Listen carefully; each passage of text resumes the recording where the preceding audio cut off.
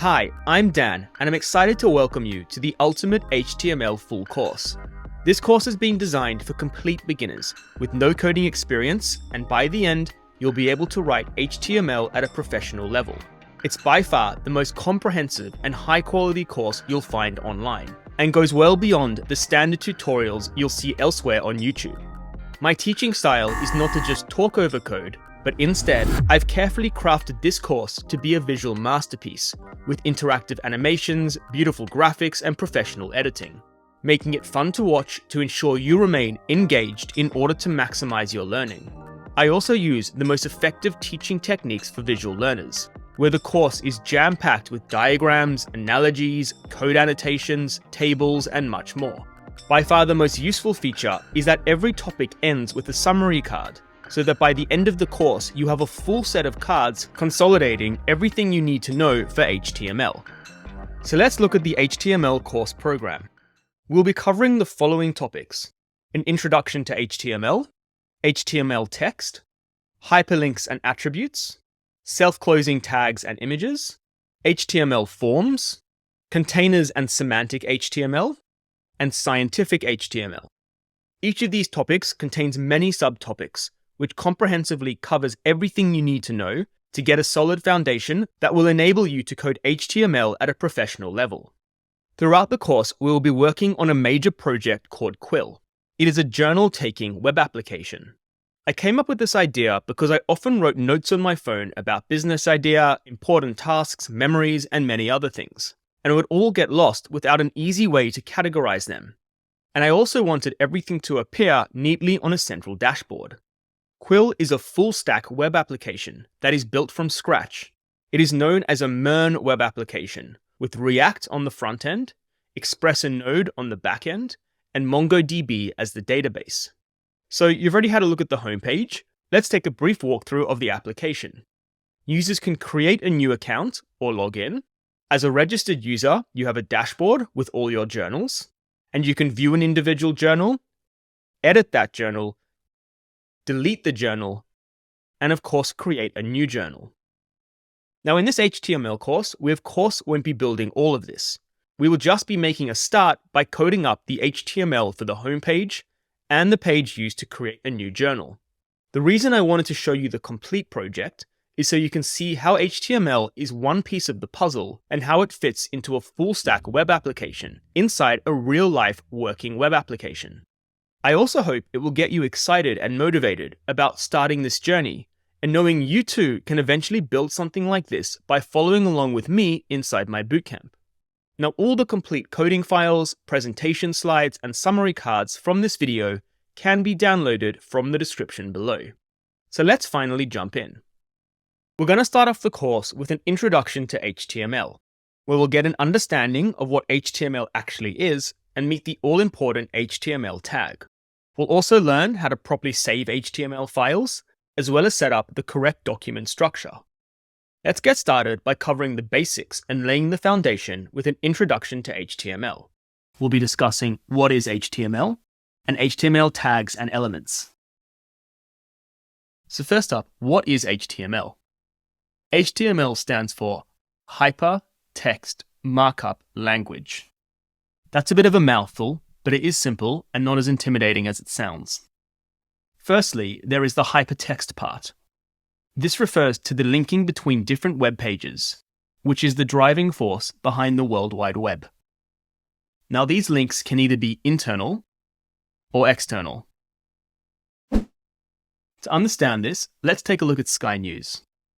We're currently on the home page, but like most browsing experiences, we click around to different pages. These are what we call internal links. We're clicking on links that take us to different pages, all within the same website. In this case, different articles. Now, if we scroll to the footer, we can also navigate to pages that are not within our website or domain, and these are called external links. For example, if we click on this Facebook link, we're taken to the Sky News Facebook page. So what about the markup language part? This refers to the special syntax we use to define and structure the content on our web page. The best way to understand what markup is to look at PowerPoint presentations, an analogy we'll be using throughout the next few topics. I've made this simple PowerPoint of my top 5 funny things I've come across on the internet, a list I highly recommend you check out. I've posted links to each in the description below.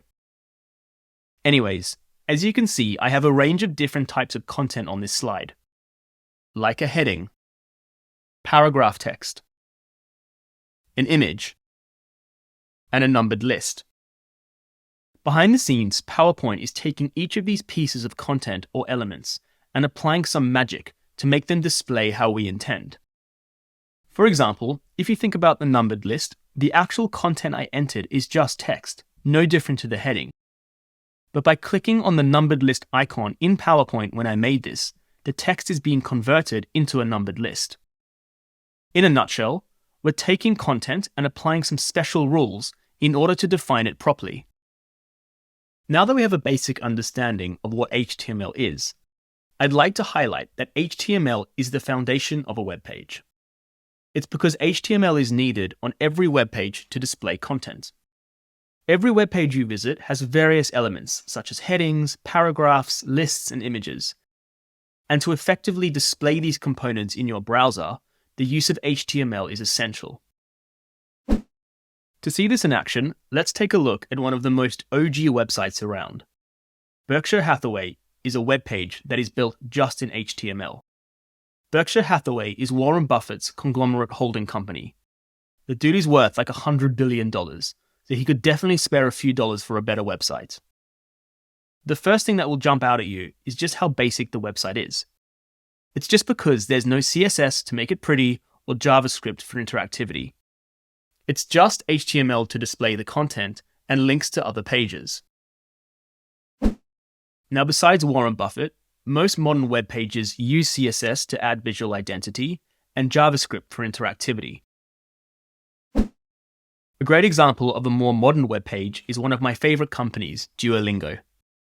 I love how minimalist it is and how they let their incredible graphics deliver the messaging. One of the coolest aspects of this homepage is this section down here, where as I scroll, you can see the graphics move with my scroll, up and down. Now, despite all this fancy stuff going on, at the end of the day, there is still HTML needed to display all the content you see. HTML is written using what we call HTML tags.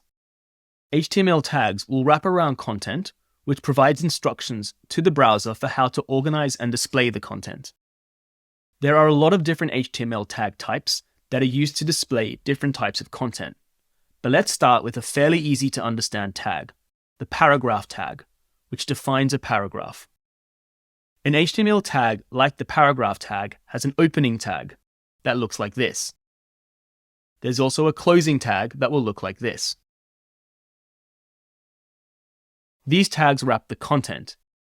In this case, some paragraph text that says, "I am a paragraph." Now let's go through every part in detail. On the left, we have our opening tag, which starts off with a left angle bracket. Then there is the tag name, which obviously will change depending on the type of content we want to display. In this case, it is a P, standing for paragraph. Then there is the right angle bracket, which closes the tag. Then there is the content itself, in this case some paragraph text. The paragraph closing tag also starts off with a left angle bracket. The major difference between the opening and closing tag is the presence of the / over here. Then we have the tag name again, and the right angle bracket again. This unit of opening tag, closing tag, and content make up what is called an HTML element. Now, there is a long list of HTML tags, 142 of them at the time of recording. So there are a lot of tags. I've chosen 40 of them at random here.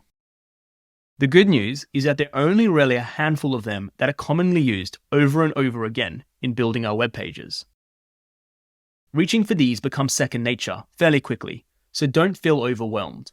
We will go through the important ones in detail throughout this section. In this section of the course, we'll be building a summary card called Introduction to HTML. we looked at HTML tags. We looked at the paragraph tags, which consisted of an opening tag, the paragraph content, in this case paragraph text, and the closing tag. This unit of opening tag, closing tag, and content makes up an HTML element. So in order to write HTML, we're going to need to install a few applications on your computer and be setting up the Web Development Toolkit. We'll be talking about text editors and browsers. So just like a builder has a toolkit of hammers, drills, and other tools, there is also the Web Development Toolkit. The first tool we need is a text editor. This is where code is written and edited. The tool we're going to be using in this course is VS Code. It's what is called an Integrated Development Environment, or IDE, which has a lot of features to make writing code easier and more efficient. It's 100% free, and you can download it from code.visualstudio.com. I've posted a link in the description below.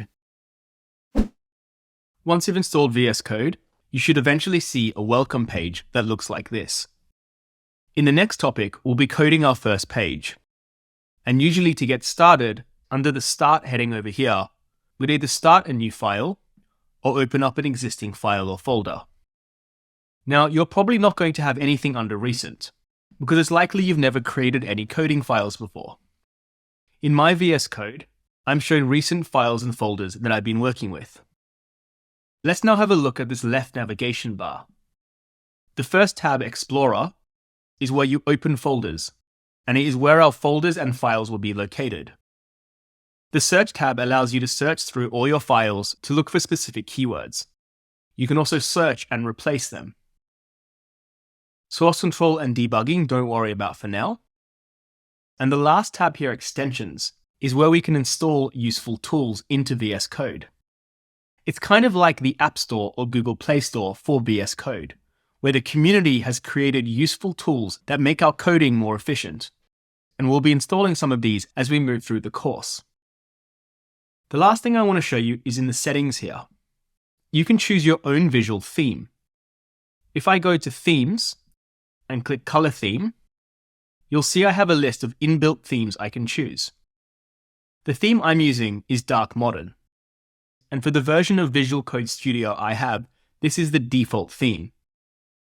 Now, you can choose whatever theme you like, but I would suggest using the theme I'm using, just so that everything you see in my videos will perfectly match what you have on your end. Just to show you what this does if we pick another theme, I'm going to choose something quite different, like red. You'll see straight away that we get a totally different color theme in VS Code. Alright, I'm just going to change it back to the default theme.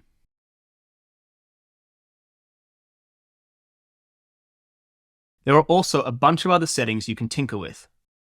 If I click on the cog icon and click Settings, there is a lot you can change. For example, you can change the font size, or even the font family. I'm not going to change any of these, I just wanted to show you that there are settings you can change. We're going to be creating our first coding file in the next chapter. So for now, as long as you can successfully install VS Code, you're doing well. Now you can also use a regular text editor which comes pre-installed on your device to write code. I have a Mac, which is TextEdit for me. But this is not recommended as it lacks essential features and functionality. So we'll be using VS Code. The next tool we need is a browser. The browser is where code is rendered, run, and tested. The browser I'll be using in this course is Google Chrome. Chrome is the browser of choice as it has very powerful development tools, which we'll see later on in the course. It is also free and you can download it from google.com/Chrome. I've posted a link in the description below. Once you've downloaded it and opened it for the first time, it will look something like this. Now, of course, there are other browsers like Firefox, but Chrome is the most popular choice among developers. Just to round out this video, it's important to understand that a text editor is used for all programming languages, like JavaScript, Ruby, Python, etc. We'll be using this throughout the course to write all our code. On the other hand, the browser is only used to run and view HTML, CSS, and JavaScript. It is primarily a front-end tool. Next up, we'll learn how to create HTML files. We'll be looking at different types of files and how to save HTML files. Before discussing HTML files specifically, I want us to get a better understanding of file types in general. All digital assets have a file type that indicates how the data is structured, encoded, and stored. We'll start by taking a look at very common file types you've likely come across. Firstly, images. Common file types include JPEG or PNG. For audio, common file types include MP3 or WAV. For video, common file types include MP4 or MOV.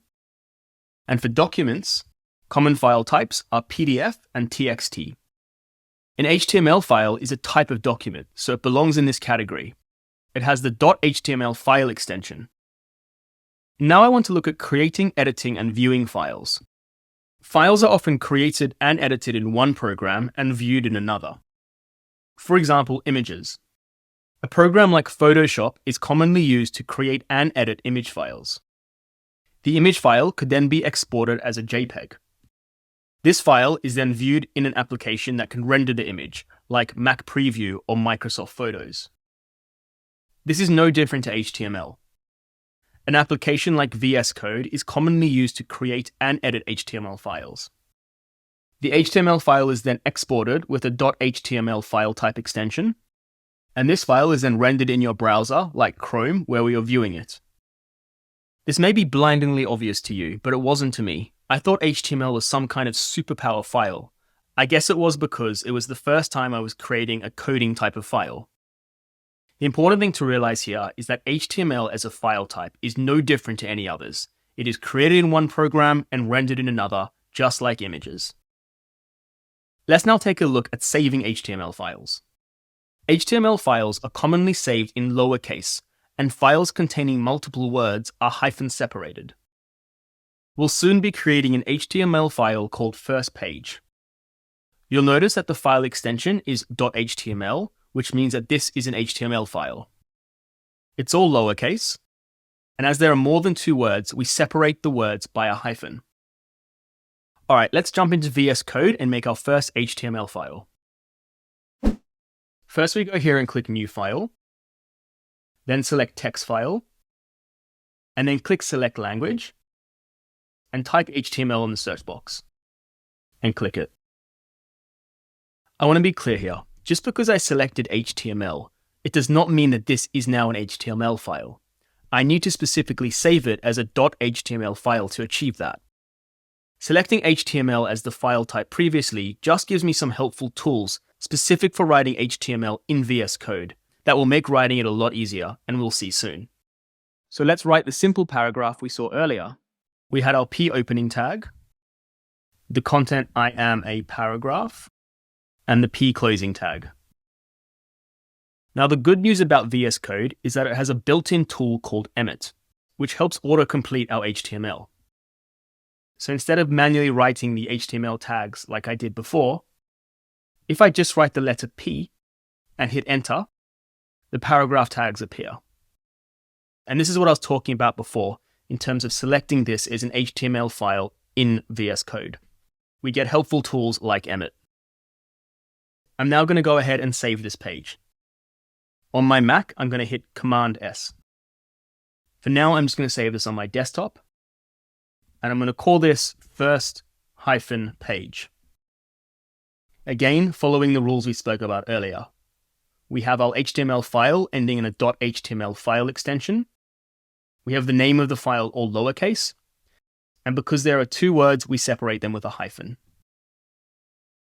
So there you have it. You've created your first HTML file in VS Code.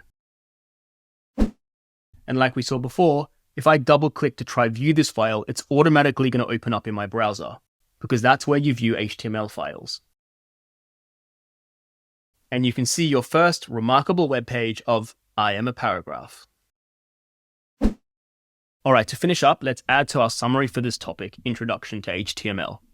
So in this chapter, we learned about HTML files. We created our first HTML file, first-page.html. We saw that we needed the HTML file extension. the name of the file had to all be lowercase, and if there were more than 2 words, we hyphen separated them. Continuing on, we'll explore the essential layout and components that define a web page by looking at HTML boilerplate. We'll be discussing document structure, doc type, the HTML tag, the head tag, and the body tag. So, what is HTML document structure about? Every HTML document requires boilerplate code. Boilerplate just means code that has to be included. You often hear the word boilerplate being used in the context of contracts. For example, my rental agreement has boilerplate text. There will be a specific clause about governing law, something along the lines of, "This contract shall be enforced by the laws of England." This is a boilerplate clause. It would be in every rental contract in England. Looking back at the first page HTML file we made in the previous chapter, it contained a single paragraph element. Now, technically, this HTML file is incomplete and could cause rendering issues. To have a valid HTML file, we need other elements. What you can see here is the boilerplate HTML. An HTML template or boilerplate provides the basic structure and essential elements needed for a web page. Now, this can look like a lot of extra stuff just for a single paragraph, but it is all necessary and we'll go through each line step by step. Starting with the first line, doc type.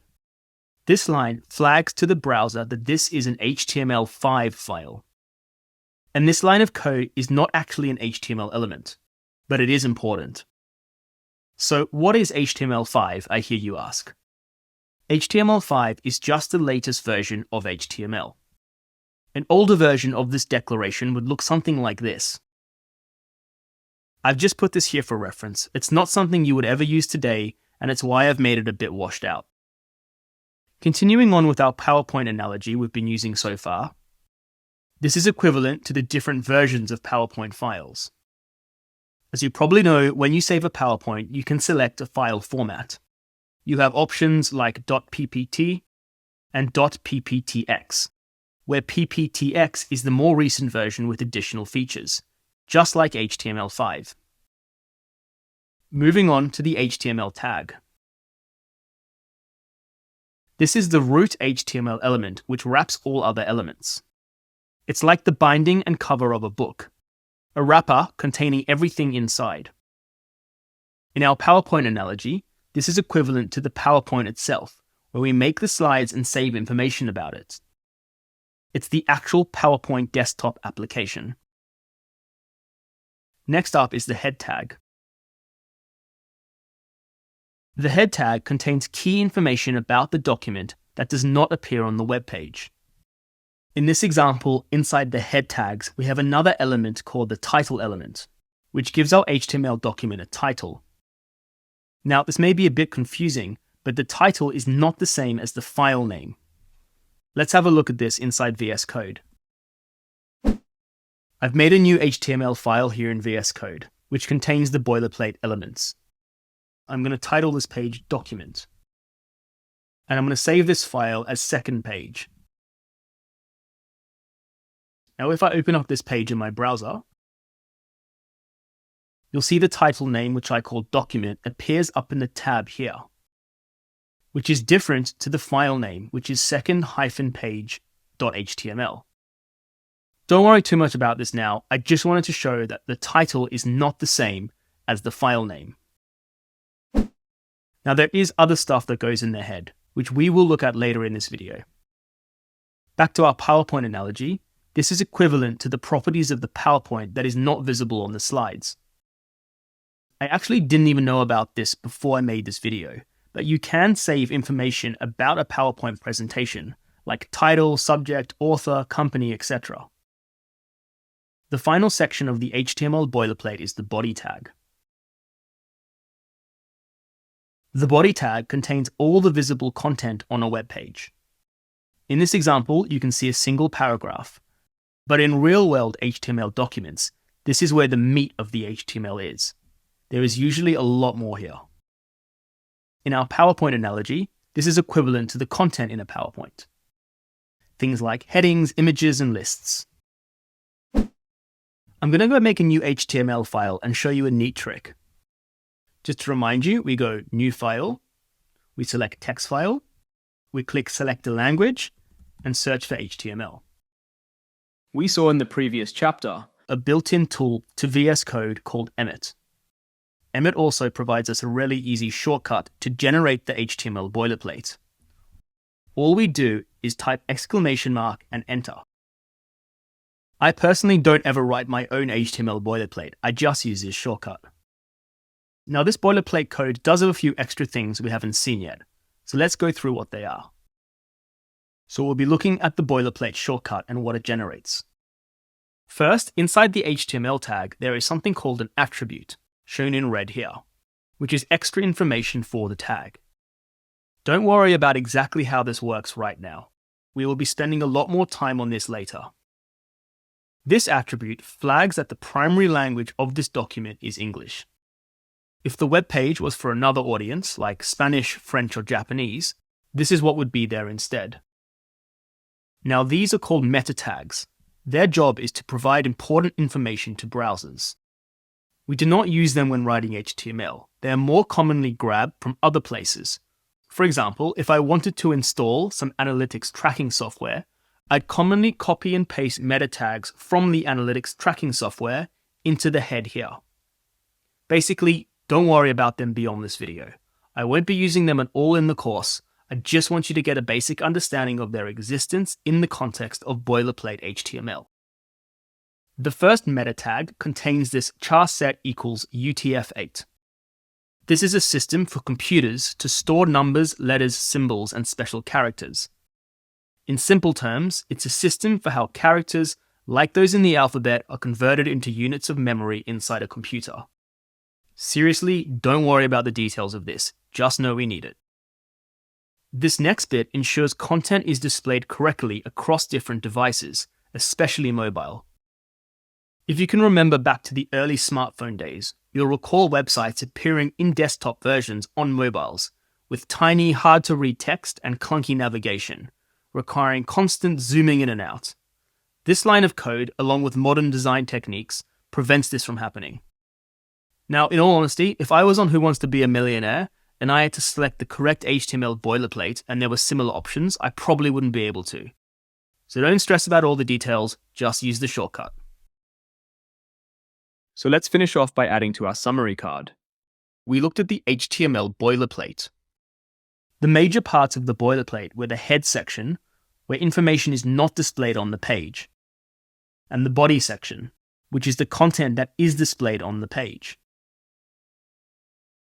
Finally, we'll look at best practices for organizing and visually structuring your code using nesting and indenting. We'll first take a look at nesting and then indenting. So let's first take a look at nesting. I'm going to pull up the HTML boilerplate we looked at in the previous chapter. To highlight the concept of nesting, I'm going to move all the HTML elements in line like this. Nesting is about how HTML elements are placed inside one another, creating a hierarchical structure. Now, although these elements look like they're on the same level, there is still a hierarchical structure. I kind of think of it like those Russian dolls, where each doll lives inside another. And for us, in the context of HTML, elements live inside other elements. We use the term parent to describe the element that wraps other elements. Here we can see a set of head tags behaving as a parent. They are wrapping the title element, which we refer to as a child.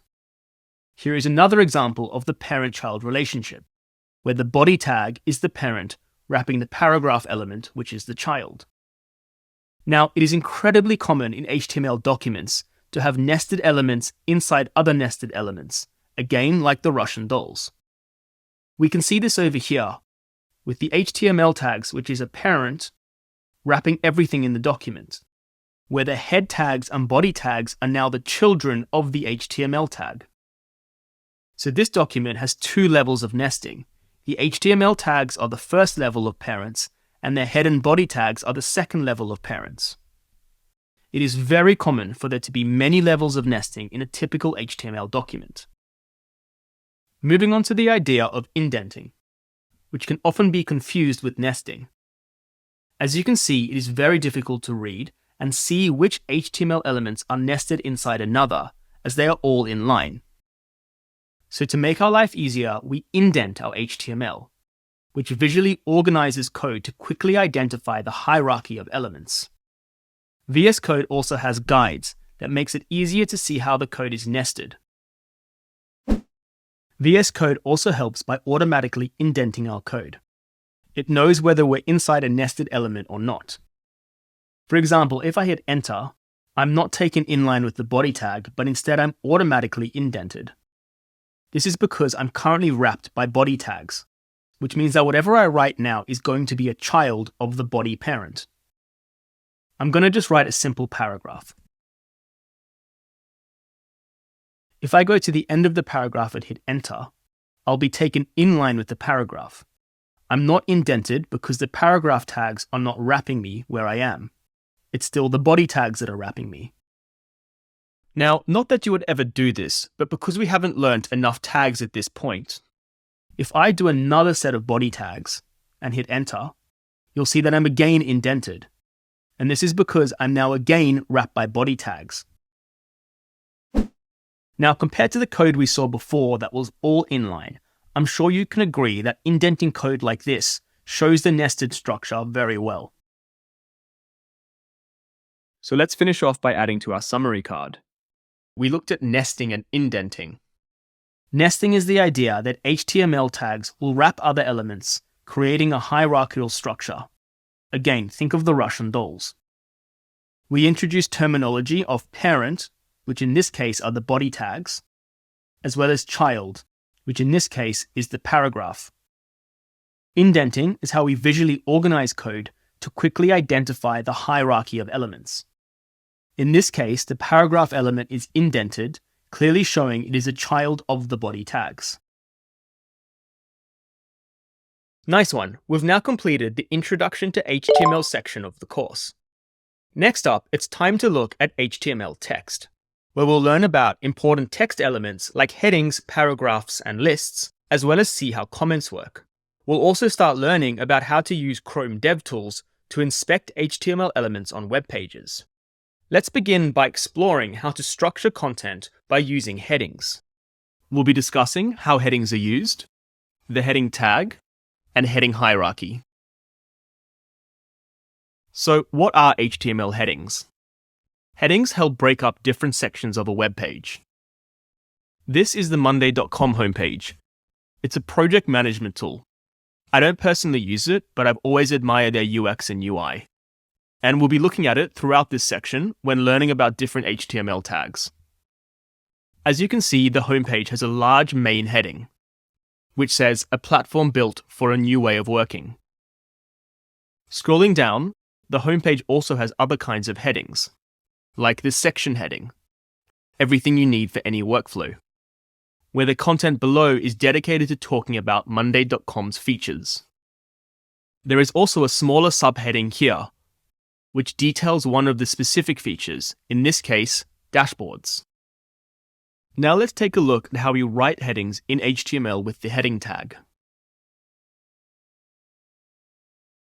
We have the heading opening tag, the heading closing tag, and the heading content get started, which these tags wrap. Looking more closely at the heading tag, the letter H stands for heading, and the number is the number of levels or hierarchy. So what exactly do we mean by levels or hierarchy? In HTML, there are 6 different heading tags. They are H1, H2, H3, H4, H5, and H6. Let's have a look at these inside VS Code. I'm going to start a new HTML file.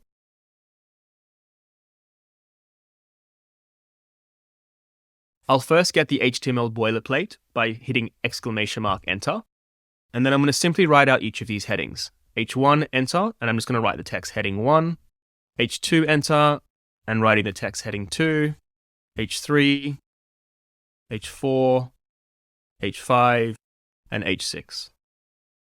Now, of course, you could put whatever heading text you like. I'm just keeping it simple and writing the name of the heading. Let's go ahead and save this HTML file. I'm just going to call it headings.html and save it on my desktop. Once I open up this file in the browser, this is what we see. I'm going to zoom in slightly on the browser. So what you can see here is that the different heading types have different visual sizes, where H1 has the largest text and H6 has the smallest text. The heading sizes are actually not important. We'll be changing these in the CSS section. What is important when it comes to the numbers in the heading tag is the concept of heading hierarchy. So what is heading hierarchy? Headings are used to achieve a clear and logical structure. Starting at H1, this is the highest level main title heading. It usually appears at the top of a page and should only be used once per page. For example, on Monday.com's homepage, we had our main heading here. This would be an H1 and would look like this as a complete HTML H1 heading element. Next up, we have the H2 heading, which is a heading that groups content. We typically see this kind of heading being used at the top of a discrete section of a web page, like a how it works, testimonials, or a call to action.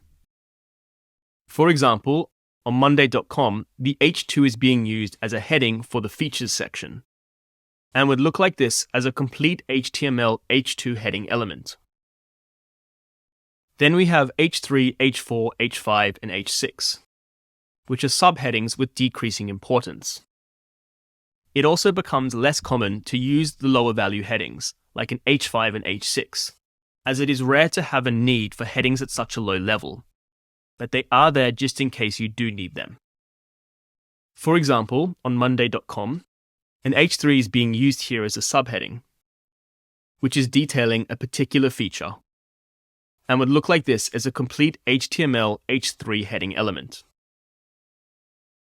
Hopefully, it is now clearer that while headings from H1 to H6 vary in size visually, the primary significance of the numbers is to establish hierarchy, where going from H1 to H6 there is decreasing importance. We saw that high-level headings such as H1 are reserved for the most important content, like the main heading of a web page, while H3 is a lower heading typically used for less critical sections, like the title of a specific feature in a section of a page. So let's summarize this chapter and start to build out the summary card for this topic, HTML text. We've learnt about HTML headings. We saw there were 6 heading types ranging from H1 to H6, where the significance of the numbers is there to establish hierarchy. So it's time to kick off the Quill project. So let's start coding up the HTML for the Quill homepage by adding in all the headings. The main heading of our page will be an H1. The heading of the features section will be an H2. And the subheadings in the features section will be H3s.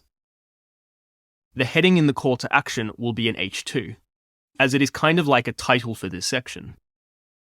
The first thing I'm going to do is delete these files. We don't need them anymore. I'm then going to make a new folder on my desktop called Quill. And this is where all our files for our project will be saved. I'm going to make a new HTML document inside VS Code. Like always, I go New File, click Text File, select the language, and search HTML.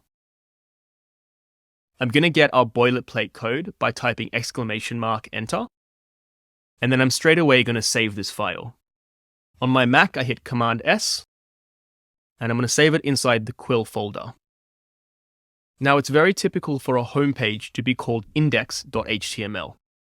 This is fairly standard notation you're going to see elsewhere as well. I'm now going to go ahead and save this file. Let's also update the title of the document to Quill, so that when we open it in the browser, we'll see the name Quill in the tab. We'll come down to the body and start adding our headings. Now, I highly recommend you code along with me, and to make your life a bit easier, I've made a file with just all the homepage text for this project. You can download it from the description below, and then easily copy and paste the text for all the different text elements we will be adding. So you don't need to type it all out yourself. as some of the text we're going to be adding is a bit chunkier. The first heading was an H1 and had the text "Mindful Living for the Digital World." The next heading was an H2 and had the text "Finally, a simple and easy to use journal app." We then have our subheadings, which are H3s, and we had 3 of them. I want to show you a quick trick that I sometimes use. If we have multiples of an element we want, in this case 3, we can type the element name, H3, multiplied by 3, and hit enter. And this will give us 3 H3 tags. Our first subheading was "Write all your journals in a few clicks." Next, we had "Beautifully displayed and neatly organized." And the final H3 was "Create and reflect from anywhere in the world." Final heading we had was the H2 at the bottom, which was the call to action at the bottom, "Get started now." Now, when I'm writing my HTML, I personally like putting line breaks between the different sections, so it's clearer for me to see. I'm just going to pop a line break here and a line break here. Doing this won't have any impact on the HTML, but makes it cleaner and easier for me to read, as it divides the different sections of the page. One small thing I want you to notice is the heading hierarchy here. You don't have to move from H1 to H6 sequentially. In fact, most of the time you'll have code that looks like this, where the decreasing importance is contained within a specific section. Like the features section starts with an H2 and then moves to H3s. As we move to the call to action section at the bottom, we move back to an H2. So just be mindful that when you're writing your HTML code, it's very normal not to have your code move from H1 to H6 in the entire document, but rather have a decreasing heading hierarchy within a section like this, where we start at H2 and move to H3s. Let's see what this looks like in our browser. I'm going to open the Quill folder and open up index.html. You've written your first bit of HTML for our Quill project. It's nothing spectacular, but we've made a start. Next, we'll discuss how to organize text blocks by using paragraphs. We'll be discussing where paragraphs are used and the paragraph tag. So, what are paragraphs?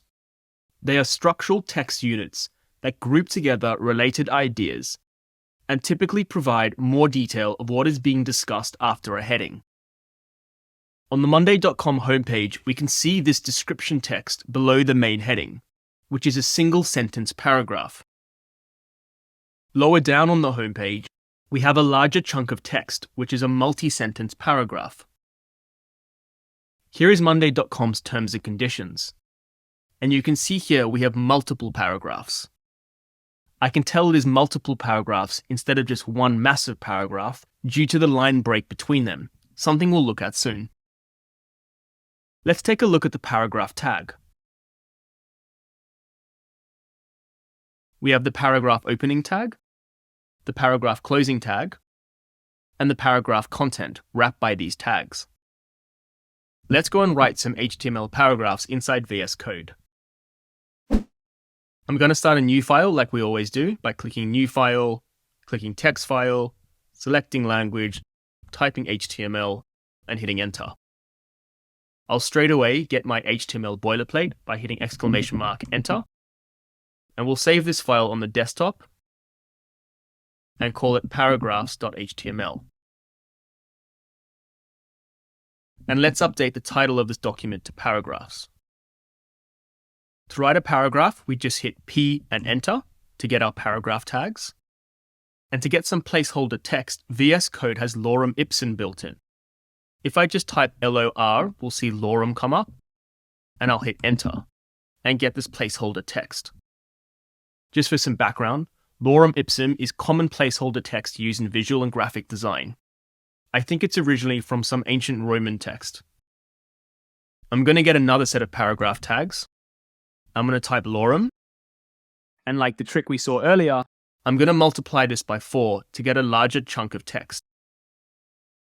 Let's take a look at this in our browser. I'm going to open up the paragraphs HTML file, and we can see here our 2 paragraphs. You'll notice that there's automatically a line break inserted between the paragraphs. So if this was just one paragraph in HTML, we wouldn't see a line break here. Now, if you want to spice things up with your placeholder text, this is a fantastic tool I sometimes use. It's called hipster ipsum, where instead of placeholder Latin, we get placeholder hipster words. You've got some different criteria you can fill out, but let's just go BME. And as you can see, we get some fantastic hipster words, like tacos, quinoa, and gluten-free. You can simply copy and paste this placeholder text and put it inside your paragraphs. So let's put another paragraph here and paste in our hipster text. And as you can see, it just adds that extra bit of edge to our placeholder text. So let's finish off by adding to our summary card. We had a look at the paragraph element. It's made up of a opening and closing tag wrapping the paragraph text. Let's now go ahead and add paragraphs to our Quill homepage. We have a single sentence paragraph below the main heading. We also have paragraph text below each of the subheadings in the features section. And right at the bottom, we have this small piece of paragraph text, made with love in London. Let's go ahead and code this up. Typically in VS Code, we actually work inside a folder instead of opening individual files. So I'm going to now open up our index.html file inside the Quill folder. So I head over to the desktop, I click on the Quill folder and click Open. You can see the Quill folder appears as a drop-down here. And as we add more files, they'll all nicely be stored inside this Quill folder. I'm going to double-click on the index.html file, which is where we're working. I'm now going to add in the paragraphs, and to avoid making this viewing experience painful, I'm just going to copy and paste them in. I'll hit Enter, type P to add a set of paragraph tags. I'll copy in the text. Next, I need to add in the 3 different paragraph texts under each subheading.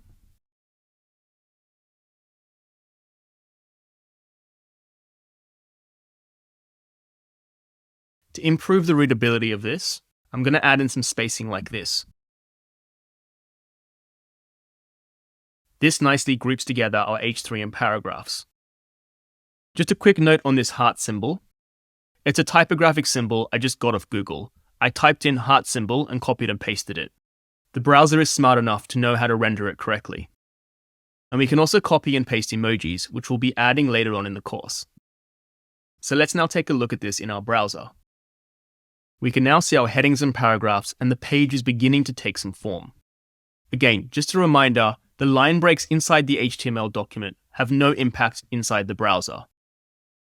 For example, if I clump these all back together, save and refresh, you'll see there will be no impact. Moving on, we'll see how to present information clearly by using lists. We'll be talking about ordered lists, unordered lists, and nested lists. First up, we'll be looking at the different list types.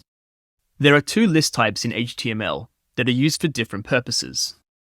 The first is the ordered list, more commonly known to us as a numbered list, which are used when order matters, like cooking instructions.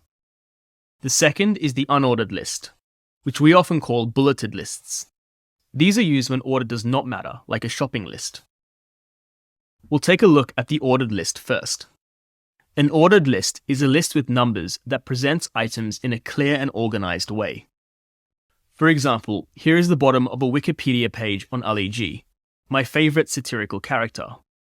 You can see here that the list links to references used in the page. Numbers are used, and the order of the list is important as it reflects the order in which the references appear in the Wikipedia page. One of my favorite Ali G interviews is with Buzz Aldrin, the second guy on the moon after Neil Armstrong. Throughout the interview, he shows so much patience with Ali G, and to tip it all off, he ends the interview like this. So listen up. You has heard about the moon and about space. You better learn about these things from my man Buzz Lightyear here. So you better realize that these things... Buzz Aldrin's facial expression is priceless after being called Buzz Lightyear. ...is important. Big up yourself. Alright, back to HTML. Let's now take a look at the ordered list tags. There are two components to lists in HTML. For ordered lists, the first component are the OL tags, standing for ordered list. Just like the other HTML tags we've seen so far, we have an ordered list opening tag and an ordered list closing tag. These tags then wrap the actual items we are listing. In this example, I'm listing the top positions in the English Premier League. In first position is Liverpool, second place Arsenal, and third place Man City. You can now see here the second component of an HTML list, the list or LI tags, where we have a list opening tag and a list closing tag, which wraps the list content. The list items are indented and nested inside the ordered list tags. Let's jump into VS Code and make an ordered list. I'm first going to make a new HTML file. As always, I'm going to get our boilerplate HTML, and let's call the title of this document lists, and we'll save this on our desktop, calling it lists.html. We'll be making a few lists in this document, so I'm first going to add an H2 heading and call it ordered list. When I was creating this video, I was trying to think of good examples of ordered lists, and I thought IKEA instructions was a good idea.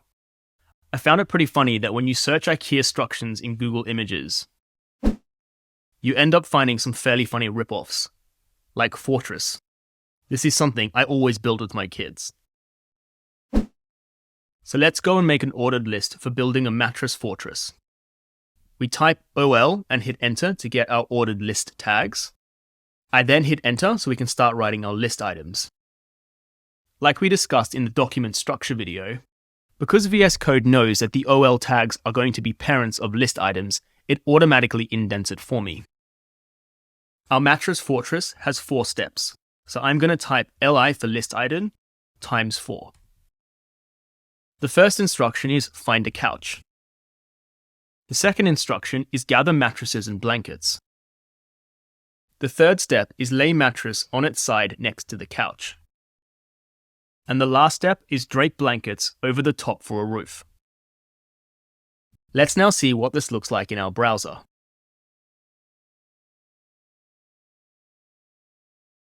So you can see for the ordered list, we automatically get numbers assigned to each list item. The second list type is the unordered list. The unordered list is a list with bullet points to present items in an easy-to-read way. On the same Ali G Wikipedia page, we have a list of people interviewed by Ali G. The order of this list is not important. It is just a general list of people he has interviewed in no particular order. So bullets are used as an effective way of listing these items. Moving on to the unordered list tags. Similar to the ordered list, there are 2 components. Instead of OL tags, we use UL tags, which, as you guessed it, stand for unordered lists. There is an unordered list opening tag and an unordered list closing tag. In this example, I am listing pizza toppings, where the order of the toppings does not matter. The actual HTML for the list item in the unordered list and ordered list is identical. We have the same list opening tag and the same list closing tag, which wraps the list content. The list items are again indented and nested. Let's jump back into VS Code and write an unordered list. We'll be working in the same document, so I'm going to add another H2 heading and call this unordered list. I'm going to be listing out my 3 favorite relationship quotes, ones that I'm saying to myself on a daily basis. For the unordered list, we're going to go get our UL tags, so type UL and hit enter. We're going to hit enter again so we can start typing our list items. As I said, there were 3 list items, so I'm going to type li to get my list tag and multiply this by 3 to get 3 sets of list tags. The first quote I use all the time in my marriage, which is, "It's better to be happy than right." The second quote is, "People don't care how much you know until they know how much you care." And my final quote is, "It's free to smile." Let's see what the unordered list looks like in the browser. So you can see that the unordered list automatically has bullet points, whereas the ordered list has numbers. So UL tags gives us bullets, where OL tags gives us numbers. And again, the actual list tags are identical between the two different types of lists. The last concept we need to tackle is nested lists, which is a list within a list. We'll be starting with an ordered list, which details a series of steps for planning an event. The first step is initial research. The second step is send out invitations. And the third step is arrange catering. Now, it is common to want to list further details of some of these list items. For example, in initial research, there are several things you need to do.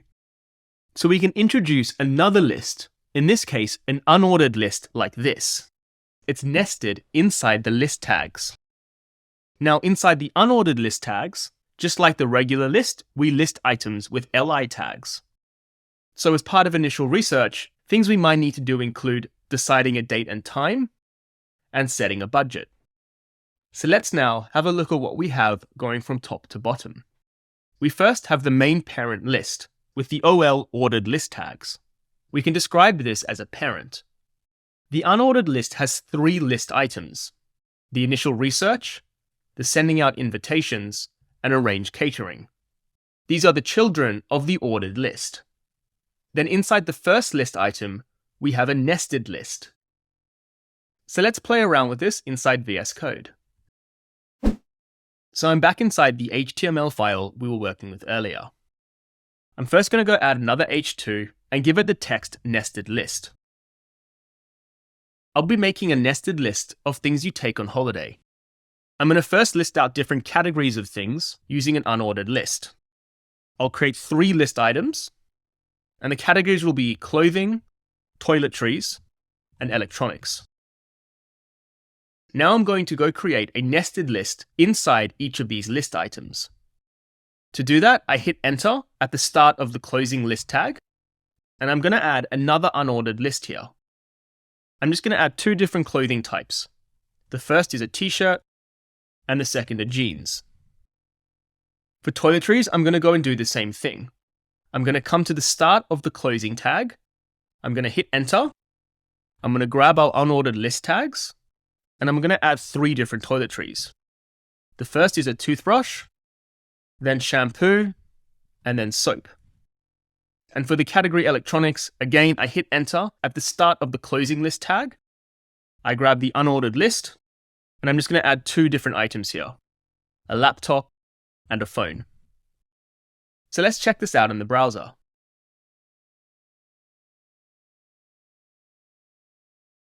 So here you can see our nested list. The first level of the list has the different categories of clothing, toiletries, and electronics. And note the style of the bullet is a solid black fill. And in each category, you can see the nested list items. And note that it's automatically indented, and it has a different style bullet, with no fill and a light black border. I want to finish off the concept of nested lists by highlighting you can mix and match ordered and unordered lists. I'll be building this table where the first level represents the parent list, and the second level represents the nested list or child list. So let's fill it out. If we had an ordered list as the parent, and an ordered list as the child, it would look like this. If we had an ordered list as the parent, and an unordered list as the child, it would look like this. If we had an unordered list as the parent, and an ordered list as the child, it would look like this. And finally, if we had an unordered list as the parent, and an unordered list as the child, it would look like this. Of course, we can continue to go another level deep, but I just wanted to get the idea across. You have complete freedom to mix and match lists when creating nested lists. So let's finish off by adding to our summary card. We looked at lists. We started by looking at the ordered list, commonly known as numbered lists, which have a set of OL tags wrapping list items in LI tags. We then looked at unordered lists, commonly known as bulleted lists, which have a set of UL tags wrapping list item LI tags. Finally, we looked at nested lists, where we have a first level parent list, and where a child list item can contain a list itself on a second level, called a nested list. That is, a list within a list. So let's now go ahead and use HTML lists on our Quill homepage. Now, like many of you, this wouldn't be your first rodeo making lists. I'm sure you make them all the time when working inside Google Docs or even when writing emails. When it comes to building web pages in HTML, it's actually pretty rare to use ordered and unordered lists as you would in everyday life. They are more commonly used to create a structural unit. A very common use of the list tags are navigation items, like this login and register button over here, where we would use an unordered list to create the structure.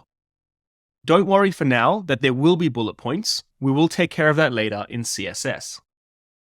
Another location we'd use a list to create a structural unit are these buttons over here, where again we'll be using an unordered list. At the bottom of the page, we have these social media icons over here, which are going to live inside an unordered list.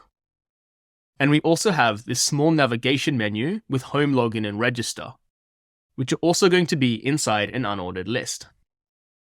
So hopefully you're understanding from this that it's common to use lists to create a structural unit that groups together related items, like links in a navigation menu. So let's now jump into VS Code.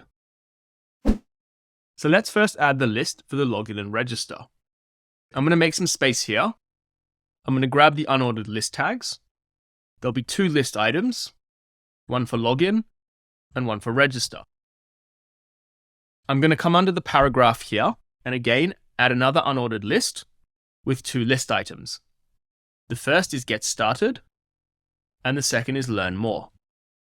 I'm then going to scroll to the bottom and underneath get started, I'm going to add another unordered list, and this list is for the social media icons. Now for now, we don't have icons, so I'm just going to put some placeholder text for them. We had 5 social media icons. The first was Instagram, the second was Facebook, the third was TikTok, the fourth was LinkedIn, and the fifth was YouTube. Below this, we then had that mini navigation menu, which had 3 links. So again, I'll add an unordered list and add 3 list items.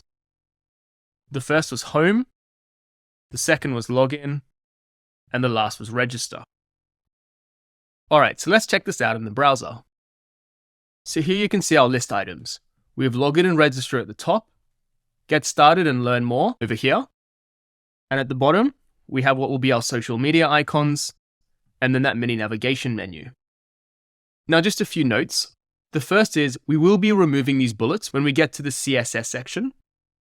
And the second note, I just want to reinforce the idea that lists are commonly used to create structural units that group together related items, commonly things like links, buttons, and social media icons. Now let's learn how to include helpful notes in your code by using comments. We're going to be talking about the purpose of comments and comment syntax. So what are comments? Comments are notes inside an HTML document that are not displayed in the browser. There are 2 main use cases of commenting in our code. The first is to write notes to self. These comments are to-do placeholders useful for reminders on future actions. For example, a comment may be, add in buttons here later. The second way to use comments is for documentation. These comments are explanatory notes useful for when revisiting your own code or when others are looking at it. An example of this comment would be, these icons link to social media. It gives a description of what the icons are doing. Let's now take a look at comment syntax.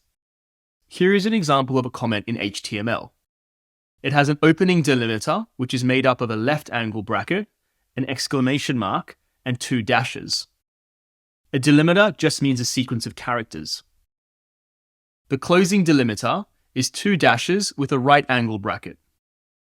The comment text is between the delimiters, usually with a space on either side to improve readability. A comment is not an HTML element, and as mentioned earlier, it is not rendered in the browser. Now the good news is that you do not need to remember this syntax. For the Mac shortcut, it's the Command key and /, and the Windows shortcut is the Control key and /. Comment syntax does vary across different languages like CSS and JavaScript, but the good news is it's the same shortcut for all of them. So let's finish up the summary card for the HTML text chapter. We looked at comments. A comment has this syntax with an opening and closing delimiter and the comment content between them.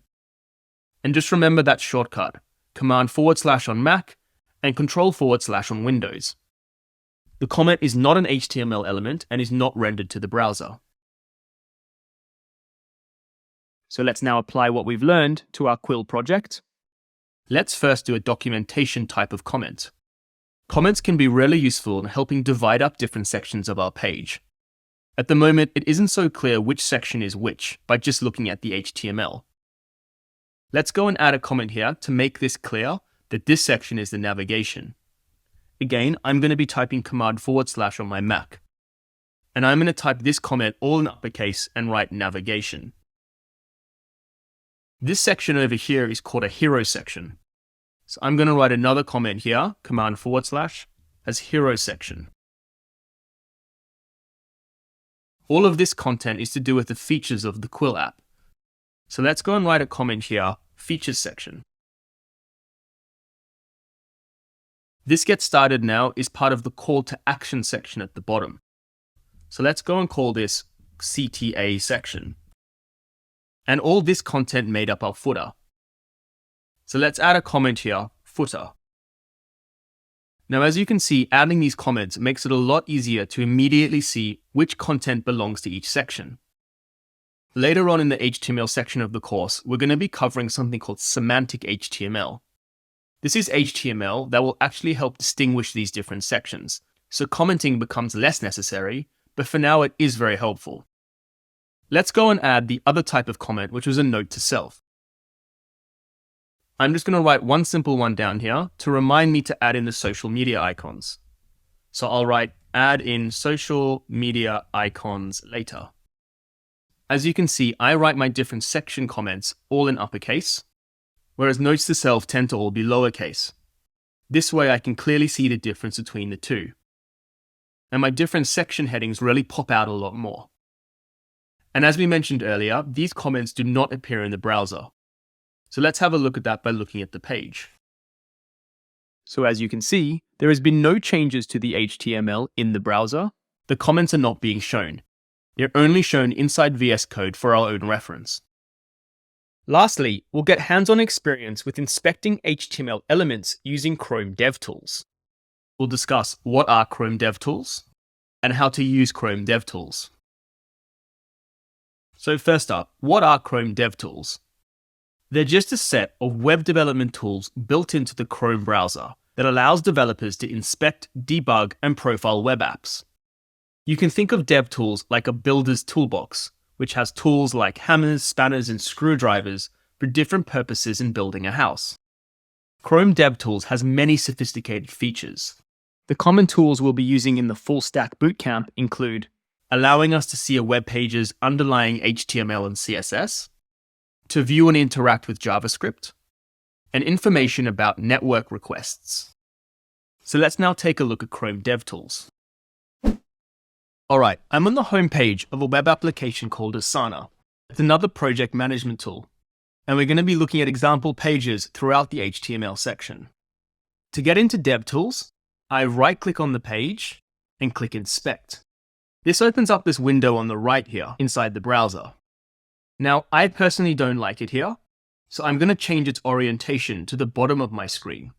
I do that by clicking these three dots and click this icon to move the dock to the bottom. I'm then going to scroll down a bit so we can see more of our page.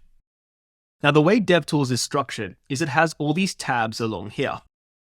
I'm currently in the Elements tab, and we'll be using the Elements tab a lot in the HTML and CSS section of the course. The Elements tab shows the underlying HTML markup. For example, I can click on this H1, and this is the H1 markup of what we see here, a smarter way to work. And I can click on any piece of HTML. Now, if there is a specific piece of HTML I would like to look at, instead of trying to find it in here, what I can do is click on this Inspect icon over here. And this allows me to go on the page and click on any element I'm interested in. For example, this heading. We can see that it's an H2. Let's go and look at some other elements we've looked at already. I'm going to scroll to the top and click on this navigation bar, and you'll see that this is a list item as part of an unordered list, the same structure we're using in our Quill project. This section on the right are CSS rules that are being applied. It's the styling. We'll be looking at this extensively in my CSS full course. If I move over to console, this is where JavaScript code is being executed. We'll be working a lot with the console in my JavaScript full course. Just for now, to give you a taster, I'm going to declare a variable of age, const age equals 50. I'm then going to multiply age by 3 to get 150. We've just executed some JavaScript code. Don't worry at all about any of the syntax I've used. I just want to show you that the console is where JavaScript code is run and executed. The Network tab is where we can see HTTP requests and responses. We'll actually be looking at this later in the HTML forms topic of this course, especially when sending requests from our front end to our backend server. Later on in the Full Stack Bootcamp, we will be looking at the Application tab when we start implementing user authentication and authorization. Anyway, don't let any of this overwhelm you for now. I just wanted to give a very high-level overview of web dev tools, and that we're going to be using them a lot throughout this course. We'll be starting nice and slow in the Elements tab to look at the underlying HTML of different web pages. Great work! We've now finished the HTML text section of the course. It's now time to learn about hyperlinks and attributes. We'll first take a deep dive into the concept of file paths, which is used throughout web development, and then we'll learn about HTML attributes so we can construct the all-important hyperlink, an HTML element that powers the World Wide Web.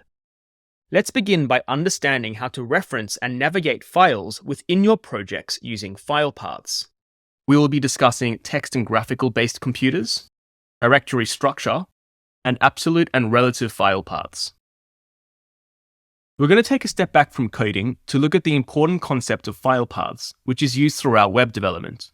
And to understand file paths, the first thing we need to understand is how computers have developed. The way we interact with computers has changed a lot. Early computers were text-based computers and came onto the scene in the 1970s and 80s. You can see that this computer here only has a keyboard. Modern computers that you and I use are called graphical computers, where we interact with them with a keyboard and, more importantly, a mouse. We'll first talk about text-based computers, where users interacted with computers using text-based interfaces. The computer screen would look like this, where at the bottom there is something called a command line. This is where users type various instructions to communicate with the computer. These commands would range from simple tasks like opening files or folders to more complex operations like running software or programming scripts. In my Full Stack Bootcamp, we will work with the terminal on your computer, which is a text-based interface, which is a key tool for back-end development. Text-based computers work very differently to graphical computers.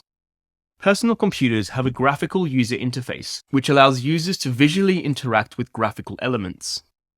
For example, there are visual elements like icons and windows, which users can click on and interact with in order to open up different files and folders. Next up, we need to discuss the concept of directory structure. A directory structure is a hierarchy structure that organizes and stores files and directories. Directories is just a fancy word for folders. I'm going to step through the file path of where the quill index.html file is stored on my computer. I'm on a Mac, so the starting point for where all files are saved is the hard drive, called Macintosh HD. This is commonly called the root directory because it is where all other files and directories are stored. The next level is the users directory, which stores files and folders of different users of the MacBook. Next is the actual user, which in my case is my full name, Daniel Brand. Next are the directories you'd be used to seeing, like the desktop folder. On my desktop, I have a folder called Quill. And inside Quill is the index.html file we've been working on. On a text-based computer, in order to navigate to the index.html file and open it, we'd have to type in the command line which we saw earlier, and would look something like this. We'd start at Macintosh HD, and then to move to the next directory, we type a / and the next directory name. So /users, then /Daniel Brand, then /desktop, then /quill, and then /index.html. But let's go through the same journey we went through before, just doing it graphically now. On my Mac, I'm going to go to the top navigation bar for the Finder window, click on Go, and click on Computer, which will take me to the root Macintosh HD directory. So let's go through this file path visually. I'm going to click on Users, then Daniel Brand, then Desktop, then Quill, and here's my index.html file. So that is how we do the same thing visually. Now we can actually see a representation of the text-based file path. On the Finder navigation bar, if I click View and Show Path Bar, now down here you can see this file path very similar to how it would appear on a text-based interface, where instead of /, we have this angled bracket. Okay, so finally moving on to material relevant for web development. We'll now be discussing absolute file paths and relative file paths. Starting off with absolute file paths. An absolute file path provides the location of a file or directory starting at the root directory. We've seen this already, where the root is Macintosh HD, and the file path to get to index.html from the root would look like this. Absolute file paths always start from the root directory, so you can imagine for very nested directory structures, this can get very long. Now, absolute file paths are most useful when navigating on a computer. You can actually see the file path for our Quill HTML document inside the address bar up here. More commonly used in web development are relative file paths. A relative file path provides the location of a file or directory in relation to your current working directory. Okay, so new word here, current working directory. What is that? In our case, the main Quill folder is our current working directory. It is the top level folder where all our other files and folders are going to be located. The index.html file that we've been working on lives inside the Quill folder. And in the next chapter, I'll also add a new user account registration page that will also live inside this Quill directory, called register.html. Inside the Quill directory, I'm going to add another directory called images. This is where a few images are going to live, like a logo image and an icon image. Working with a relative file path to our current directory is most useful in web development, as we often want to get the location of a file relative to where we are working. This idea will become very clear in the Hyperlinks chapter, where we will make a register button on the homepage, and we will need to be able to reference the register.html file. So let's compare relative and absolute file paths to make this concept crystal clear.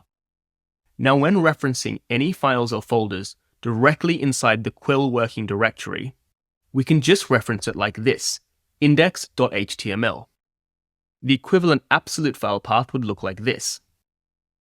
Now for the register page, because it is directly inside the Quill folder, the relative file path can be referenced like this, register.html. And the equivalent absolute file path would look like this. Now the images directory is a folder that is directly inside the Quill folder, so we can also refer it as just images. No different to how we reference indexed or register, except there's no file extension like .html because images is just a folder. The absolute file path would look like this. Now for the logo.png file, that is inside an images folder, which is inside the Quill folder. So the relative file path would be images/logo.png. And the absolute file path would look like this. Similarly, the icon.png is also inside the images folder, which is inside the Quill folder. So the relative file path would be images/icon.png. And the absolute file path would look like this. In addition to being a lot more concise and easy to work with, relative file paths have another advantage, which is relative file paths remain intact even if you move the location of your current working directory. Let's say, for example, I move the Quill folder from my desktop to my documents folder. the relative file paths still work, as all references are based on the current working directory. This is not true for the absolute file paths. They still reference desktop, so these files will not be accessible as the Quill folder has moved into Documents. So let's summarize this chapter and start to build out the summary card for this topic. File paths, hyperlinks, and attributes. In this chapter, we looked at file paths. We had a directory structure that looked like this, where the start was Macintosh HD, which was also called the root, and the Quill folder was the current working directory, where all our files and folders for the Quill project are located. We compared relative and absolute file paths on two different levels. Directly inside the Quill directory, the relative file path of the index.html file is just referenced as index.html, whereas the absolute file path looks like this. Now the logo.png file is inside the images folder, which is inside the Quill folder. So the relative file path is images/logo.png, and the absolute file path would look like this. So let's set up the overall structure of the Quill project. We've already got our index.html file, and we'll now add a register.html file, which will be used for the registration page, and an empty images directory, where later we'll store images used in the project. First up, I'm just going to delete these files. We don't need them anymore. Inside the Quill folder, I'm going to go and add a new folder called Images. Let's now open up the Quill working directory inside Visual Code. An easy way to do this is just to simply drag the folder in, like this. If I click on this Documents icon over here, you'll see that here's my working directory, with the empty images folder and index.html. I'm now going to create the register.html file by right-clicking inside the Quill working directory. I click New File and call it register.html. By adding the HTML file extension, VS Code knows that I'm working with an HTML file. Let's get our boilerplate by clicking !Enter. I'm just going to update the title to Register, and let's just give this an H1 of Register. So you can see now inside the Quill folder, we have an index.html file, register.html file, and an images folder that we'll later be putting images into. And as I said before, as we move through this HTML section of the course, you'll see why the concept of relative file paths is so important. Next up, we'll learn how to connect different web pages and resources using hyperlinks and attributes. We'll be talking about hyperlinks and anchor tags, HTML attributes, absolute and relative URLs, and hyperlinks in lists. So what are hyperlinks? A hyperlink is a piece of clickable text, image, or element that navigates users to another web page. Looking back at the Monday.com homepage, there is a Get Started button over here, which is a hyperlink that would take users to the registration page to create a new account. Another common location of hyperlinks is in the navigation bar, where text like pricing, contact sales, login, and get started are all hyperlinks that would navigate users to other pages on the web application. Now, an important distinction we need to make is between internal and external hyperlinks. These links in the footer of Monday.com are examples of internal hyperlinks, just like the ones we saw before. Each of these links would navigate users to other web pages on the Monday.com domain. In contrast, external links navigate users to other domains, like these social links, which are external hyperlinks. Clicking on one of them, like the Facebook icon, would navigate you to the Monday.com Facebook page, which is an external site as the web page is on Facebook.com and not Monday.com. We'll now be taking a look at the anchor tag, which is how we create hyperlinks in HTML. They're called anchor tags as it is a metaphor to indicate that these tags create a stable, fixed link or reference point, much like how an anchor holds a ship in place. The anchor element is made up of an anchor opening tag, an anchor closing tag, and anchor text. This is the text that is clickable and would navigate me to the Facebook page if I were to click on it. But how exactly does the anchor tag know where to send me? To understand that, we need to introduce a very important concept called HTML attributes.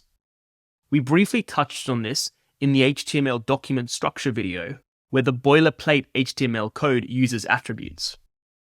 Here is an example of an HTML attribute. href equals facebook.com/quillapp. The HTML attribute lives inside the opening tag, and HTML attributes provide additional information about an HTML element. The attribute is made up of an attribute name, as well as an attribute value, which for the case of a URL is wrapped in quotation marks, and you can either use single or double quotes. For creating hyperlinks, the HTML attribute we use is href, which stands for hypertext reference, and specifies the URL that the anchor text will navigate users to when they click it. In this case, clicking on Facebook page will navigate users to the Facebook page of our Quill application. The href is just one of many important attributes we will come across in this course. For now, just have a good understanding of what an attribute is, and that the href attribute is always used in anchor tags to specify the destination URL. Now, in the previous chapter, we spent a good chunk of time discussing absolute and relative file paths, and this will now finally come in handy to understand absolute and relative URLs. Typically, external hyperlinks have an href attribute specifying the full destination domain, complete with elements like HTTPS. This is known as an absolute URL. An absolute URL is kind of similar to an absolute file path, where the URL provides a direct and complete path to a specific resource or web page on the internet. Similar to how an absolute file path specifies the location of a folder or file in relation to the root folder. Absolute URLs are used for external links like social media pages. In contrast, internal hyperlinks have an href attribute specifying a file relative to the current working directory. This is known as a relative URL. A relative URL is very similar to a relative file path, as they are both a way to reference a resource based on the current location. Relative URLs are used to link different pages within the same web application, like a link from the register button on the homepage to the user registration page. Let's go and code up some internal and external hyperlinks in VS Code. To demonstrate this, I'm going to be making a very basic clone of Wikipedia. I'm first going to make a new folder on my desktop called Wikipedia. I'll then open up this empty folder in VS Code. I'll click Open, go to my desktop, and open Wikipedia. The first Wikipedia page is going to be about myself. I'll click New File, and call this danielbrand.html. As always, I'll type !enter to get the boilerplate code, and I'll hit Save. The title of this HTML document will just be Daniel Brand. Inside the body, I'm going to first add an H1 and put my name, as this is what the article is about.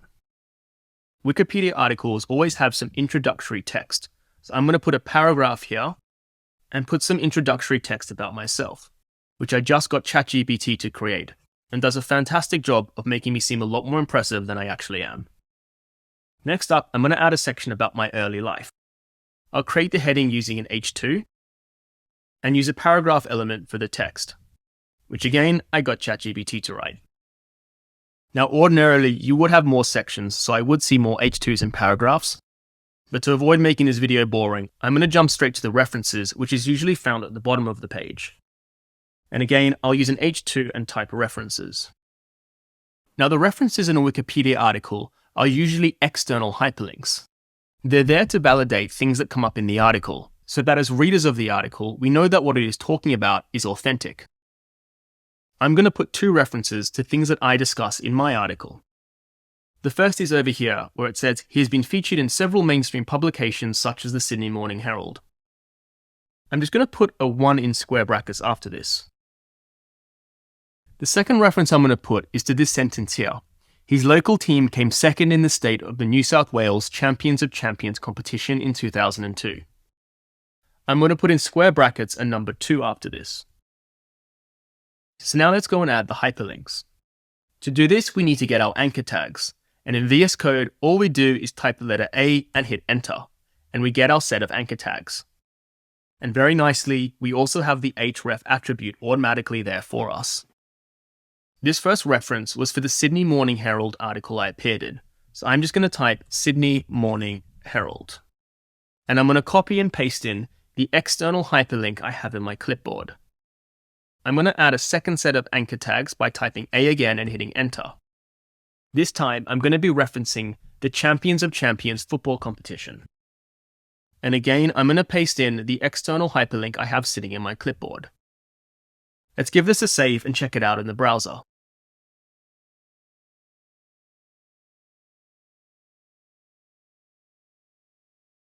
So here you can see this Wikipedia page I've made about myself. If I scroll down to the references, you'll see that if I click these, I'll be navigated to those pages. This is the article about my first venture, Spoonfeed Me, where I appear along other students creating startups at a young age. Now, full disclosure, this title is The Uni Students Making a Fortune. I'm not making a fortune, I still rent an apartment. And we can do the same thing with the second hyperlink.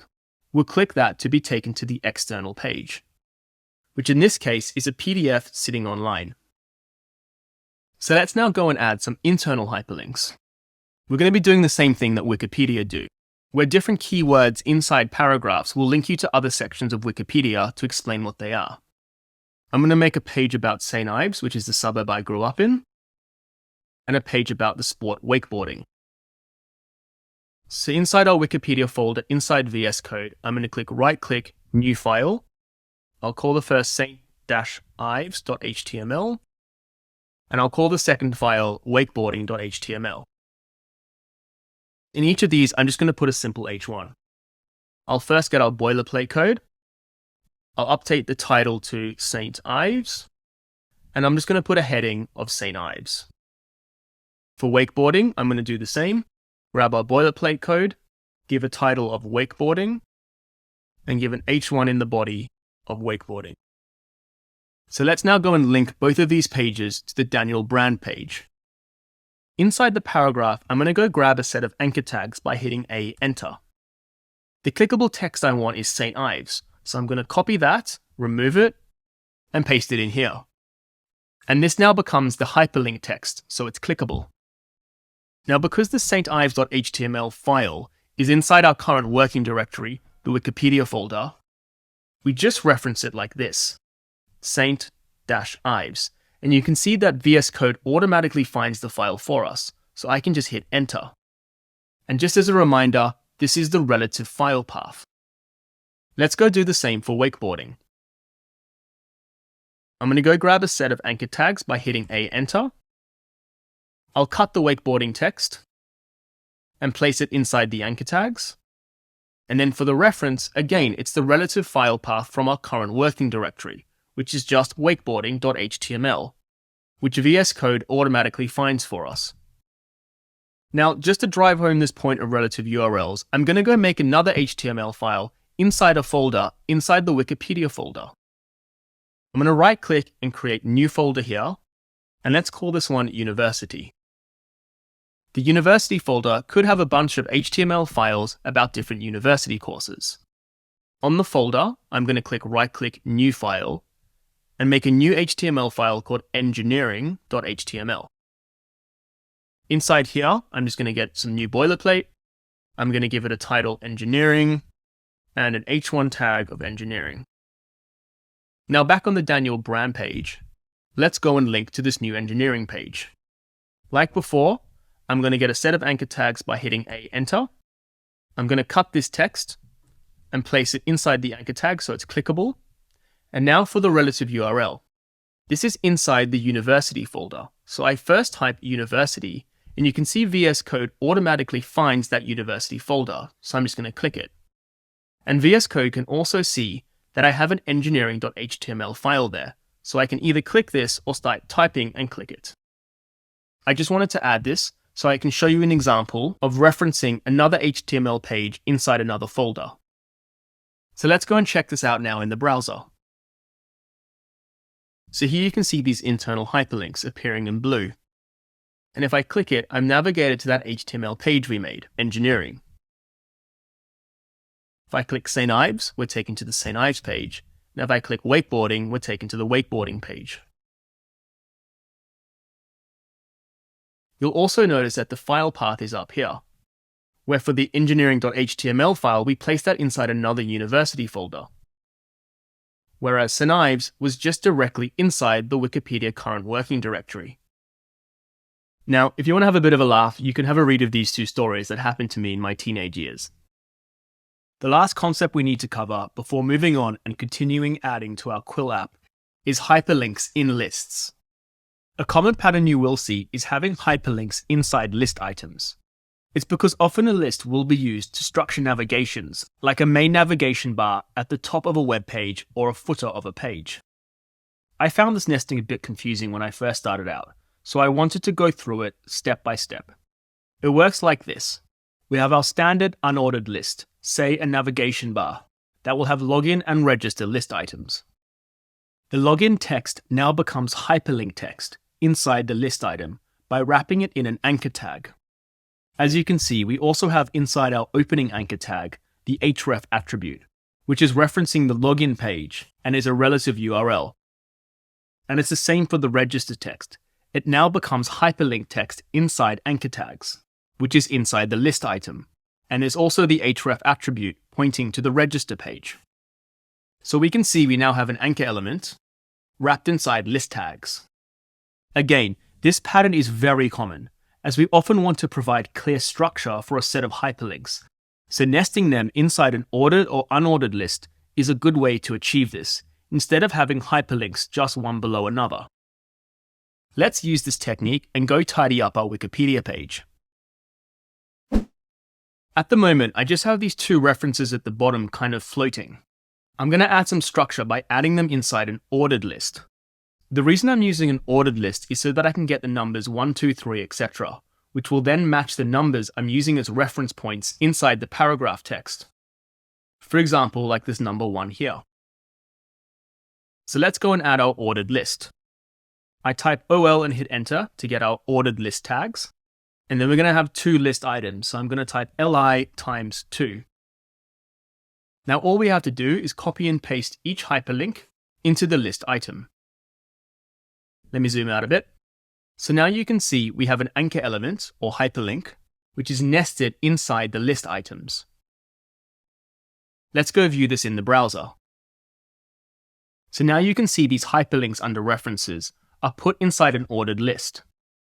And because I put 1 and 2 over here, they nicely match those references. To finish off, let's add to our summary card, anchor tags and attributes. We saw that an attribute is an additional piece of information inside an HTML opening tag. An attribute is made up of an attribute name and an attribute value.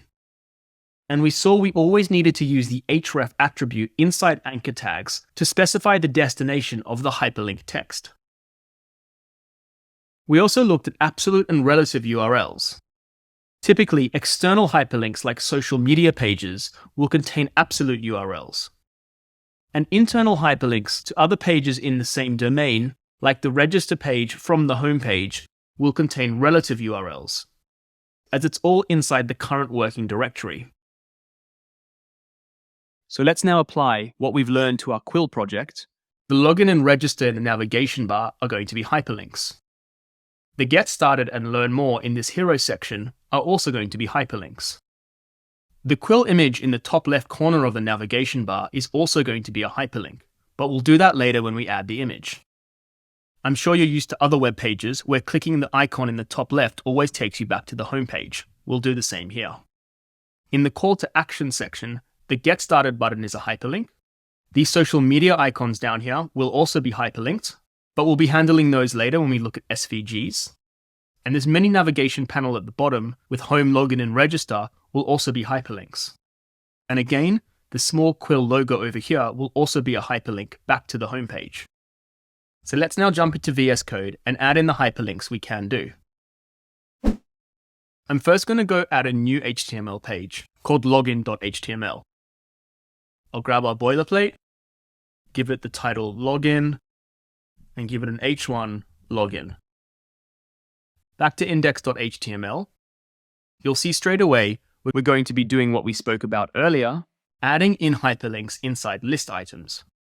I'm going to cut this login text, and I'm going to type A to get a set of anchor tags. I'm going to paste in the login text over here. This will now make it clickable. For the href, I'm going to be referencing the login page. As it is directly inside our working directory, I can just type login and you'll see it appear. And I'll just hit enter to grab it. I'm going to do the same for the register. Cut the text, add in anchor tags, paste in the register text inside the anchor tags, and reference the register page. Again, this is also directly inside the Quill working directory, so all I type is register. Eventually we're going to be adding in the Quill image, which we said was also going to be hyperlinked. So for now, I'm just going to pop a comment, which on my Mac is Command/, on a Windows Control/. And I'm just going to write add in Quill logo with hyperlink later. In the hero section, for now I can only add in a hyperlink to get started, which is going to link to the register page. The functionality of Learn More is that it will scroll down to this feature sections, but we need to cover the material in the next chapter to be able to do that. So let's cut the Get Started text, grab our anchor tags, paste in the text here, and link to the register page. Now scrolling down to the call to action section, we need to add some hyperlink text saying Get Started. This is not inside a list because there's just one of them. So I'm just going to have a free-floating anchor tag. I'm going to have the text Get Started, and I'm going to link to the register page. Okay, so moving down to our footer. The first thing I'm going to do is pop a comment here to remind me to add in the Quill logo and hyperlink. Now looking at the social media icons. We'll be adding in the actual icons later in the SVG chapter, but for now let's go and put in the hyperlinks. I don't actually have social accounts for the Quill app, so I'm just going to link to the homepage of each social media. Now, these are external hyperlinks, so we're going to be grabbing absolute URLs.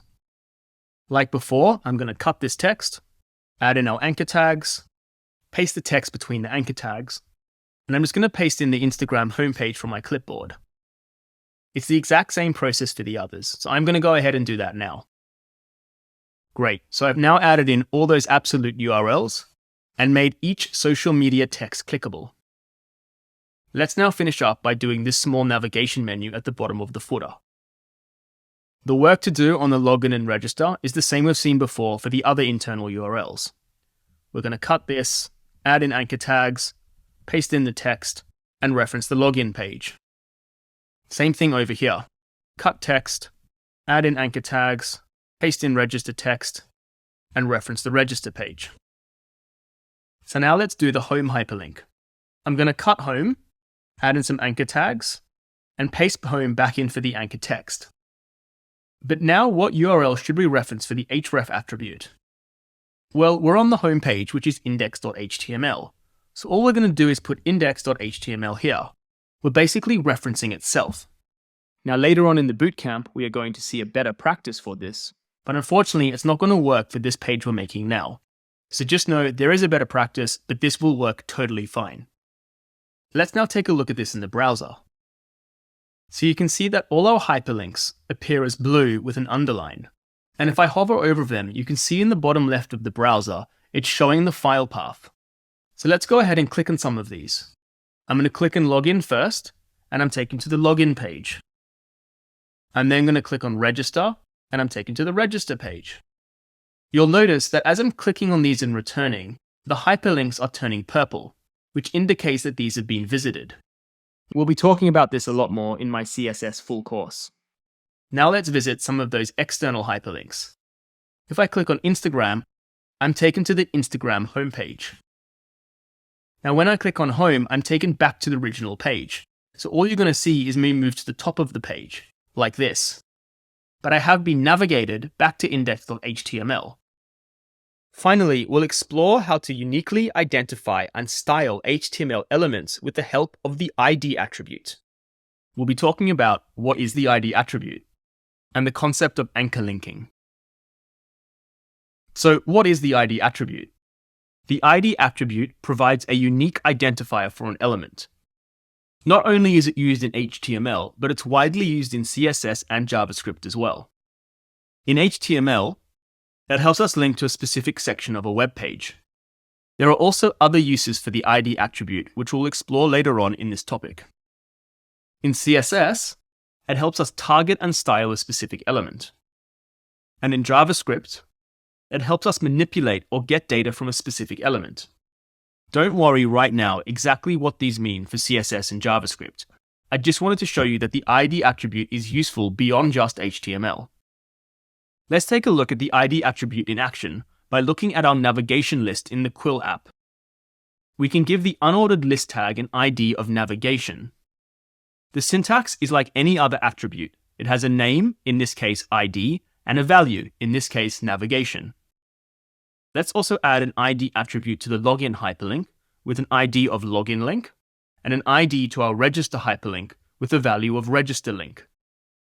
As you can see, the ID attribute can be added to any HTML element. Let's also give our h1 an ID of main title. It's important to note that an ID value can only be used once. It means for another element like another heading, we could not reuse this value of main title, but another ID value like how it works. Now in practice, we don't go and add the ID attribute to all our HTML elements for the fun of it. We do it for a specific purpose like anchor linking. Anchor linking is where hyperlinks can directly link to elements with an ID attribute present. Let me show you an example of anchor linking on one of the education companies I run. It's called SnapRevise, and part of the product is we offer these once-a-year seminars. I'm currently on the seminar landing page, and if I scroll down, you can see there are a bunch of details about the event. Going back to the top of the page now, if I click this Book Now button, it takes me to the bottom of the page, where during February and March, you would see over here the different seminars that are on and their date and timings. So this is an example of anchor linking. We've clicked a hyperlink and been transported to another section of the page.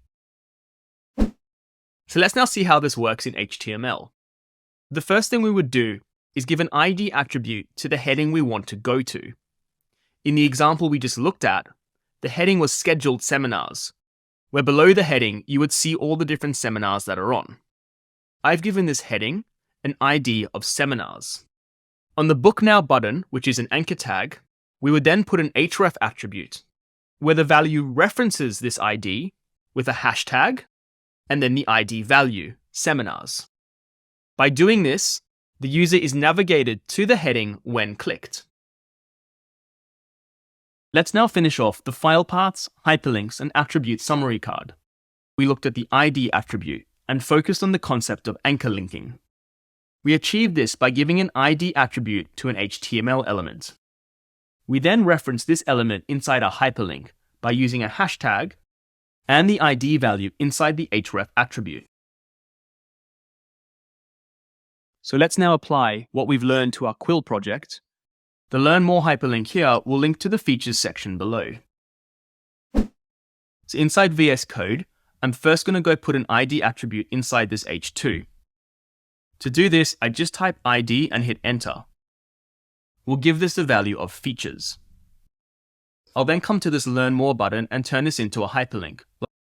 I'm going to cut Learn More. I'm going to get a set of anchor tags by typing enter. I'm going to paste in the hyperlink text. And I'm going to reference this ID by putting a hashtag and then features. Let's now take a look at this in the browser. So let's go ahead and click our Learn More button. You'll see that the page is moved down slightly, but you can't really see the effect. So instead, what I'm going to do is zoom in a lot on the page. Now if I click Learn More, you'll see this a bit more pronounced, where the heading jumps to the top of the page. To really show this effect, I'm going to go add in some dummy paragraph text between the Learn More and this heading, so you can get a better sense of how it'll work. In VS Code, I'm going to put a paragraph, and I could just go do something like lorem times 10. But I'm a big sucker for hipster ipsum, as I like having a chuckle when I code, and it just provides a little bit of extra character to our mockups. Let's go and get 10 paragraphs and click Beer Me. Some of these words are just great, like waistcoat. meditation, and dreamcatcher. I'm going to copy this text to my clipboard and paste it in the paragraph tag. Refreshing our browser, you'll now see all this dummy text below the Learn More button. When I click it, you'll see that I'm navigated down to this heading. And this should give you a better indication of what it will feel like on the completed web application, where we'll jump down to a new section. And now, before we finish up, I'm just going to get rid of this paragraph. We're making excellent progress, and we've now completed the hyperlinks and attributes topic. Next up, we'll learn about self-closing tags and images. We'll first take a look at how self-closing tags differ from regular HTML tags, and we'll then learn how to include images in our HTML files, and spend a bit of time understanding the different kinds of images we can use in our HTML. Let's start by learning about special types of HTML elements known as self-closing tags. We'll be discussing what are self-closing tags, and the HR and BR tags. So, what are self-closing tags? To answer that, let's quickly recap what the regular tag is, the tag we've been working with so far. The regular HTML tag requires an opening and closing tag to wrap the content. For example, the paragraph element is composed of a paragraph opening tag, a paragraph closing tag, and the paragraph content itself. So regular tags have both an opening and closing tag that are wrapping content, like headings, paragraphs, and lists that we've seen before. There is another type of HTML tag called a self-closing tag, otherwise known as a void element. For self-closing tags, the tag itself is the element with no content to wrap. We've already seen an example of a self-closing tag. So I'm inside a new HTML file. One of the first things we always do is grab our boilerplate code by hitting !enter. And part of this boilerplate code includes these meta tags. Now, back in the document structure video, we briefly spoke about meta tags. The tags are not wrapping any content. The attributes inside the meta tags contain this information for the browser. As the meta tags are not wrapping any content, they're self-closing. So we can see that a self-closing tag looks like this. Now there is another syntax for self-closing tags that looks like this, where there is a space at the end of the tag name and a /. Both syntaxes are valid. However, it is more common to use the first option as it is cleaner, but I did want to show you both because you may see the other version in other places. So let's now take a look at the full list of self-closing tags. The good news is that there are not that many, and only a few are used regularly, like the img tag, which stands for image, and is used to place images in our HTML, and the input tag, which is used on forms. We'll be discussing each of these in greater detail later on. Two simple self-closing tags we can look at now are the HR and BR tags. HR stands for horizontal rule. It creates a visible line between content. The tag can be either one of these, containing HR.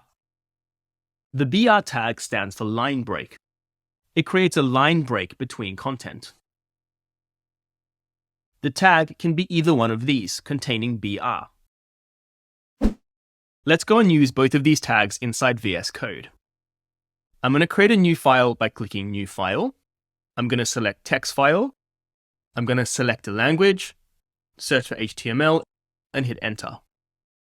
As always, I'm going to grab our boilerplate HTML by hitting !Enter. I'm straight away going to save this file by hitting Command S on my Mac, going to my desktop, and let's call it self-closing.html. I'm going to build a very simple page containing contact information. I'm going to make it for Jon Snow, one of my favorite characters from Game of Thrones. Let's call the document Jon Snow Contact Information. I'm going to go down to the body. Inside the body, I'm going to add an H1 and put his name, Jon Snow. I'm then going to put his address in paragraph tags. So I'll grab the paragraph tags by hitting P and Enter. Jon's address is Castle Black, the Wall, the North, Westeros. I'm then going to add a short description of him below. I'm going to grab paragraph tags again and paste from my clipboard the short description I have. Let's take a quick look at this in our browser. So there are two improvements I want to make to this. The first is that I want each portion of the address to appear on separate lines, instead of being in one sentence like this, comma separated. The second improvement is that I want a visual divider between this part of his name and address and his profile information. Let's do the visual divider first. I'm going to add the horizontal rule. So all I do is type HR and hit enter. I'm going to save that, and let's refresh the browser to see what we get. You can see we get a nice horizontal rule separating his name and address from his profile information. Let's now go sort out the address. I'm going to delete the comma, hit space, and type BR and hit enter.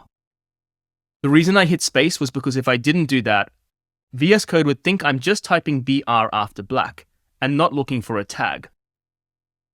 Now, you can leave the BR tag like this, or you can remove the spaces between the text. I personally like leaving space as it is more readable for me. I'm now going to do the same thing for the other commas.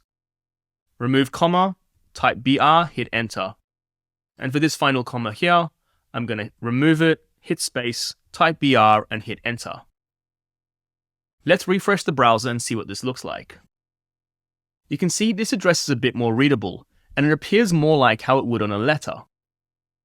Now, a question you may have is, why can't I just use separate paragraph tags? So for example, why can't I just do a paragraph for Castle Black, a paragraph for the wall, a paragraph for the north, and a paragraph for Westeros? I'm going to refresh the browser to see what this looks like. So the first thing you notice is that there's spacing between each line. Now this is not the main reason you wouldn't do this. This is easily fixed in CSS. The main reason you wouldn't do this is because this is like a contained unit. It's a paragraph of text that contains an address. It doesn't make sense to split up the paragraph into different paragraph tags. From an HTML perspective, it makes a lot more sense to keep it as one paragraph and then use the BR tag to visually break it up. So as a general rule of thumb, when you have a block of text and wanting part of that text to appear on separate lines in your browser, it's best practice to use a BR tag instead of separating it out by elements. Now in practice, the horizontal rule is not rarely used on modern web pages. I've come to this nice looking website here. I'm going to scroll down to the footer, and you'll see at the bottom this very faint grey line here, and this very faint grey line here. Now at this stage of the game, you would think that is a horizontal rule, so we'd expect to see a horizontal rule there. I'm going to go into the Dev Tools and take a look at this. As you know, we go right-click, Inspect. I click on this icon to select the element, and you'll see in the HTML there is no horizontal rule tag here. In modern web design, the approach is to use CSS instead, where we add a border to this element, something we will look at in my CSS full course. For now, I just want you to appreciate the horizontal rule tag is not actually used that much in practice. When I was making this video, I spent a lot of time looking at modern web pages and just couldn't find it.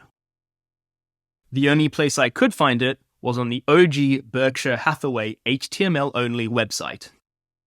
If I inspect these grey lines here, you'll see we have our horizontal rule. Now, while horizontal rules are not that commonly used, line breaks still are. So let's summarize this chapter and start to build out the summary card for this topic.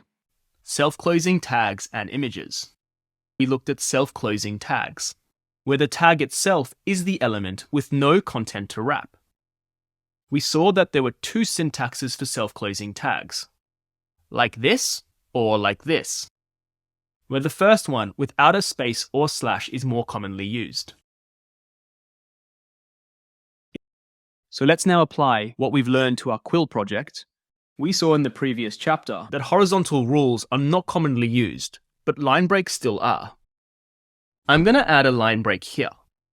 I'm doing this because I specifically want the first line of our heading to always read mindful living for the, and the second line to read digital world.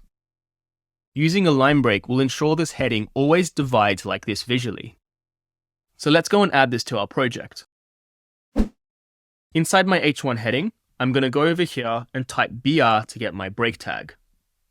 And as I said, I like to leave space between the BR tag and the text either side. Let's see how this looks in the browser. So you can see the effect here. The line break tag has pushed digital world onto a second line, so that we have mindful living for the on the first line of the heading, and digital world on the second line of the heading. And again, remember, we don't want to use two H1s to achieve this. Because this is one sentence, we want to use a line break to visually push this onto two lines. Next, we'll explore how to enhance web pages by embedding visuals using images. We'll be discussing how images are used in web design, the image tag, and absolute and relative URLs. So let's take a look at images in the context of HTML. Images add visual identity essential for branding, and can aid in illustrating concepts easily. This is a web application called Notion. It's one of my favorite productivity tools, and their design style has become somewhat legendary in the design community. On the homepage, we can see here a simple black and white line illustration featuring stylized characters. It's a branding element. Images are also used for product illustrations, like over here.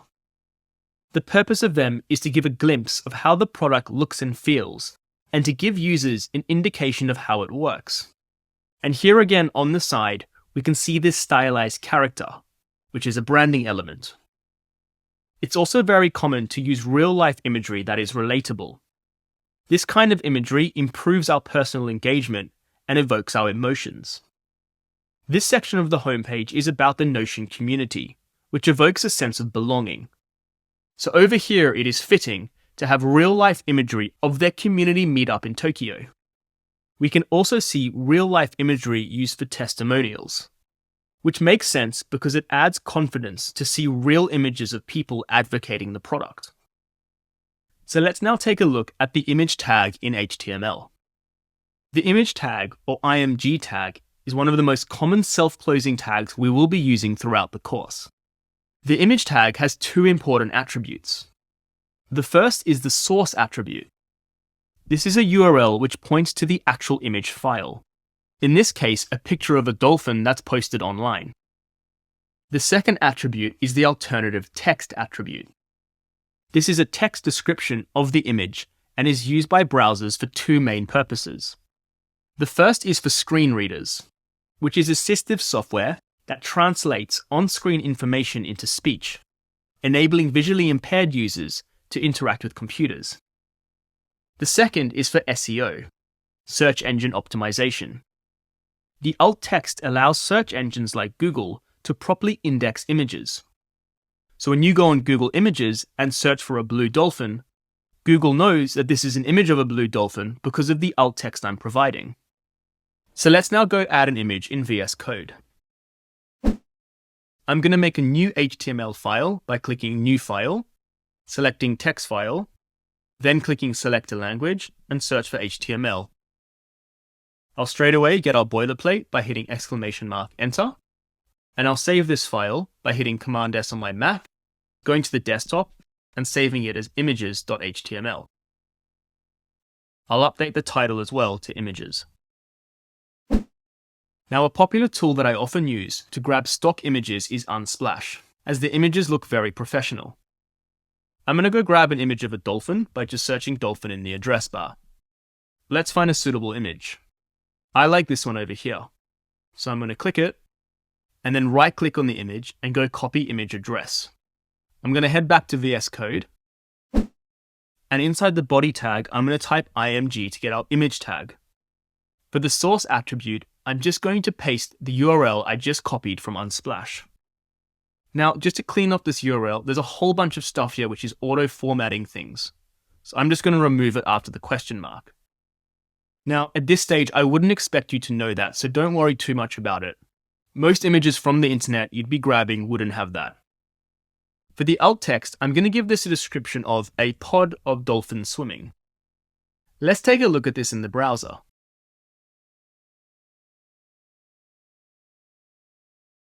So here is our image, and it appears massive because HTML is just displaying the source image file, which in this case is a fairly large image. I'm just going to zoom out on the browser, and you can see the image inside our HTML document. We're going to now revisit the concept of absolute and relative URLs. We saw this already in the hyperlink chapter, and they're also relevant to images. An image source can be referenced in two ways. The first is with an absolute URL. This is often used when an image is externally hosted, like we've already done with the Unsplash image. The second way an image can be referenced is using a relative URL. This is where the image is located somewhere inside our current working directory, and we are referencing the image file. So let's see how this works inside VS Code. So first up, I'm going to go grab another dolphin image. I like this one over here. So I'm just going to click over here, download free, and it's automatically going to go into my downloads folder. I'm just going to rename it dolphin.jpg. And I'm going to drag it over here onto my desktop.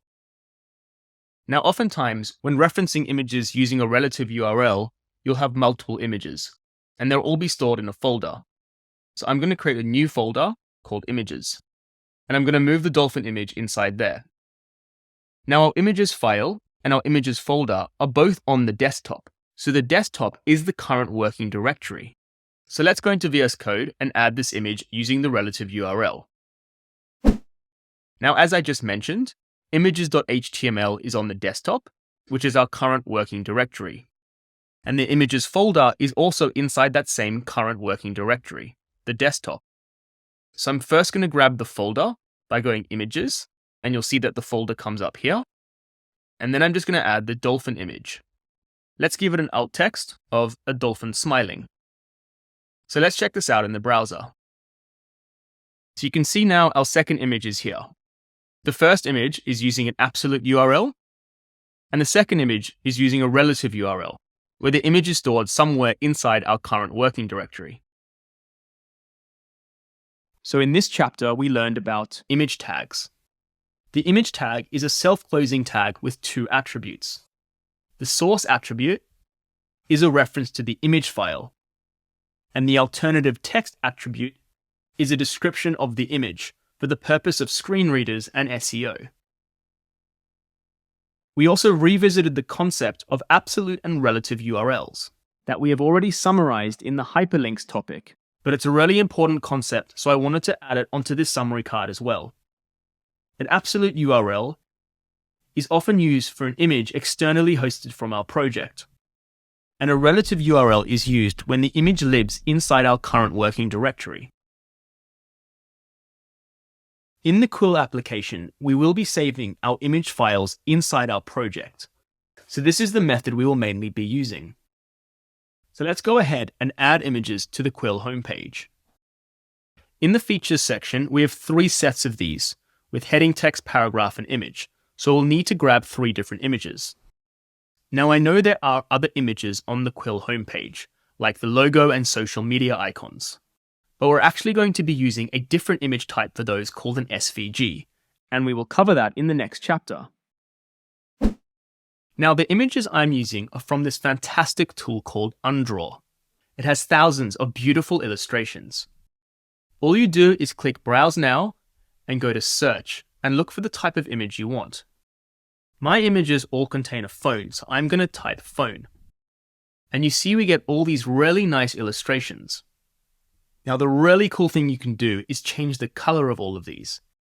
If I come to this color square here and click it, I can change the colors of all the images. On the Quill homepage, I'm using a hex color of this. Now, don't worry about hex colors right now. We'll be talking about this a lot more in my CSS full course. The first features image is this one here. So I'll click on it and go Download PNG. In my Downloads folder, it will appear like this. I'm just going to rename it Features 1. Now, I've gone ahead and grabbed the other two images from Undraw in the correct colors. If you're coding along with me, I'm going to put these images in the description below so you can download the same images and add them to the project. I'm going to copy these images and put them inside the images folder in the Quill working directory. So I'm going to copy these, head over to my desktop, and I'm first going to remove some of these files that we've done in previous videos. It's getting a bit messy. So I'm going to select them and go move to bin. Inside the Quill folder, we had this images folder. So I'm going to paste in those 3 images. Let's now put them in our HTML document. In the features section, this here is feature 1, this here is feature 2, and this here is feature 3. So I'm going to pop the image below each paragraph element. I'm going to type img to get the image self-closing tag. For the source, I'm now going to go reference the images I have in my project. And if you remember, we're going to be using a relative URL to achieve that. The images I need are inside this images subfolder. So I'm first going to type images to grab the folder. And then straight away, VS Code shows me what's inside that folder. So I'm just going to click Features 1. I'm going to add the alt text of Simple Online Journaling. Let's go grab the second feature image. I'm going to type img to get the image tag. For the source, it's the same thing. I go images / and now get feature 2. For the alt text, I'm going to write beautifully displayed journals. And for the final feature, I'm going to pop below this paragraph element here, type img and hit enter. For the source, again, it's the same thing. Images / and then I'll click features 3. For the alt text, I'm going to put create journals anywhere. So let's go check this out in the browser. So you can see that the images are now appearing nicely below each paragraph for each feature. Now, one thing you'll notice is that these images are huge. HTML will always display the image as its original file size. Inside the images folder, I'm going to right-click on an image and go Get Info. You can see that the dimension of this image is 117 by 904, which is quite large. Image sizing is something we handle properly in CSS, but for now, I do want to make this image a bit smaller so that it's easier to work in this HTML file. To do that, inside the image tag, I'm going to go add another attribute called width and hit enter. I'm then going to enter a value of 300 pixels. I'm going to hit save and then refresh the browser. You can see the image has now shrunk to 300 pixels. When I use just the width property, the height automatically scales to maintain something called the aspect ratio. If I did specify a height, say 100 pixels, you'll see the image becomes distorted. Instead of setting a width, I could have just set a height, let's say 400 pixels. And in this case, the width is automatically calculated to ensure the aspect ratio remains the same. Now, in all honesty, don't worry about any of this. We're going to be deleting it anyway when we get to CSS. But for now, I do just want to make these images a bit smaller so that the images don't appear massive when we're inspecting the HTML document in the browser. I'm going to add back the width of 300 pixels. And I'm going to copy and paste this into the other images. So now we end up with more reasonably sized images. Again, don't worry about any of this. Aspect ratio, pixels, we're going to be covering all this in CSS. For now, you can literally just copy width equals 300 pixels to resize the images and forget about it. Finally, we'll dive into scalar vector graphics and how to implement them using SVGs. We'll be looking at comparing bitmap and vector images, the SVG tag, and how to use SVGs. To understand SVGs, we need to take a step back and look at the different types of image formats. Most images you look at in day-to-day life, like photographs, are bitmap images, also known as raster images. They are made from a grid of pixels, with each pixel assigned a color value. Here's a TikTok video showing this in quite a neat way. Here's a photograph of a person, and the person in this video is recreating this image inside Excel by assigning each grid a different color value. Many hours later, they've built 2 rows, and 3,000 years later, they've got a few more rows. And after around 240,000 cells, they've recreated the original photograph inside Microsoft Excel. Bitmap images are resolution dependent. This means that the quality and clarity of the image are directly tied to the pixel dimensions. So enlarging the image beyond its original size can lead to a loss of sharpness and detail, which we call pixelation. Bitmap images are typically used for photographs and images that require a lot of detail. And typical file formats for bitmap images include JPEG and PNG. So let's take a look at some examples of bitmap images.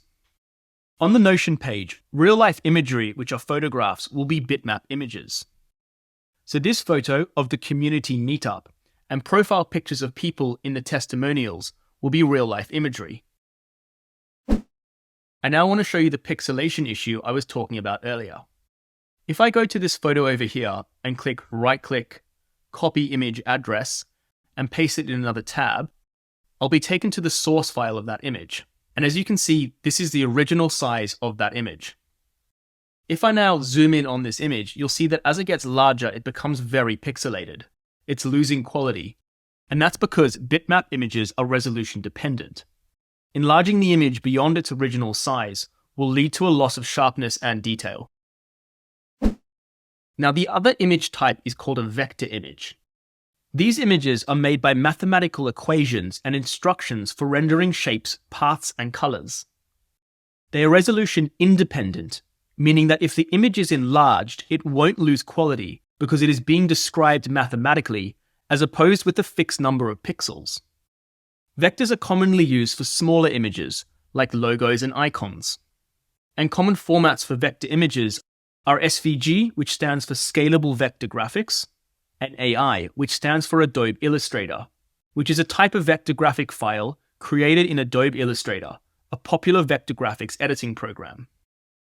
So let's now take a look at some vector images. Back on the Notion homepage, I'm now in the footer. The Notion logo over here is a vector graphic. And these social media icons are also vector graphics. Now, most of the time, the vector graphics we're going to be working with are SVGs. And both the logo and social icons here are SVGs. So let's take a look at the SVG tag. An SVG has two components to it. The first component is the SVG tags themselves, which has an opening and closing tag.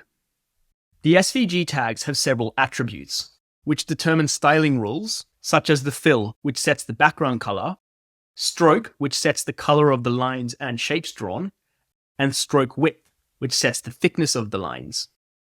The second component of an SVG is the path self-closing tag. The path tag has an attribute that plots the shapes and line paths of the SVG. It gives the image its form. Now, these attributes may seem very overwhelming. The good news is that you're never going to code your own SVGs. You'll be grabbing the SVG code from other places. For example, the social media icons we're going to be using in the Quill application is from this resource called Ion Icons. We just search for the icon we want, say Facebook. You then just click on the icon and you can download the SVG here. As you can see, there is an array of icons you can choose from. Don't worry too much about the specifics of the SVG code. You just need to know the basics of what makes an SVG, where the attributes inside the SVG tag are styling rules, and the attribute inside the path tag defines its shape. You're either going to grab SVG somewhere online, or they're going to be provided to you by someone like a designer.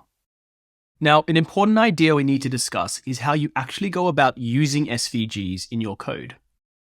You have two options. The first is called Inline. This means the SVG code is used directly inside your HTML code. So you would place your SVG, say in your index.html document, exactly like this. Let's go to VS Code and see how this works. The first thing I'm going to do is download a sample SVG we're going to use. Let's grab this plain one. I'm going to click Download SVG, and this will go to my Downloads folder.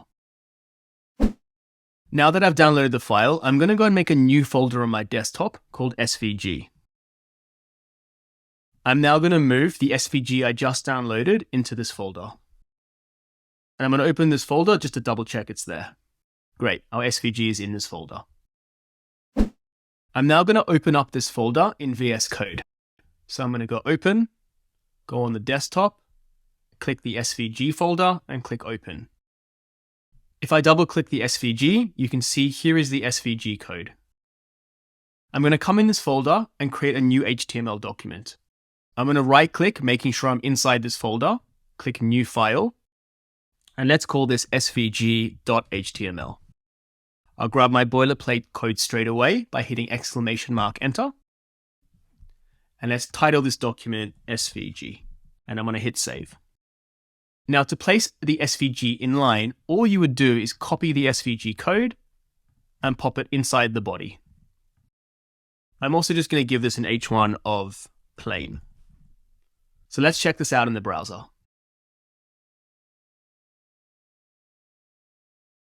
So you can see that our SVG is rendering inside the browser and it's been placed directly inside the HTML document. In fact, this SVG over here is actually doing nothing. If I deleted it, there'd be no impact. Let me refresh the browser and you'll see nothing has changed because the SVG has been placed directly inside the HTML document. I have restored the SVG because we will need it in a bit, but I just wanted to show you that because the SVG is placed inline here, this has no impact. The other option is to use an image element and reference the SVG, exactly how we do with bitmap images. We would use an image tag like this on index.html and use the source attribute to reference a relative URL where the SVG is stored. In this case, logo.svg, which is inside the images directory. So let's look at this option inside VS Code. Back to our previous example, I'm now going to remove this SVG, which we did inline, and instead I'm going to go grab the image tag by typing img and hitting enter. Now for the source, I'm going to go reference our SVG, which is sitting in the exact same directory as our HTML file. So all I need to do is type airplane, and it will locate our SVG, and I'll hit enter. For the alternative text, I'm just going to write airplane. Let's check this out in the browser. So you can see we end up with the same result. Our airplane is rendering in the browser, but this time it's not inline, it's with an image tag that is referencing this SVG here. It means that the existence of this SVG is important. If I were to delete this, the source attribute in the image tag would be referencing nothing. Let me show you that. I'm going to delete this, and I'll refresh the browser, and you'll see the SVG disappears. All we're left with is a broken image icon and the alt text. Now before I go on and say which option is better, I want to quickly talk about the reason we even have these options, whereas we didn't have this option where it came to a bitmap image used in the previous video. This is because a bitmap image is what is called embedded into the HTML. We always have to reference either an absolute or relative URL for a bitmap image, whereas a vector graphic can be directly integrated into the HTML document using the SVG tags. It's kind of like the vector image is made inside the HTML, whereas the bitmap image lives outside the HTML. So we could never place the bitmap image directly inline the document. We always have to reference it with the image tags. So which option should you use? My preferred option is this one on the right, using the image element. And there are two reasons for this. The first is that we have something called separation of concerns. This is a term you'll hear a lot in software engineering. It is a design principle in which programs are organized into distinct sections, each addressing a specific aspect of functionality. In simple words, we want to separate our SVGs from our structural HTML. This helps with keeping our code well organized and easier to maintain. The second reason is performance. The browser can store these images for quick retrieval, reducing the amount of data that needs to be loaded each time and speeding up the page loading times. Another side benefit is that more complicated SVGs can get very long, so it is nice not to have them clutter our main HTML documents. In this course, we'll be using the second method, but be aware the first method can also work. So let's finish off the summary card for this topic. Self-closing tags and images. We looked at SVGs. We saw an SVG has two components. The SVG tags, which have attributes defining the styling rules, and the path self-closing tag that defines the shapes and form of the SVG. We also saw the best practice of using an SVG through the image tag, where the SVG is referenced as the source attribute. This means we have the SVG located somewhere like inside an images directory, and this SVG would be referenced inside the main HTML document, like index.html. So let's go and add SVGs to our Quill homepage. We have an SVG logo in the top left corner here, and at the bottom of the page, we have that same logo, as well as SVG social media icons at the bottom here. So let's jump into VS Code and code this up. So first up, let's go grab all the social media icons from Ionic Ions. I'll grab the Facebook one first. I click Download SVG. Now you can go ahead and download them all yourself, but I've put a download link to each of them in the description below. Now for the Quill logo, this is a bit more of a custom SVG. It's not from an icon website like Ionic Icons. I actually made this myself inside Figma, which we will be covering later on in the bootcamp. You can download the Quill SVG in the description below, and this would be a similar experience for more custom SVGs, where a designer would likely provide you with the file. Once everything is downloaded, you'll have 5 social media SVGs and the 1 Quill logo SVG. Let's move all of these into the images folder inside Quill.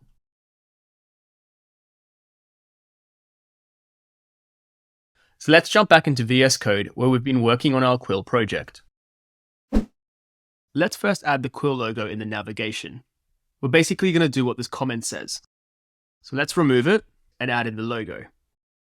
We're going to grab an image tag, so I'm going to type img and hit enter. Inside the source attribute, I now need to reference the logo SVG. We know that's inside the images folder, so I'm going to type images / and it's the quill.svg file. I'm going to give it an alt text of Quill logo. Let's check that renders in the browser. So there it is, we can see the SVG has rendered in the browser. Now, what we want to do is make this SVG clickable.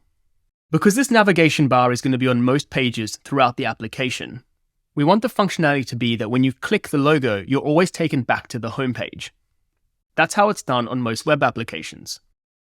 So now what we're going to do is going to seem a bit tricky, but we're actually going to wrap our image tag with anchor tags.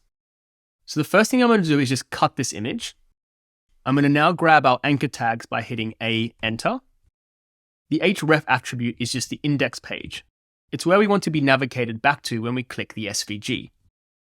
Now, ordinarily inside the anchor tags we put text, like login and register, but I'm just going to paste in the SVG I just cut. So what this has done has made the image clickable. If I refresh the browser, you'll see that the cursor changes, and that I can click this. I'm just taken back to the original page, so you can't really see much of an effect.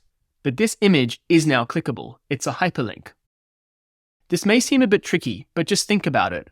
Instead of having text here, like get started, I'm just putting an image. So the image is acting like the clickable text. Let's go and do this exact same thing at the bottom of the page. I'm simply going to copy this, delete this, and paste in what I copied. It's what we had on the design, just the Quill logo again, and we've made it clickable to take you back to the home page. And here it is. Now, it might look a bit weird why the Quill logo is appearing next to the Get Started as opposed to below. What's going on there? Don't worry about this behavior for now. It is something we will talk about later on in the course. Let's go and sort out our social media icons. Instead of this placeholder text being clickable, we want our SVG clickable. So all I'm going to do is delete the text here and grab an image tag. I'm going to go find the SVG for Instagram. We know that's in the images folder, so I type images / and click instagram.svg. I'll give this an alt text of Instagram logo. Let's refresh the browser. So you can see that the Instagram logo appears, and it's also clickable. And when I click it, I'm taken to the Instagram homepage. Now this one looks even more tricky. We have the image tag, wrapped by anchor tags, which is then wrapped by list tags. This kind of wrapping is quite common, so it is something you will get more used to.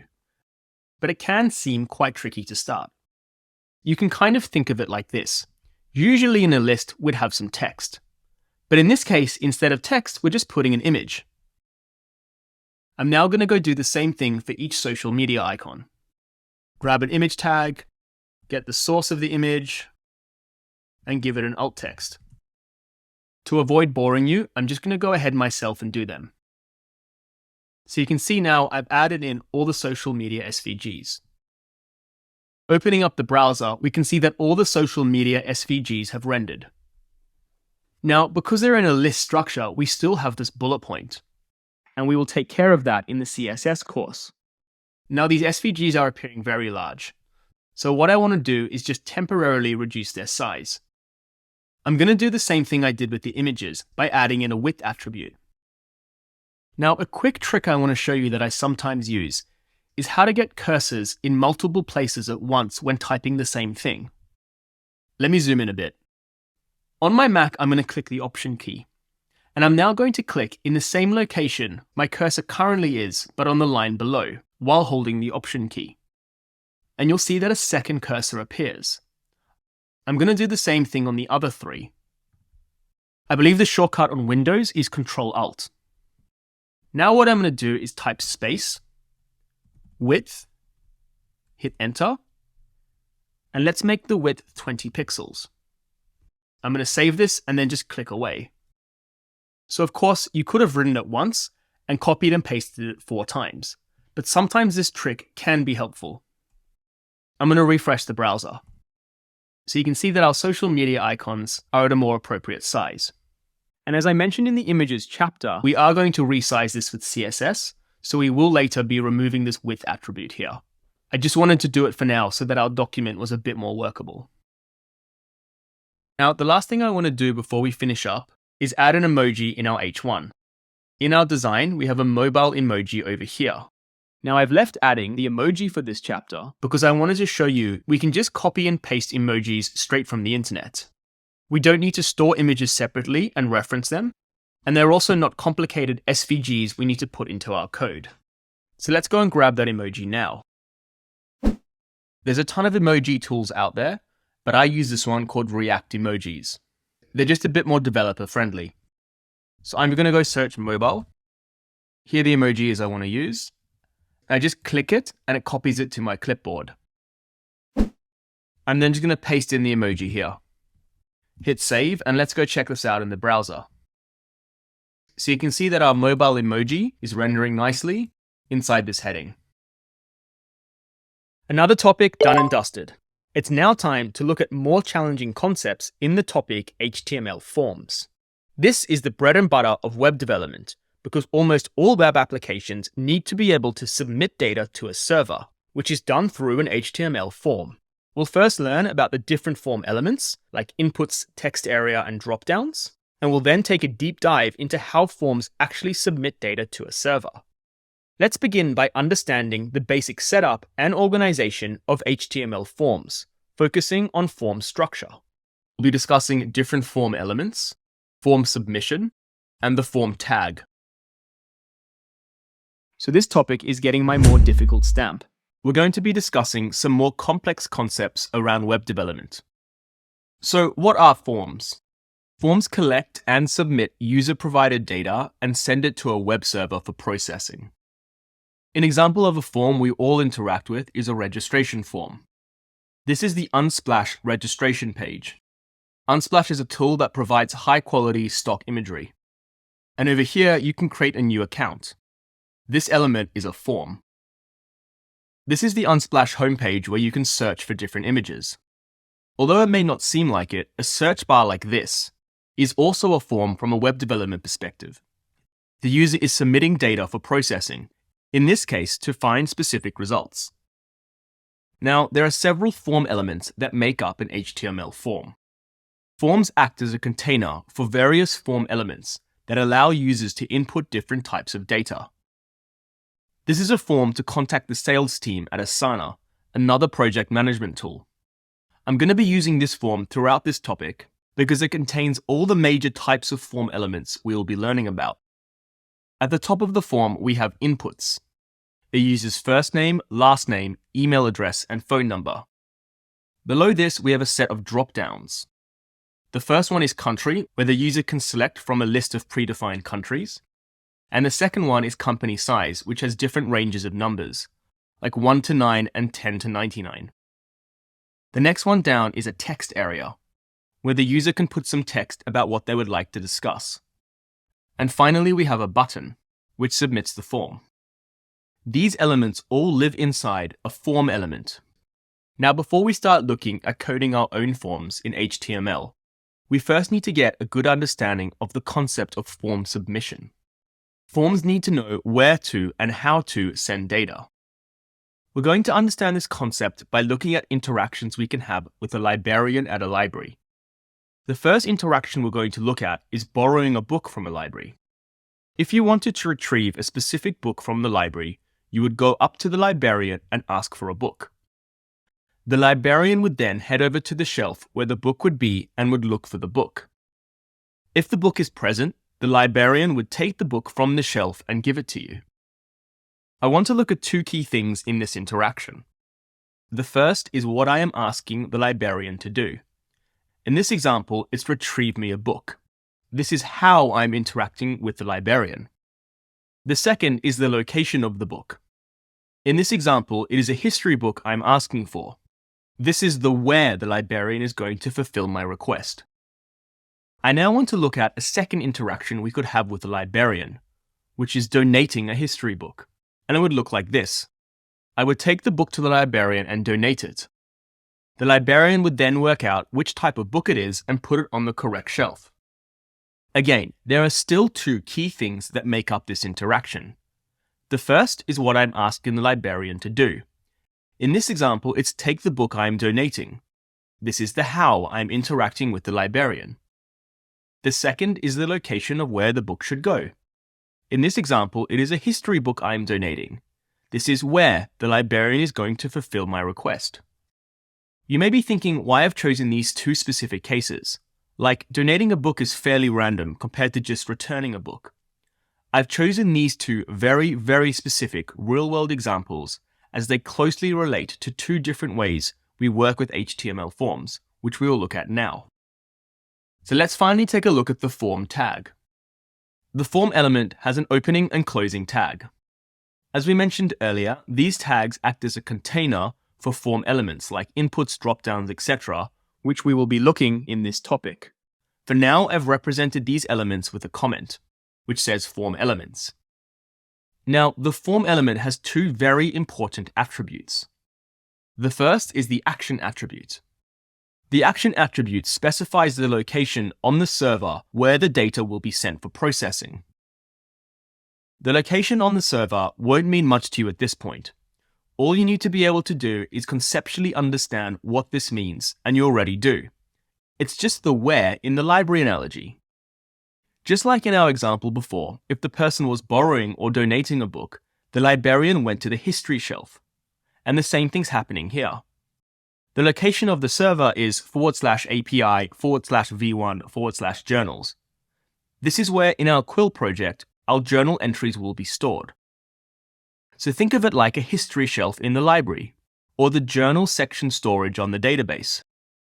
There could be many other locations on the database for different kinds of data, just like there are different sections of a library. For example, there would be another location where we keep our user data, something like /API/v1/users. Just like there would be another shelf for sciences in a library. Now, I don't love the name action for this attribute. I'd personally call it something like location. But hey, I didn't invent HTML, so what leg can I stand on? The second attribute is the method attribute. This determines the HTTP method used for handling the form data. We will be looking at HTTP methods in a later topic in the Full Stack Bootcamp, so don't worry about the details right now, let's just get a conceptual understanding. Back to our library analogy, this is the how. In one case, the person was borrowing a book, and in the other case, they were donating a book. In the HTML form, we have different HTTP methods, which detail how we are interacting with the server, if we're there to retrieve, submit, update, or delete data. You can see here that this is a post method. This is like us donating the book. We are sending the data to be stored in the server. Other common HTTP methods are get, put, and delete. The get method would be like borrowing a book. Just like we're asking for a specific book, in web development terms, we are asking to get specific data from the server. Now again, at this point, this all may seem a bit overwhelming, but please don't stress about it. We will be discussing HTTP methods in much greater detail in a later topic in the Full Stack Bootcamp. For now, you just need to conceptually understand the idea of what a method is. It simply details how we're interacting with the server, just like how we interact with the librarian. Let's go back to the visuals of the library and add in the HTML attributes as if it was us interacting with the server to get a clearer idea of how this all works. Let's first look at the case of borrowing the book. The how is the method attribute, and it is how we are handling the data. As we are trying to borrow a book, we are getting it, so the method is get. The where is the action attribute and specifies where on the server the data is. As we are borrowing a history book, we are looking in the history section, so the action would be something like /history. Now I know the action previously had something like /API/v1, whereas this one doesn't. Don't worry too much about that. It's web development stuff we'll learn about later. The second case was donating a book. The how is still the method attribute and is again about how we are handling the data. In this case, we are donating the book and not expecting to get anything back. We are posting it, so the value of the method attribute here is post. The where is still the action attribute, and again specifies where on the server the data is. As we are donating a history book, the book is added on the history section. So the value of the action attribute is still /history. Let's go take a look at the form element and its attributes on the Unsplash join page. I'm going to right click and go inspect. I'm then going to click on this inspection tool and click one of the form elements here. Scrolling up, I can see the form element over here. And you can see when I click it, it hovers over the entire form. This is the container element I was talking about earlier that wraps around all the different form elements we'll be looking at soon. What I want to do is look at the attributes. You can see the action attribute over here, which has a / with a string of characters. This is the location on the server where the data will be sent once the form's submitted. We can also see the method attribute here. In this case, it's post, which makes sense. We're going to be sending the data to the server to create a new record. That is, create a new user on the database. It's like donating a book. We're just sending the data. We're not expecting anything back. Let's now go check out the form on the home page. If you remember, this search bar here was also a form. So let's go inspect it. And you can see we have the same form element. The action here is referencing a different location on the server, /s. And the method here is get, not post. In the library analogy, this was like borrowing a book. We're asking the librarian to go get something for us, just like we're asking the server to return specific results for our search query. Now, before we summarize this video, I just wanted to highlight a small thing. Starting your web development career and learning things like DevTools definitely makes you feel a bit like a web warrior. I certainly did. You may go away and start checking out the underlying HTML of different forms across different web pages, and you're quickly going to become confused because you're not going to see the attributes I just spoke about. For example, on this Asana page, if we go inspect and check out the form element, you'll see that the method and action attribute are absent.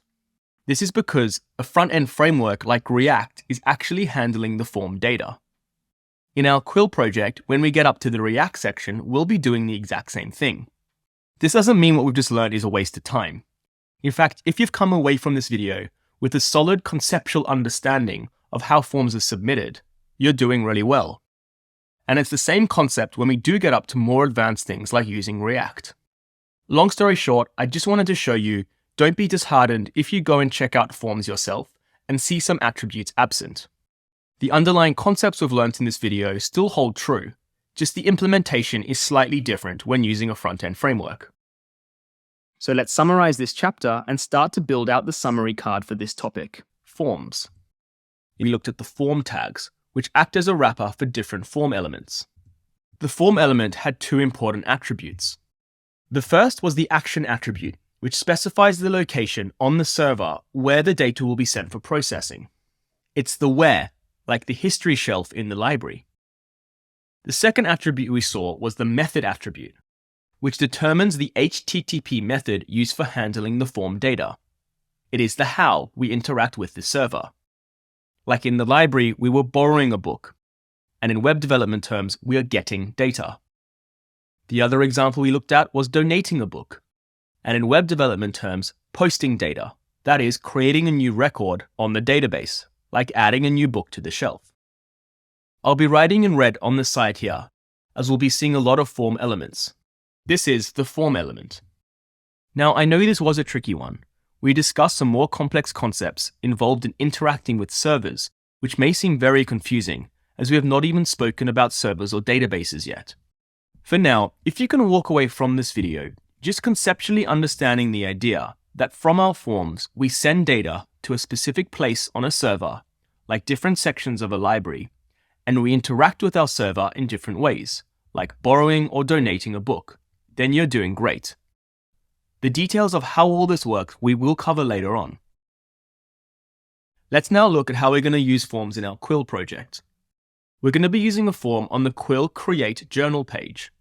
This is another section of our web application. It's the form that will be used to create journal entries.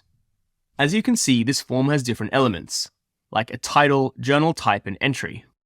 But for now, we're just going to be adding in the form container element we have just learned about. So here I am in the index page in our Quill application. Inside the Quill working directory folder, I'm going to right-click and add a new file. I'm going to call this createjournal.html. Straight away, I'm going to grab my boilerplate code by hitting !enter, and I'm going to give it a save. We'll create the title here of Create Journal. Inside the body, I'm just going to add an H1 and add the text Create Journal, so it's clear what this page is for users. I'm then going to add our form element. I do this by just typing form and hitting enter. And you can see we automatically get the action attribute. And if you remember, this is the location on the server the data will be sent.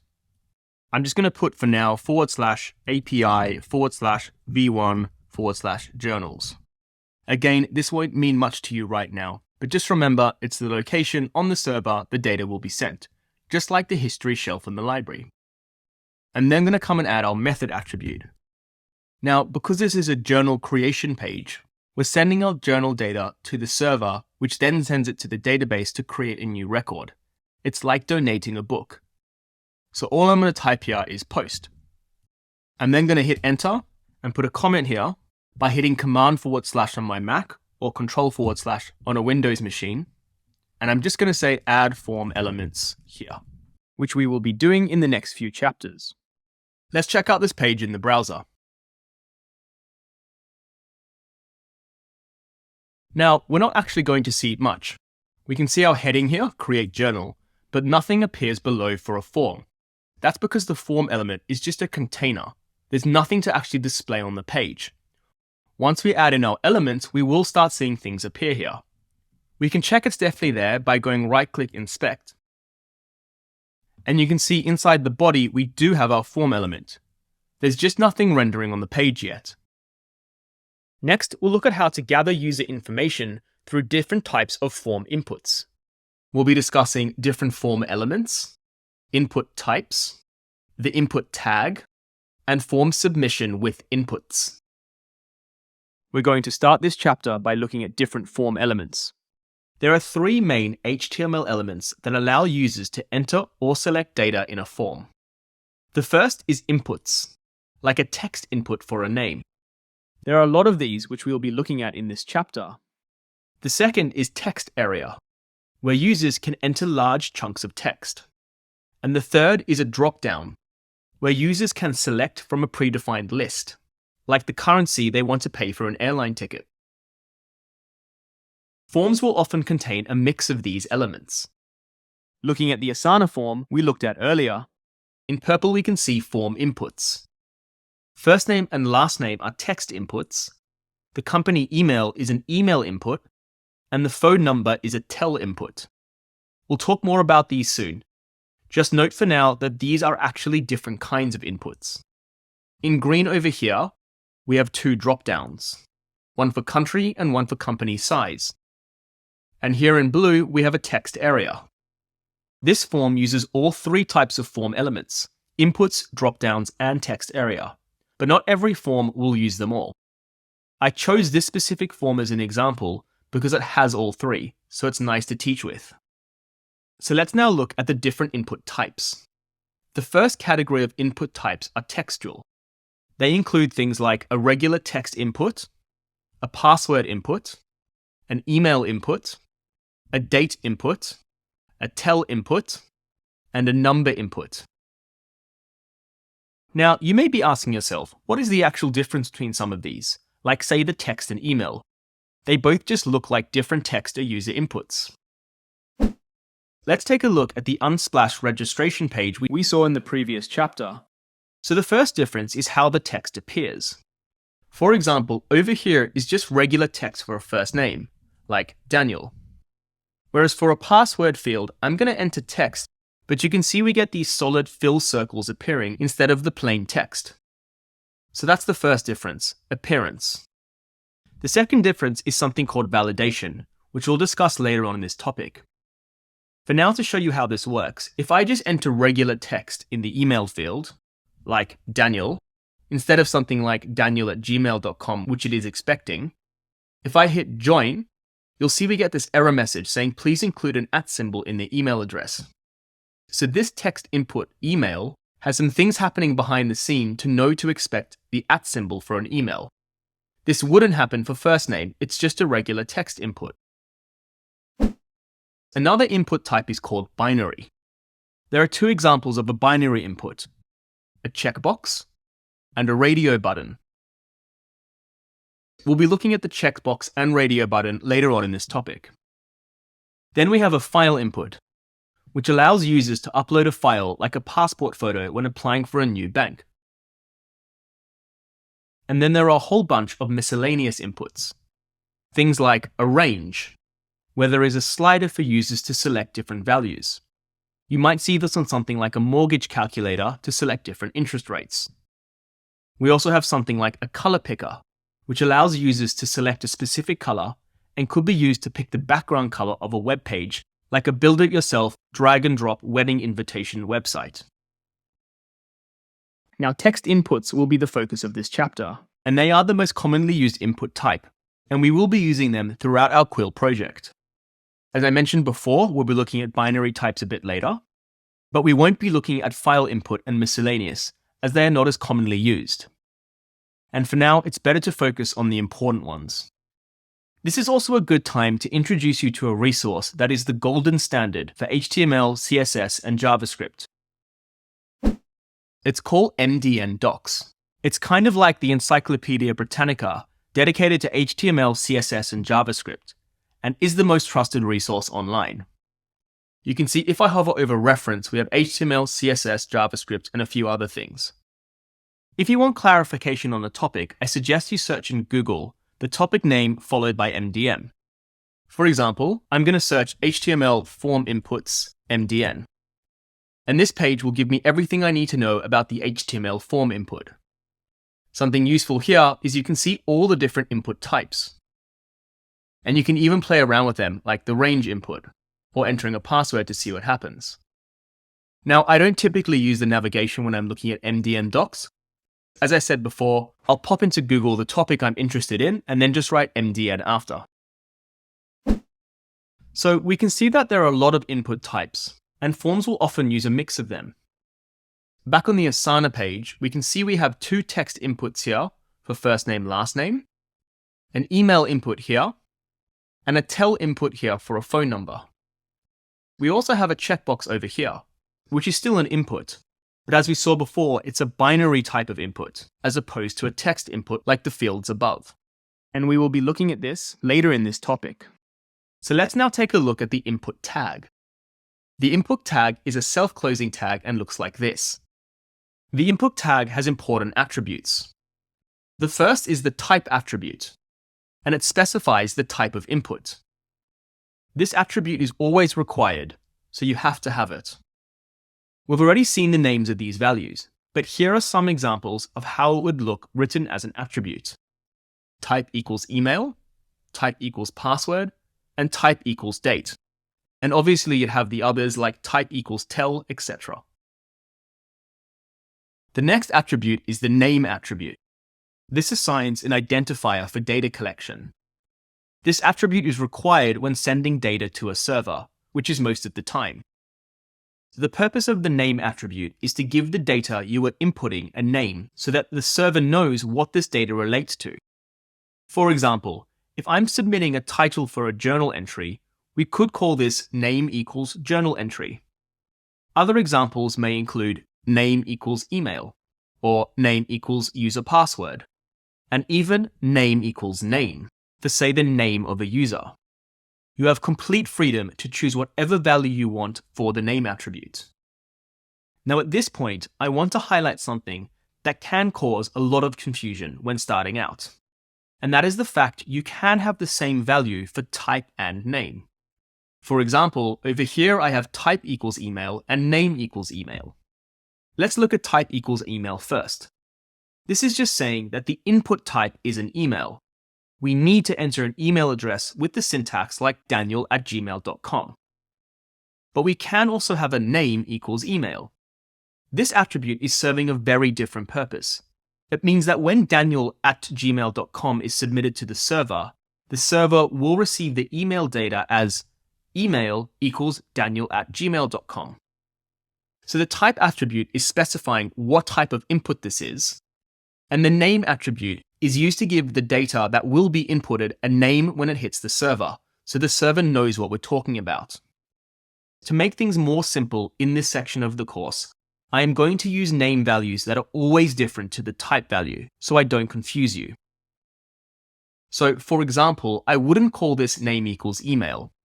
I'd call it something like name equals user email. Now, in reality, most developers wouldn't do this. They would just have this as type equals email and name equals email. But I want to keep these different for now to help distinguish these when you're starting out. Don't worry too much if this is still confusing you right now. We're going to look again at the library analogy so you can better visualize what I'm talking about. The final attribute we can have are other attributes. They're simply other attributes we can use, and you can use one or more of them. They're totally optional, so you don't have to use them. The example I have here is placeholder equals enter title. This will simply put the text enter title inside the form input. You can see this placeholder attribute value over here, where we have e.g. John, Smith, name@company.com, etc. More examples of other attributes include max length, which could be used to set a maximum journal title entry. The word required, which ensures the user enters a value in that form field before they submit. We'll look at this one a bit later when we discuss validation. And the word disabled, which prevents users from inputting. This is commonly used once a form has been submitted, and the data is in the process of being sent to the server. You would then use this to disable the form, so users can't change any details during the process of sending the data to the server. You'll notice that some other attributes have a value, like max length equals 10, while other attributes have no value, and this is totally fine. Let's go check out the different text form inputs on the Asana form. I'm going to right-click and go Inspect, and then I'm going to use the inspection tool to click on an input. This input is the type text. It's just a regular text input. You can see it's been given a name of first name, which is used to identify the data sent to the server. And there are also some other attributes like placeholder, e.g. equals John, and max length equals 255, so a name can't be more than 255 characters. Let's check out the company email input. You can see here the type is email, because this is an email input. You can also see the name is email, they've just capitalized the E. So if I entered for this field daniel@gmail.com, the server would receive data that would look like email equals daniel@gmail.com. You can see we have the placeholder attribute as well as the max length attribute. Let's quickly look at the phone number attribute as well. You can see this is a type of tel, which is used for a telephone. We've got the name attribute, and again, two optional attributes, placeholder and max length. Don't worry about the other attributes inside each input. They're not important for now. So let's head back to our form submission library analogy to visualize how this all works. We've seen that forms need to know where to and how to send data. Just a quick reminder of the library analogy. We want to borrow a book, so we ask the librarian for a book. The librarian looks for the book on the shelf, and if the book is present, takes it and gives it to us. The interaction of borrowing the book is the how. In web development terms, it is the method. And because we are borrowing a book, it is a get method. The location of the book on the shelf is the where. In this case, it's on the history shelf. And in web development terms, it is the action, which is the location on the server. And because this is a history book, the action attribute would be something like action equals /history. Now, we've just spoken about HTML form inputs. So the other variable that we need to add into this analogy is the data part. In the library analogy, this is about what we are asking for. In this case, it is a book. Bringing this back to HTML form inputs, this can be described as type equals book. And we'd also be asking the librarian the name of the book we want. So this would be something like name equals mouse, which is a history book. In web development terms, the type would be an input type like type equals email, and name would be something like name equals user email. The library and a web application are conceptually working the same way. Both the book in the library and data in an HTML form both have a type and name, and both requests are eventually being fulfilled somewhere. In the library, a book is retrieved from a bookshelf, and in web development, data is retrieved from a database. Let's now look at the other case. The case when we donate a book as opposed to borrow it. Let's say we're going to donate the same book we requested in the previous video. So this is type equals book and name equals mouse. So the what hasn't changed. The where also hasn't changed because this book will eventually be added to a history shelf. What has changed is the how, which is now method equals post. We are giving the librarian a book and it is added on the shelf, just like a new record being created in a database. Let's now go back to the borrowing case. So we are back at method equals get. But now I want to change the what. In this case, we'll be asking to borrow a movie instead of a book. So the type now is movie, not book. And let's say we're looking for the movie called Unbroken, which is another history movie. So in this case, the name will be Unbroken. Now movie is just acting like another type, like type equals email or type equals password. But the point of showing you this is that just like you can ask to borrow a book or movie, so too in web development you could ask to see different data, like a list of email addresses or a list of telephone numbers. The final case we will look at is when we want to now donate the movie instead of borrow it. The what is the same as before. It's still a movie called Unbroken. The how has now changed though. It's now method equals post. We are giving the librarian the movie called Unbroken, and the librarian will add it to the shelf like a new record being created in a database. Hopefully this library analogy is able to help you conceptually understand how form attributes of method and action work together with the input attributes of type and name. So a form knows what kind of data it is sending, how it is sending it, and where it is sending it. Later on in this topic, we'll be spending an entire chapter just talking about form submission and going into more detail, so don't worry too much about it right now. So in this chapter, we learned about the input tag. We saw that there were several attributes. We saw that there was the type attribute. The value of the type attribute would be something like text, email, password, etc., and defined what type of input this is.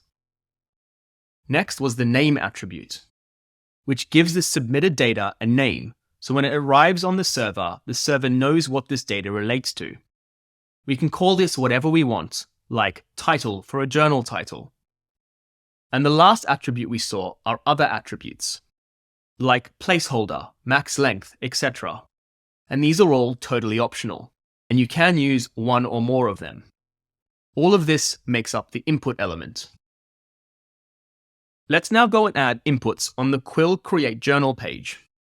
We will be adding a single text input for the title of the journal. So I am back in the Create Journal HTML page. I'm going to delete this comment and go grab an input tag by typing input and hitting enter. You'll see it automatically gives me a type attribute with the default value text. Now luckily for us, this is a text input, so we can leave it as it is. But if it were another input like an email, we would just change it over here. Just a reminder, the type input is defining the input type. In this case, just a plain text input. The next attribute we're going to give our input is the name attribute. Because this is a journal title, I'm just going to give it the name of title. And again, just to remind you what this is doing, when a user eventually enters a title in the form field, something like I had a great day, that will be submitted to the server. But it will be submitted to the server as title equals I had a great day. This value is serving as an identifier for the value the user will eventually enter, so that when it hits the server knows what this data relates to. And again, you can call this whatever you want. I'm also going to give it another attribute, which is totally optional. I'm going to give it the placeholder attribute, and I'm going to type enter title. Let's go check this out in the browser. So you can see we now have an input type here. Enter title is the placeholder, and it is a text type. So it's expecting just plain text, like I had a great day. Moving on, we'll explore how to enhance accessibility and usability by using form labels. We'll be discussing the purpose of form labels and the label tag. So what are form labels? Labels improve accessibility and usability of forms. Looking back at the Unsplash registration form, we can see labels here above each input. These labels behind the scenes are also linked to their respective inputs. For example, when I click the word email here, you'll see that it moves my cursor to the email field to allow me to start typing in an email. And this is the case for all of these labels. If I click password over here, I'm immediately taken to that input field and I can start typing away. So behind the scenes, these labels are connected to their respective input. Now you may be thinking, who cares about labels? They just seem like extra work. I could just use a placeholder attribute with the value of first name instead of using a label. There are 3 good reasons why you should always use labels. The first is that they are generally easier to read. The second is that they are needed for screen readers, so it makes your code more accessible for those who have visual impairments. And because the label and respective input are connected behind the scenes, it makes the usability much easier on smaller devices like a mobile, where clicking on a label would take you straight to the input box. Let's now take a look at the label tag. I'm first going to go grab the input from our Quill application for the journal title. As we've seen, the label we're going to add is somehow connected to this input. And to do that in HTML, we first need to add an ID attribute to the input. As a reminder, the ID attribute, which we've looked at already, identifies an element and must be a unique value. I've given this input an ID value of main title, but you can call it whatever you like. It is also common for the ID attribute to be the first attribute, so that's why I've put it at the start. We can now add the label tags, which is made up of an opening tag and closing tag, wrapping the label text, in this case, journal title. To connect this label element with the journal title input, we need to add a new attribute called the for attribute. The for attribute is specifically used in HTML form labels, so you're not really going to see it anywhere else. the value of the for attribute has to be the exact same of the value of the ID attribute in the input. So we have to call it main title. So both the for and ID have the same value of main title. Doing this now connects the label to the input. I'd also like to highlight something which can cause confusion when it comes to deciding the values for ID and for attributes. We could have given the ID a value of title, and the for attribute a value of title as well. These values are the same, so our label would still be connected to the input. What I want you to take note of now is that the name attribute also has a value of title. When you get more comfortable with HTML, you'll likely name your attributes like this. And it is totally fine because the ID and for attribute and name attribute are doing totally different things. The ID attribute of title is just being used to link to the for attribute of title in the label. It's just connecting our input and label. On the other hand, the name attribute with the value of title is used when sending data to the server, so that the server knows that this data we are receiving is the title of a journal. So because they're doing totally different things, you can actually label them the same. And as I mentioned, doing this is actually fairly common, reusing a succinct value like title for the ID and for attribute as well as the name attribute. In fact, there are some circumstances where all your values would be the same. I'm going to demonstrate this by creating an email input. I'm going to grab the input. I'm going to change the type to email, which identifies this input type as an email. I'm then going to make the name email. Again, this is the identifier that is sent to the server, so that when the user inputs an email like daniel@gmail.com, the server receives email equals daniel@gmail.com. I'm then going to add an ID with the value email, which is used to identify the input element itself and helps us connect to a label. I'm then going to go grab the label element. I'm going to call this email. And for the for value, I'm going to call it email. By having the for and ID value the same, this connects the label to the input. So you can see I've used the email value for every single attribute. When starting out, it can be really confusing to know what all these values relate to. So I will be using different values for different attributes, so it is very clear how they relate to one another. So I'm going to remove the ID and for attribute and replace them with what we had before, main title. So in this chapter, we learned about the label element, which was made up of a label opening and closing tag, wrapping the label text. The label text had the for attribute, which was used to connect to the respective input. To make this work, the input needed an ID attribute with the same value. In this case, main title. Doing this connects the label and input elements. Now looking at the form overall, we've added in a label element. Now it is common to have repeating units of labels and inputs.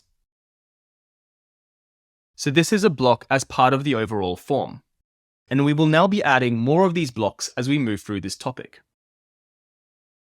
Let's now go and add labels on our Quill Create Journal page.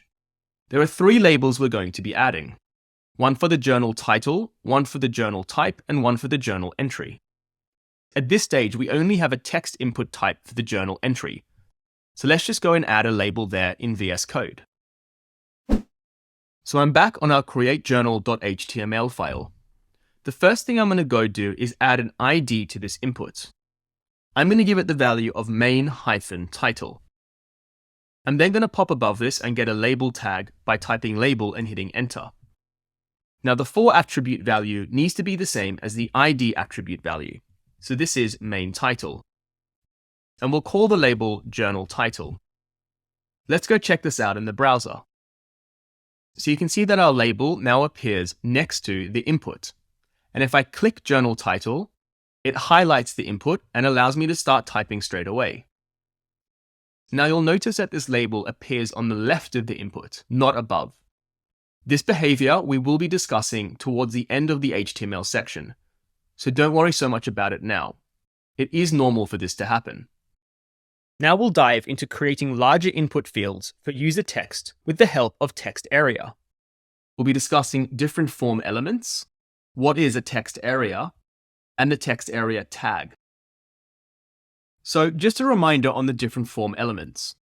There are three main HTML elements that allow users to enter or select data in a form.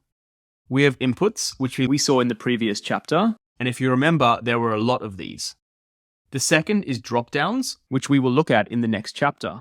And then there is a text area, which we will be looking at now. So what is a text area? It is an element used for multi-line text input, used for comments and longer messages. When I say input, I do not mean an HTML input type like text, email, password, etc. The text area is its own special kind of text input that does not belong to the input element. Here is an example of a text area on the Asana form. You can see that users can enter a longer description of what they would like to discuss with the sales team. Let's now take a look at the text area tag. The text area has an opening tag and a closing tag. Let's now take a look at all the attributes. We'll first add an ID attribute, as we're going to need that for a label. I'm going to be building the text area for the journal entry on our Quill application. So I'm going to give this an ID with the value of journal-entry. Next is the name attribute, so that whatever text is entered by the user, when it arrives at the server will know what this text relates to, in this case an entry. And as another reminder, the ID and name values can be whatever you want, and they can even be the same thing. But for now I'm keeping these values unique, so it's a bit clearer what they relate to. The last set of attributes are rows and cols. They set the visible dimensions in text characters. The row value is the number of lines the text will fit on, in this case 5 lines. And col is the number of characters the text will display horizontally, in this case 30 characters wide. Now you may be wondering, where is the type attribute we saw in the inputs chapter? We don't have a type attribute here because this is not an input, it is a text area. The type attribute is only used in inputs, like text, email, password, etc., to distinguish between those different types of inputs. The text area is just a text area. There are no other types, and it's defined on the tag itself. I'm then going to add a label of journal entry, and I have to give this a for attribute with the same value as ID, in this case journal-entry, and this will connect the label and text area.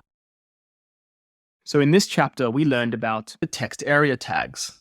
The text area tag had an ID, which was used to identify the element so that we can add a label. It had a name value, entry, which is used to identify the data when it eventually hits the server, so the server knows what data this relates to. And it had a rows and cols attribute, which defined the height and width of the text area in text characters. All of this makes up the text area element.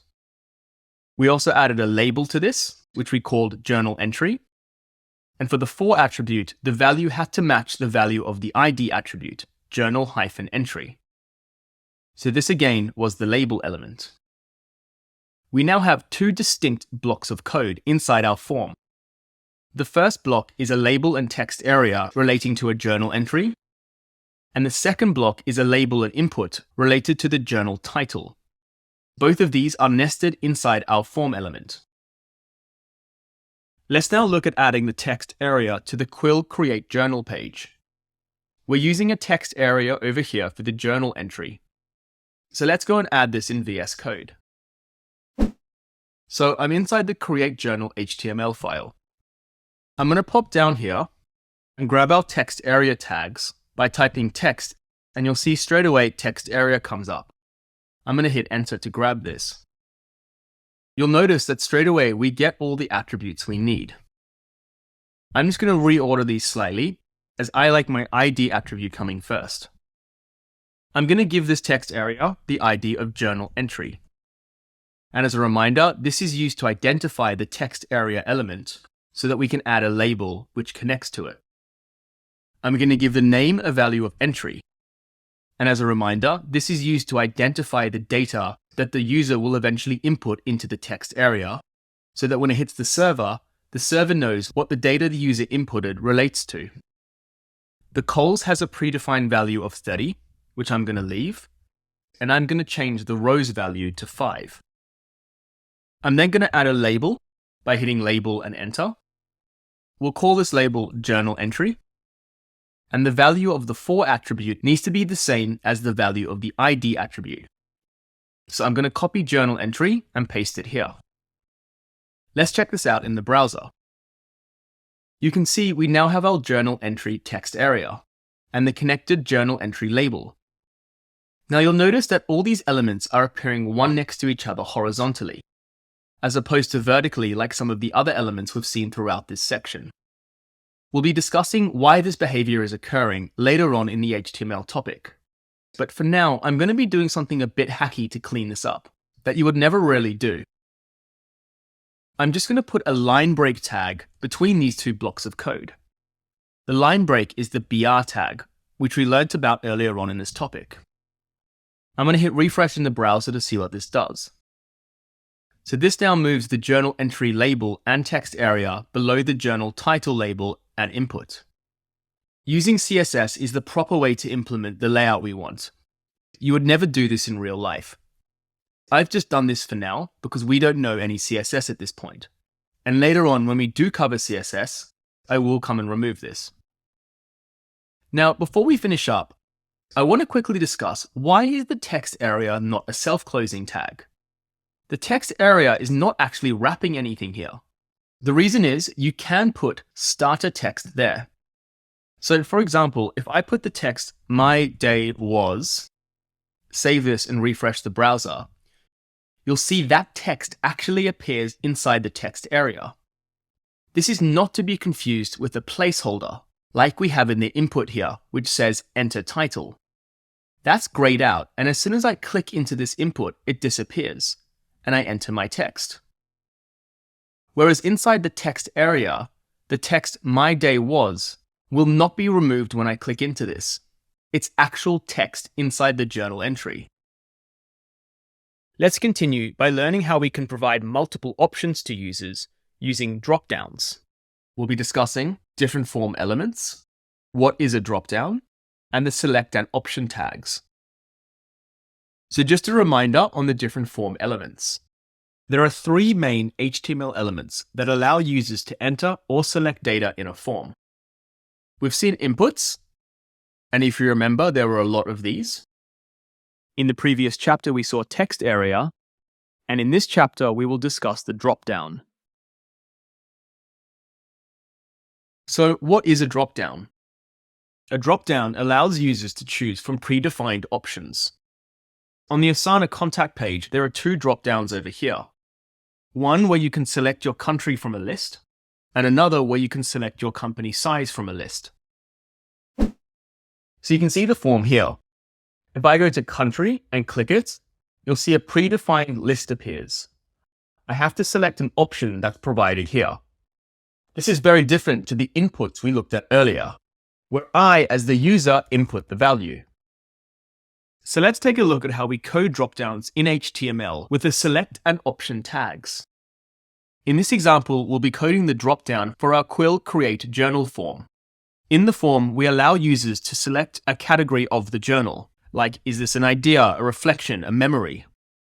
These tags are going to wrap another set of tags, so we'll move them here for now. Let's go and add the attributes we need to the select opening tag. The first attribute we'll give it is the ID attribute with the value journal category. This then allows us to add a label, which has the same value journal category for the for attribute.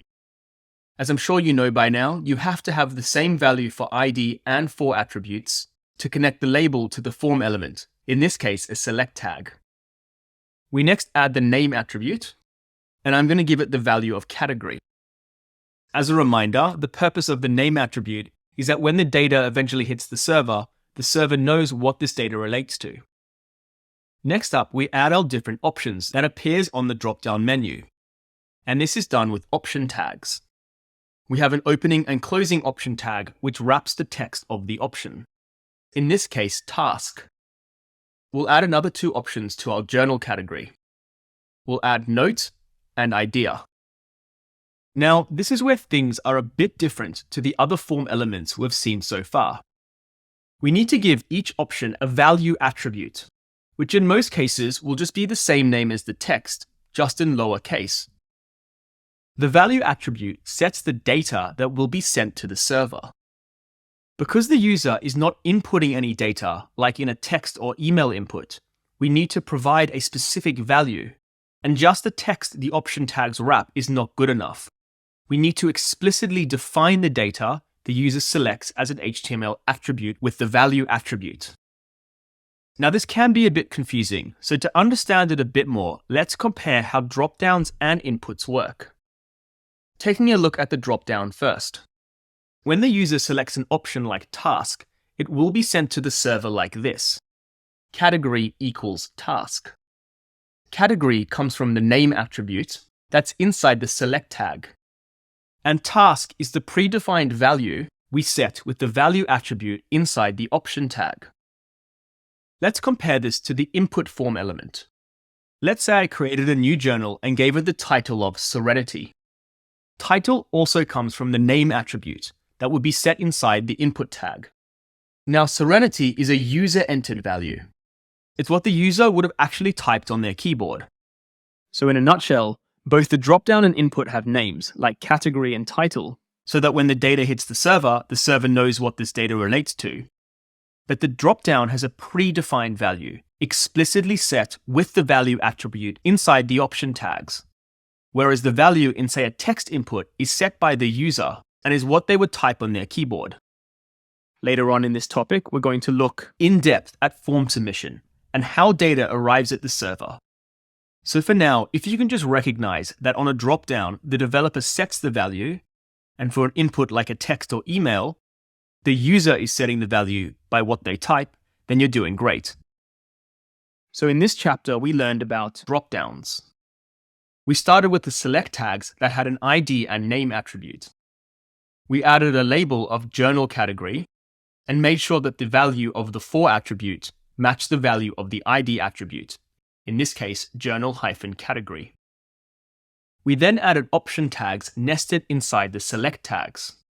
Each option tag wraps some text that the user will see in the drop-down menu. Each option tag also has a value attribute that explicitly sets the value that the user chooses from the drop-down menu. We saw that this value attribute was not needed in other form elements like text or email inputs, because in those form elements, the user is defining the value by typing it in with their keyboard. So in summary, we've added a label element, a select element, and option elements, which are nested inside the select tags. So now looking at the different blocks of our form, we have the dropdown over here, the text area over here, and the text input over here. All of these form elements are nested inside the parent form tags. Let's now go add a dropdown to the Quill Create Journal page. On our Create Journal form, we have a dropdown over here, where the user can select the category of journal they are creating. So let's jump into VS Code and write this up. I'm in our createjournal.html file. I'm going to pop down below this line break tag, and I'm going to grab the select tag by typing select and hitting enter. I'm first going to hit enter to separate these tags, as we're soon going to put options here. I'm then going to swap the order of my ID and name, as that's just my preference. And I'll give this an ID value of journal category. Straight away, I'm going to grab my label element by typing label and hitting enter. We'll enter the text for the label journal category. And to connect our label to our select element, we need to give the for attribute the same value as the ID attribute. So I've just copied and pasted it. I'll give the name attribute a value of category. And just to keep hammering it home, this is used to identify the data when it hits the server. Let's now go and add our different options. Our application will have 8 options. So I'm going to do our nifty trick by typing option times 8 and hitting enter. For each option, I'm going to add the option text. The first option will be an idea, and I'll give it the same value in lowercase. The next one will be note, and I'll give it the same value in lowercase. To avoid boring you, I'm just going to go and complete this. So as you can see, I've added in the extra 6 options. goal, habit, memory, mood, event, and task, each with its respective value in lowercase. Now, the last thing I want to do is just add another line break tag here, so that we view this in the browser. Each form element block will appear below each other. And if you remember from the previous chapter, this is not something you'd ordinarily do. We just can't handle layout yet because we haven't learned CSS. So I will be removing these line break tags later on. Let's check this out in the browser. You can see it defaults to the first option, idea. And when I click the dropdown, I can select the others. Next, we'll learn how to actually submit forms using buttons.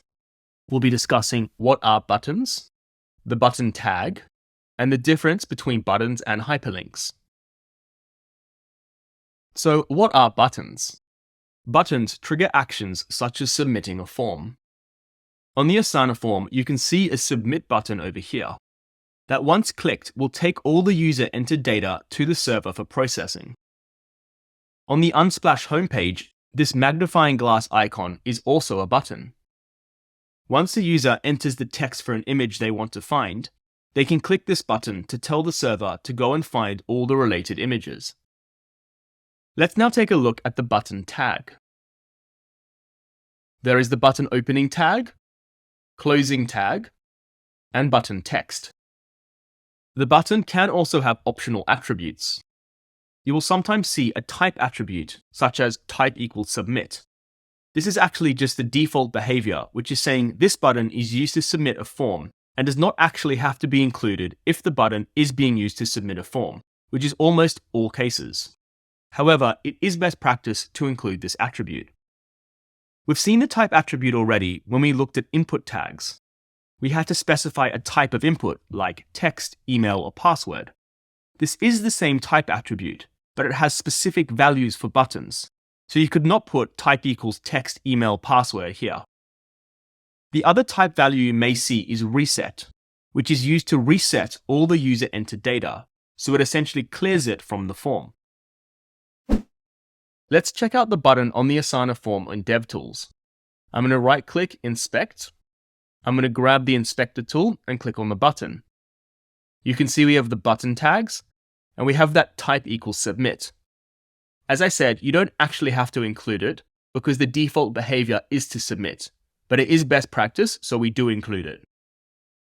Now, a question you may have at this point is, what is the difference between buttons and hyperlinks? I mean, why didn't we just use the button tags when creating, say, the login or register hyperlinks before, as they also appear as buttons in the final project? Well, hyperlinks and buttons can appear visually the same, but serve different purposes. Let's look at the hyperlink element first. An example of a hyperlink we've made so far is the Get Started hyperlink. Hyperlinks are used to navigate users to a different page. In this case, when the user clicks on Get Started, they are taken to the registration page. Its sole purpose is to navigate users. Hyperlinks will often look like a button element, and we will in fact be styling this in the CSS section to make it look like a button. But don't be mistaken, behind the scenes in HTML, these are hyperlinks, not button elements. Let's now look at the button element. Looking at the example from this video where we created a button for our form called Submit. The button element is used to trigger actions like submit a form. They act within the current page. So for example, once the user submits the form, they could see a pop-up on the same page saying thank you. They're not necessarily taken anywhere new. The button is there just to trigger an action. However, a lot of times clicking a button can result in navigation to a different page. This is secondary and a byproduct of clicking a button. The main purpose of the button is to say submit form data. Once that is done, there could be extra logic to take users back to say all their journals once they have submitted the most recent one. In a nutshell, hyperlinks are used for page navigation, whereas buttons are used to trigger events happening on a page, and can sometimes also navigate users, which is a secondary effect. Let's take a look at hyperlinks and buttons behind the scenes in HTML on the completed Quill project. Now, all of these buttons are actually hyperlinks behind the scenes. They're just styled as buttons. And again, they're hyperlinks because their main purpose is to navigate users to another page. Let's take a look at this in DevTools. I'm going to inspect and click this login button. You can see that this is actually a hyperlink with anchor tags used. We're just using CSS to style them to look like buttons. Let's click on the login button and take a look at this submit button. You can see this is actually a button element. We're using button tags, not anchor tags. And that's because the main purpose of this button is to submit a form. It's triggering an action. And again, we just use CSS to style our buttons and hyperlinks to look the same. So let's finish off the summary card for this topic. The missing piece in this form is the button, which we saw was used to trigger an action like submitting a form. We discussed that it's best practice to add a type attribute with the value submit to submit a form. And another value we can use is reset, which clears the form fields. This is the button element. Taking a look at all our different blocks in the form. The first block is the text input for the journal title. The next block is the dropdown for the journal category. The next block is the text area where users enter their journal entry text. And the final block is the button used to submit the form. All of these elements are wrapped by the form tags. Let's now go ahead and add a button to the Quill Create Journal page. We have a submit button in blue over here, which is used to submit the data in the form to the server. There is a cancel button above this, which we will be handling later on in the React section of the course. The functionality here will be just to navigate users away from this page. So let's jump into VS Code and code this up. So I'm inside the Create Journal HTML file. I'm going to scroll down to the bottom here and add a button by typing button and hitting enter. We'll add button text of submit. I'm then going to add that type attribute and set it to submit. And if you recall, we don't actually need this because the default behavior of a button is to submit, but it is best practice to include it. Now again, I'm just going to add that line break tag, so this appears on a separate line. So let's check this out in the browser. You can see that our submit button appears down the bottom here. Now in the next chapter, we're going to be spending quite a bit of time discussing how form submission actually works. But I do want to go ahead and submit the form now to show you some interesting behavior of the submit button. I'm going to just enter some random data for each of these elements. And you can see by clicking submit, the form submits. Now, the reason we're getting this error message is because we don't actually have a server set up. You can see in the address bar here, we're trying to submit the data to this section of the database, which doesn't exist, so we get this error message. But from HTML's perspective, the button is doing its job. It's submitting the form. What I want to show you is that the button element can actually live anywhere inside the form. It doesn't have to be at the bottom. For example, if I popped it right at the top, like this, I'm going to hit refresh. I'm going to go again and enter some data. And hit submit. It also submits the form. The button just has to be somewhere inside the form. As soon as the button moves outside the form, it won't work. So for example, I'm going to grab our button and just get rid of this line break tag. And I'm going to put the button outside the form over here. I'm going to go enter some random data. And I'm going to hit submit. And you can see it does absolutely nothing. The button has to be somewhere inside the form in order for it to trigger the form submission. Let's pop it back where it should be. I also want to show you don't need this attribute. So if I just cut this for now, refresh, add some random data, and hit submit, the form still submits. And that's because the default behavior of the button is to have type submit there. But as I've mentioned, we have it there for best practice. The final thing I want to show you is the reset attribute value. If I change this to reset, enter some random data, and hit submit, you'll see that it clears the form. That's the behavior of setting type equals reset. I'm just going to change it back to submit. Now we'll take a look at how to send user data to a server by focusing on form submission. We'll be discussing how form data is packaged and sent to the server, and the HTTP request and response when submitting data. So in this chapter, I'm going to be doing a detailed walkthrough of form submission. As we know by now, forms need to know where to and how to send data. I'm going to recap the library analogy we've been using in the last few chapters, as I just want to make sure we're on the same page in conceptually understanding how forms are submitted. We're going to be looking at the case where you donate a book. The book is given to the librarian, and the librarian then adds the book to the appropriate shelf. Now, there are three important aspects of this interaction we need to look at. So the first aspect is how I'm interacting with the librarian. In this case, I'm donating a book. It's the how I'm interacting. Now, as we've seen before, there are other kinds of interactions you can have, like borrowing a book. The second aspect is where the book is eventually being stored.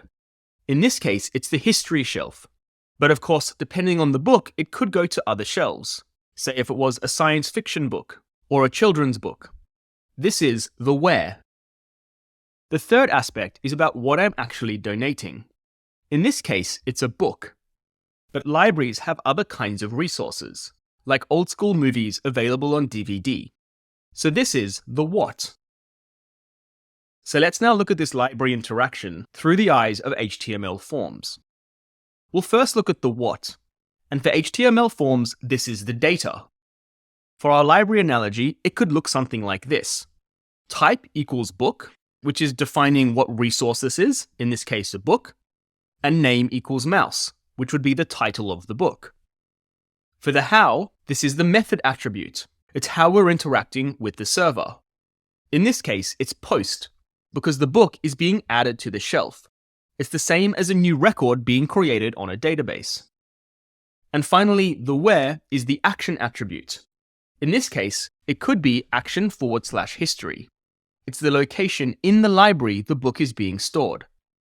And as I mentioned before, because this is a history book, it's going in the history shelf in the library. But if it was another category of book, like science, the action attribute would be something like /science. So this is the form we've been working on where users can submit a new journal entry. So let's now identify the where, how, and what. The action attribute inside the form tag is the where. It's the location on the server the journal entry will be sent to. In this case, it's /API/v1/journals. And just like the library where there's different shelves for different books, on our database, there would be different locations for different kinds of data. So for example, a web application is going to have user data. So user data would be stored in a location like /API/v1/users. Don't worry so much about the /API/v1 for now. It's just web development stuff we're going to talk about later. The second attribute in the form tag, method equals post, is the how. It's how we're interacting with the server and database. In this case, because we're submitting a new journal entry, we're creating a new record on the database, so it's appropriate to use method equals post, just like you donate a book.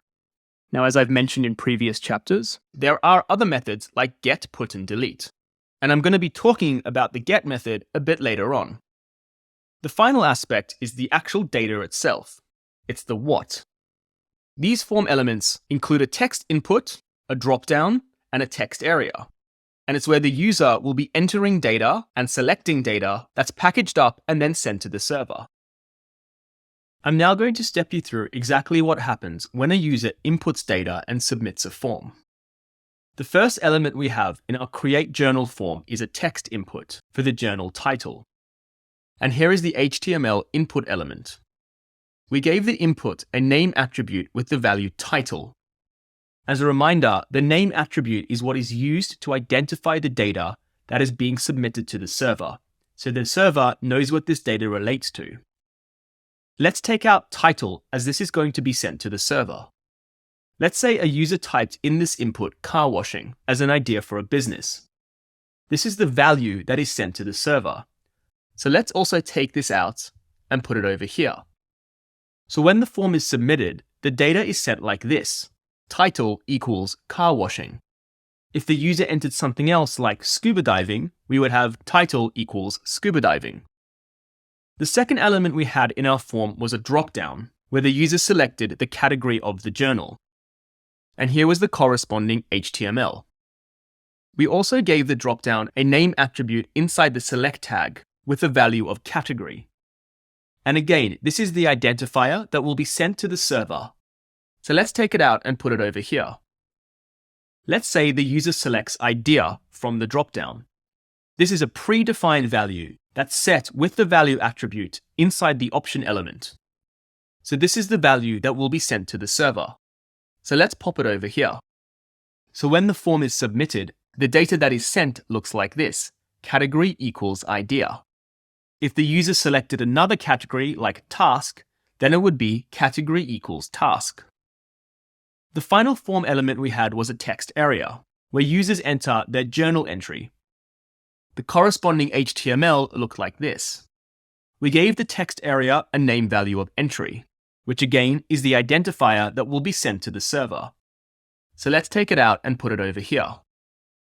Let's say the user enters the text of a car wash that serves coffee while you wait. This is the value that is sent to the server. So let's also take this out and put it over here. So this is what will be sent to the server. Entry equals a car wash that serves coffee while you wait. And if the user entered anything else like a car wash that serves tea while you wait, that would be the value that is sent. So in summary, we have this. For the journal title text input, we have title equals car washing.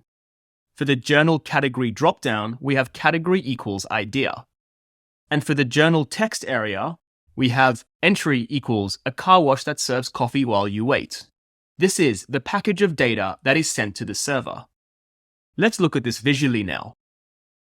We have our user, our server, like the librarian, and our database, like the bookshelf.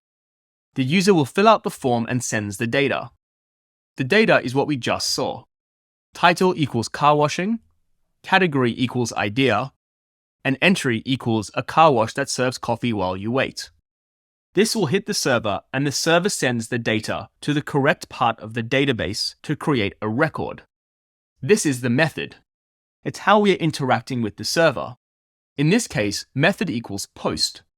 We are adding new data to the database, just like we added a new book to the shelf when we donated it. The final piece is the action, which is the exact location on the server where the journal data will be saved. In this case, it's /API/v1/journals. It is here the journal is created. So let's go ahead and submit some form data and take a look what's happening behind the scenes. So I'm going to go ahead and submit some data. For the title, I'm going to use car washing. The category, I'm going to select as idea. And for the text, a car wash that serves coffee while you wait. So I'm now going to go submit this. Now, as I mentioned in the previous chapter, we're getting an error because we don't actually have a server set up. We can see that the data is trying to be sent to /API/v1/journals. However, the HTML form is working. From its perspective, it has successfully sent the data. I'm going to go do this again, but I want to look in DevTools at the Network tab. I'm going to go Inspect and tap Network. Network is responsible for showing network requests, like sending data to a server. We'll be talking about this a lot more in a later topic in the Full Stack Bootcamp. I'm going to hit Submit. And as you saw before, the form fails because we have no server. If I click on this first row over here, Journals, this now is the HTTP request and response for sending the data we have entered to the server to try create a record in the database. You can see we have the request URL here. This is what we defined in the method attribute in the form. If I head over to Payload, you can see we have the name and values, title car washing, category idea, entry a car wash that serves coffee while you wait. So this is the package of data that is sent to the server. You can see now why that name attribute is so important. It's giving a name to the data that the user is entering or selecting. Now, because we don't actually have a server set up, we are getting no response. I now want to go do the same thing, but on our completed project. to show you what this would look like in real life. We'll enter the same data, car washing, the journal type, we'll select idea, and for the entry, a car wash that serves coffee while you wait. I'm now going to open up the Dev Tools, head over to Network, and submit the form. I'm just going to scroll this up slightly. I'm going to click on this first row over here. On the headers, you can see that same request URL, /API/v1/journals. This is the location on the database we're creating that journal record. We can also now see a request method, post, which we defined in the HTML form as method equals post. We're also now getting back a status code, 201 created. This means that the journal has been successfully created as a new record in the database. We'll be talking about status codes a lot more in a later topic in the Full Stack Bootcamp. If I head over to Payload, you can see the data that's being sent. We have our title, our entry, and our category. I've just called it type on the final application. We called it category. It doesn't really matter. I'm also automatically sending an emoji for the type of journal, in this case, a light bulb. We'll be adding that functionality later on in the React section. If I now go to response, this is data we are getting back from the server. This is essentially the record that is being created in the database, and I'm sending it back to the front end so that we can then display this journal. I'm getting back a few other things that are specific to the database, like when it was created, a unique ID for this journal, and which user it was created by. Again, this is stuff we'll discuss much later on in the course. For now, I want you to see that we did get a response back. So before we finish up, I do want to look at form submission for the other type of interaction that we've seen in the last few chapters. So instead of donating a book, we're now going to go and borrow a book. In this case, we would ask the librarian for a book, and the librarian looks for the book on the shelf. If the book exists, they would take the book from the shelf and hand it to us. So let's go through the what, how, and where. For the what, it's still a book. And let's say we are asking for the book Mouse. So the what here doesn't change. Of course, it could be anything though. We could be looking for a type movie and a name Unbroken. For the how, this is no longer a post method. In the donating book case, we were adding a book to the library, creating something that didn't exist there before. In this case, we're just retrieving something already on the library. So the method here is get. Now don't worry so much about HTTP methods, we will be talking about them at great length later in the course. And finally, the where, the location of the book in the library. This is the action attribute /history. And because we're still looking for a history book, the value of the action attribute /history is still the same. But of course, this could be another shelf, depending on what we were requesting. If I were wanting to borrow a science book, the librarian would go to the science shelf. So the action here would be /science. I'm going to go and quickly make an HTML form to show you how this looks behind the scenes. Inside VS Code, I'm going to hit New File, click Text File, select a language, and search for HTML. I'm going to grab our boilerplate code straight away by hitting !Enter. I'm going to save this on our desktop and just call it form.html. Let's give it a title of form. I'm going to be making a quick form where a user will be able to search for different journals based on a title and/or category. I'll first get our form element by typing form and hitting enter. For the action value, this is where we're searching on the database. And because we're searching for journals, it lives in the same location. /API /v1/journals. I'm then going to go add our method attribute. And now because we're trying to retrieve values, the correct method is get. Post was used for creating a new record on the database. I'm now going to go get an input element by typing input and hitting enter. This input element is going to be the search area where users will search for a journal title. I'm going to give this a name of search. I'm going to give this input an ID of search bar. And then I'm going to add a label called search. And the for value needs to be the same as the ID value so that the label is connected to the input. I'm also just going to add some placeholder text of search journal. Next up, I'm going to add a dropdown where users can select a category of journal. I'm going to get the select tag by typing select and hitting enter. I'm going to swap the order of the ID, that's just my preference. I'll give this a name value of category and an ID of journal category. I'll grab the label and give it the text journal category and copy the ID value and paste it as the for value to connect the select to the label. I'll then add a few options. I'm just going to add 3 for this example: idea, task, and memory. And I'm going to give the value attribute those same names, just lowercase. Finally, I'll add a button so we can submit the form. I'll give it the text submit. And for best practice, I'm going to add a type with the value submit. So let's go check this out in the browser and submit this form and see what happens behind the scenes.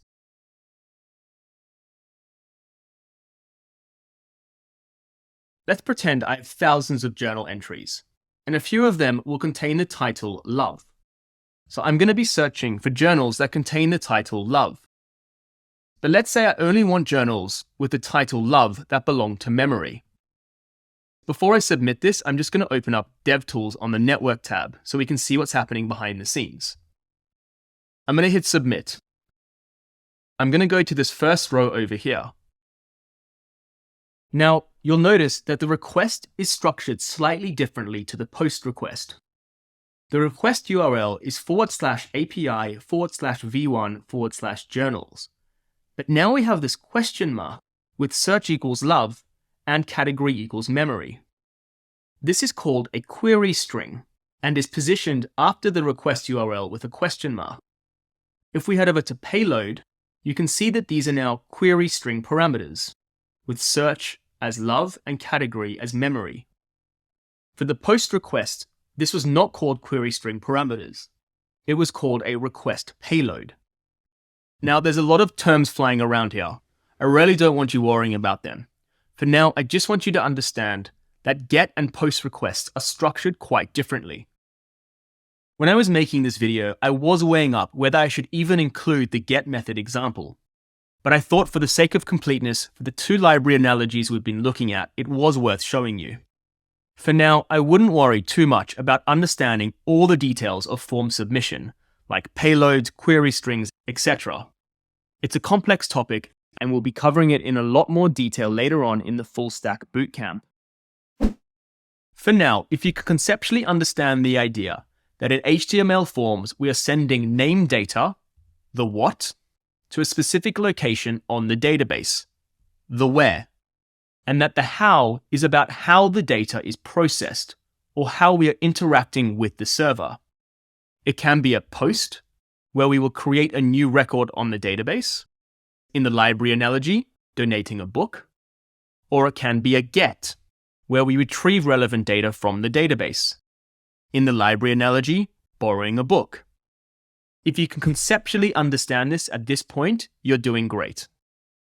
Moving forward, we'll cover how to ensure data accuracy and completeness through form validation. We'll be talking about what is validation, client and server-side validation, and built-in versus custom validation. So, what is validation? Validation is the process of checking data to ensure it meets expected criteria. On the Unsplash registration form, we have an email input that expects the user to enter a value that is in email format, something like daniel@gmail.com. In the password input, you can see it requires a minimum of 8 characters, so there is an expected password length. So let's see this in action. I'm going to add my first name and my last name, and then I'm just going to enter some random text not in email format in the email field. If I try click join, you'll see we get this message, please include an @ in the email address. So this is validation. The email field is expecting an @ symbol, and the form isn't submitting until I enter the email in the correct format.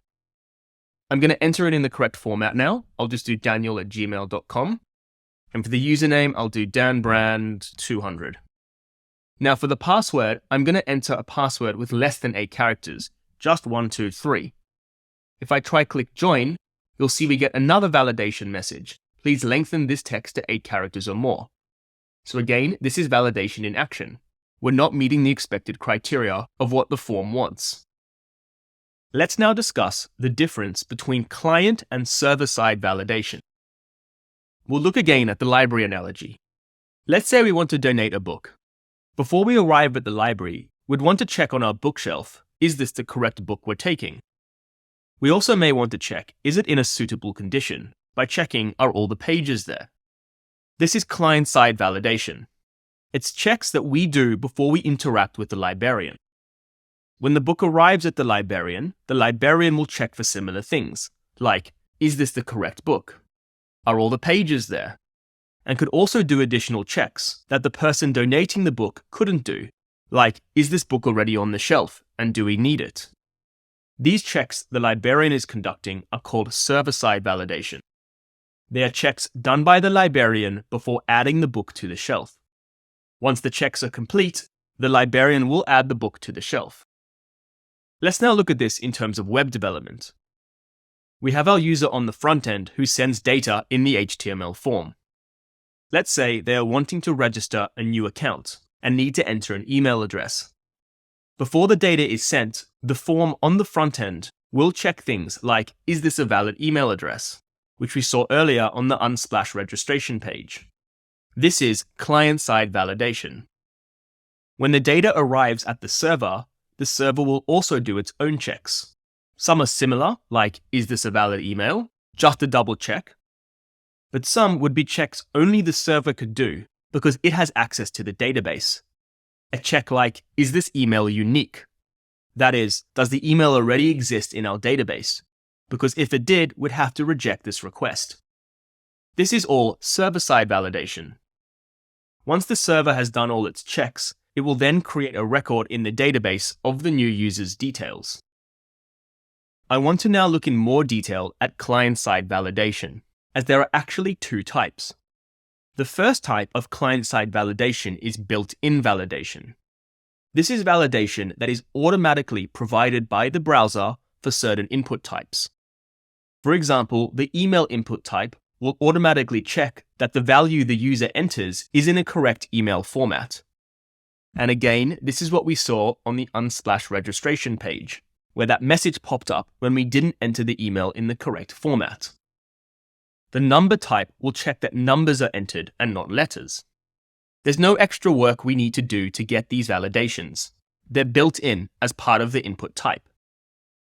The second type of client-side validation is custom validation.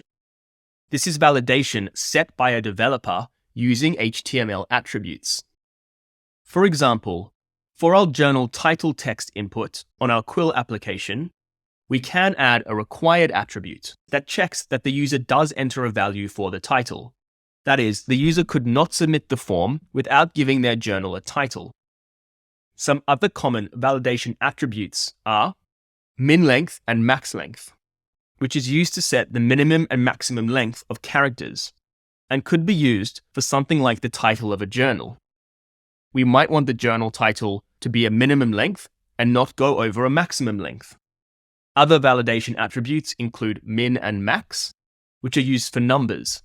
For example, you could use the min attribute for a minimum age to buy alcohol online. Or you could use max value to limit the number of nights you can book a hotel room for online. These attributes all have a value that you would set. There are also some validation attributes like required, which we spoke about before, that has no value. Now, before we finish up, something I want to show you is that most modern web applications actually have JavaScript handling validation, something we'll be doing later on in the Full Stack Bootcamp. I'm on the Descript sign-in page. Descript is a video editing tool. If I go to the Dev Tools, right-click Inspect, and I inspect the password field, you'll see that there's no validation here. I specifically want to show you that there's no required attribute. However, when I fill out the form and leave off the password and try submit it, you'll see password can't be blank. You'll also notice that the styling is a bit different. We get a red border, and the text isn't appearing in that pop-up box. It's appearing below in red. This validation is being handled by JavaScript, and it's a more modern and clean implementation. The reason I wanted to show you this is that you may go around in DevTools checking out different forms and seeing that there is no validation, but validation is happening. So I just wanted to highlight that most modern web applications will be using JavaScript to handle validation, not relying on the HTML built-in validation or custom validation. The most important thing you get from this video is the concept of validation. Let's now go and add some custom validation to the Quill Create Journal page. Let's add a minimum length and require to our title. We'll add a require to the journal category, and we'll also add a minimum length and require to the journal entry. Let's jump into VS Code and write this up. Alright, so I'm in our Create Journal HTML file. Inside the input, I'm going to first add the min length attribute, and let's make this 3 characters. I'll then add the required attribute, which ensures users have to enter a value for the journal title. For the journal category, I'm just going to add the required attribute, and then for the text area, I'm going to add a min length again. Let's make this 10 characters, and a required. So let's check this out in the browser. So first up, I'm just going to hit submit with no values entered. And you can see straight away it's telling us to fill in this field. I'm just going to enter 1 character, A. Let's hit submit and see what happens. It says please lengthen this text to 3 characters. So we can see that our min length is working. Let's call this journal Fun Day. Now the journal category actually already defaults to a value, so I can't really test this to show you that it will fail. If I hit submit now, you'll see that the journal entry is now giving us an error, please fill in this field, because we set it as required. I'm going to enter 5 characters, A, B, C, D, E, and hit submit. And you'll see it says, please lengthen this text to 10 characters, because that was the min length we set over here. I'm going to enter more than 10 characters, and because we're meeting all validation criteria, the form will submit. Now just a small note on this. The particular form elements I have here of a text input, dropdown, and text area don't actually have any built-in validation. If we had, for example, an email input, that does have built-in validation.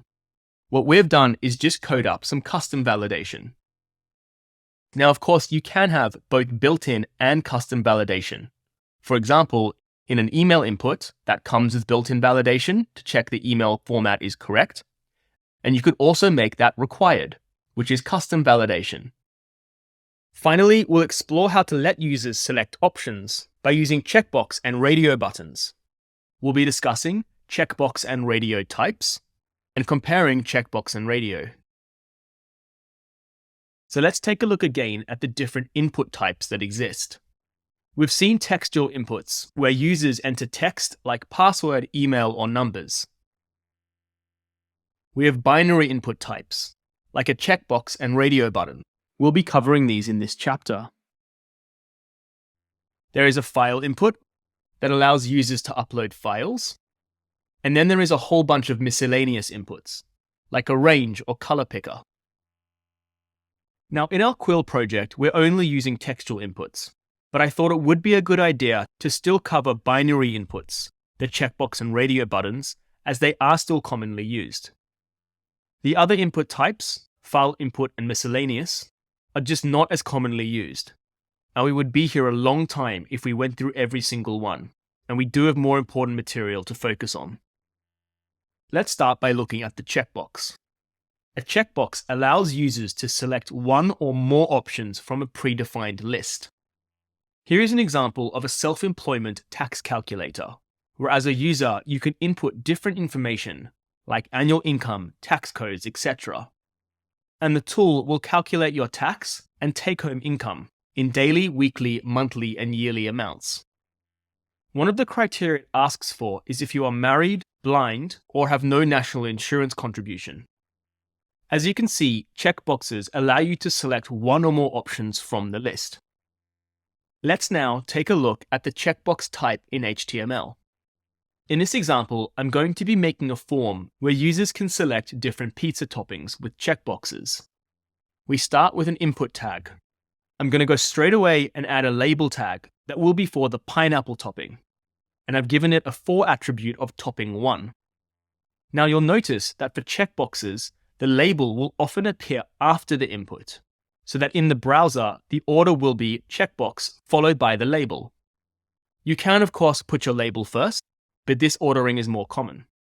Inside the input, let's add our attributes. The first will be the ID attribute, with the value of topping 1. So our input and label are now connected. The next is the type attribute, which we set to checkbox. This specifies the checkbox type. And if you remember from other inputs, we had types like email and password. The next attribute is the name attribute, which I've given the value of pineapple. We need the name attribute so when the data hits the server knows what this data relates to. Next up, I'm going to add another 2 checkboxes in this exact format for corn and olives. And you can of course add as many as you want. I want you to take note that each checkbox input has a unique name. This is very important, and we'll see now why when we go code this up. Alright, so we're in VS Code now. I've just made a random file called binaryinputs.html. The markup you see is just what we saw before. I'm going to now make this into a form by adding the form tags and having them wrap our input and labels. If you remember, the action attribute is the location on the database the data will be sent to. Let's just call this food/pizza. This could be a restaurant that serves other food, like pasta and burgers, so that data would be sent to /food/burgers or /pasta. We'll add our method attributes. In this case, because we're going to be creating a new record on the database, it's a post method. Final thing I need to do is add a button so that we can submit our form. I'll put the text submit inside the button. And for best practice, we know it's good to add a type equals submit. All right, let's check this out in the browser. So you'll see all different checkboxes up here. First thing you'll notice is that the labels appear on the right of the checkbox. This is because we put the label after the input. And if we put it the other way around, the label would appear on the left. The next thing you'll notice is I can select multiple options, not just one. And I can in fact select them all if I want. This is the nature of a checkbox. You can select one or more values. I'm going to select pineapple and corn. And let's now take a look in DevTools as we submit this request. I'm going to right-click Inspect and head to the Network tab. Let's submit. And as you're aware by now, the form has submitted. We just get this error message because there is no server to receive our data. In the Network tab, I'm going to click on this row. And you can see under Payload, we have pineapple on and corn on. Those are the 2 checkboxes I selected. You'll also notice olives is just absent. This is why it is a binary input. It's either on or off. It's also why I mentioned each name has to be unique, pineapple, corn, and olives. Because if they're selected, that name is sent to the server, like we see here, pineapple and corn, and it's automatically just given a value of on to say that it was selected. Let's now take a look at the radio button. Radio buttons allow users to select exactly one option from a predefined list. Looking back at the tax calculator, for the ages section, radio buttons are used, as the person filling out this form can only fit into one of these categories, under 75, 75 to 84, or over 84. So it makes sense to use a radio button. You can only select one option. Let's now take a look at the radio type in HTML. In this example, I'm going to be making a form where users select their shirt size, like you would see on an e-commerce website. We start with the input tag. I'll straight away go and add a label tag that will be for the small size, and give it a for attribute with the value of small. Like with checkboxes, the label will also often appear after the input, so that in the browser, the order will be radio button followed by the label. Inside the input, let's add our attributes. The first will be the ID attribute with the value of small, so that we can connect our input to label. The next is the type attribute with value radio. This specifies that this is a radio type. just like we had before, type equals checkbox, or for text inputs, things like type equals email or type equals password. We then give the radio button a name attribute, which I've called size, so that when this data hits the server knows what this relates to. We then also have to give our radio input a value attribute, which I've called S for small. Now, this is different to the checkbox type. We didn't need a specific value there, but we do for the radio button. To explain why, let's go and add another 2 radio buttons. One for a medium shirt and one for a large shirt. Now, what I want you to notice is that the name value for each of these inputs is the same. Name equals size. Now, the reason we have the same value is because we're only going to be submitting one of these, because in a radio type, you can only select one option. And because the name value is the same for all of them, the value attribute is needed to distinguish between the options. This all may sound a bit confusing right now, but it will become clearer soon when we look at this in the browser, and I will also be doing a side-by-side comparison of checkbox and radio buttons, so just stick with me. Now, before we look at that, I do want to do a quick value attribute reminder, as it can be a bit confusing what this actually is. Let's look at the text input, like say the title of a journal. Over here, title is the name we set on the text input, as name equals title. And car wash business is the user entered value. It's what the user actually typed in the input box in the browser on their keyboard. Comparing this now to the radio input. We also have the name, which we defined with the name attribute, name equals size, but the value small is a predefined value. The user is not entering any text on their keyboard. They are simply selecting the small option, which has a predefined value of S, so that when it is sent to the server, it is sent as size equals S. If you also remember, we used predefined values on option elements inside drop-down menus. So let's jump into VS Code. So I've got the code we saw before. Let's go and make this an actual form by adding in the form tags and having them wrap these inputs and labels. As you'll recall, the action attribute is the location on the database we're sending this data. I'm just going to make it /clothing/shirts. I'm then also going to add a method of post, as this data will be sent to a server and a new record would be created for the order of this particular shirt. I'll finish up the form by adding a button so that we can submit it. And for best practice, I'm going to add type equals submit. Let's check this out in the browser. So you can see, like our checkboxes, we now have radio buttons with the labels on the right. And you'll notice I can only click one of them. As soon as I click another option, it immediately removes it from the previous location. This is the nature of a radio button. You can only select one option. Before we submit the form, I want to open up DevTools so we can see the HTTP request.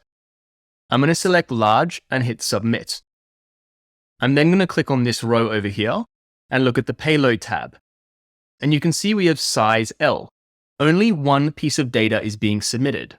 And that is why we had to explicitly define a value, because the size of the shirt could be any one of these values.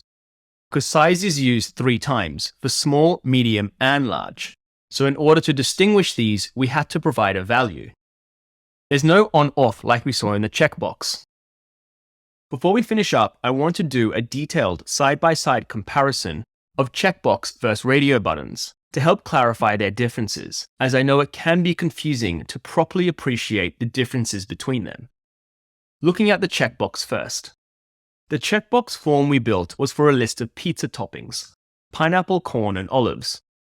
If you can recall, we gave each checkbox a unique name.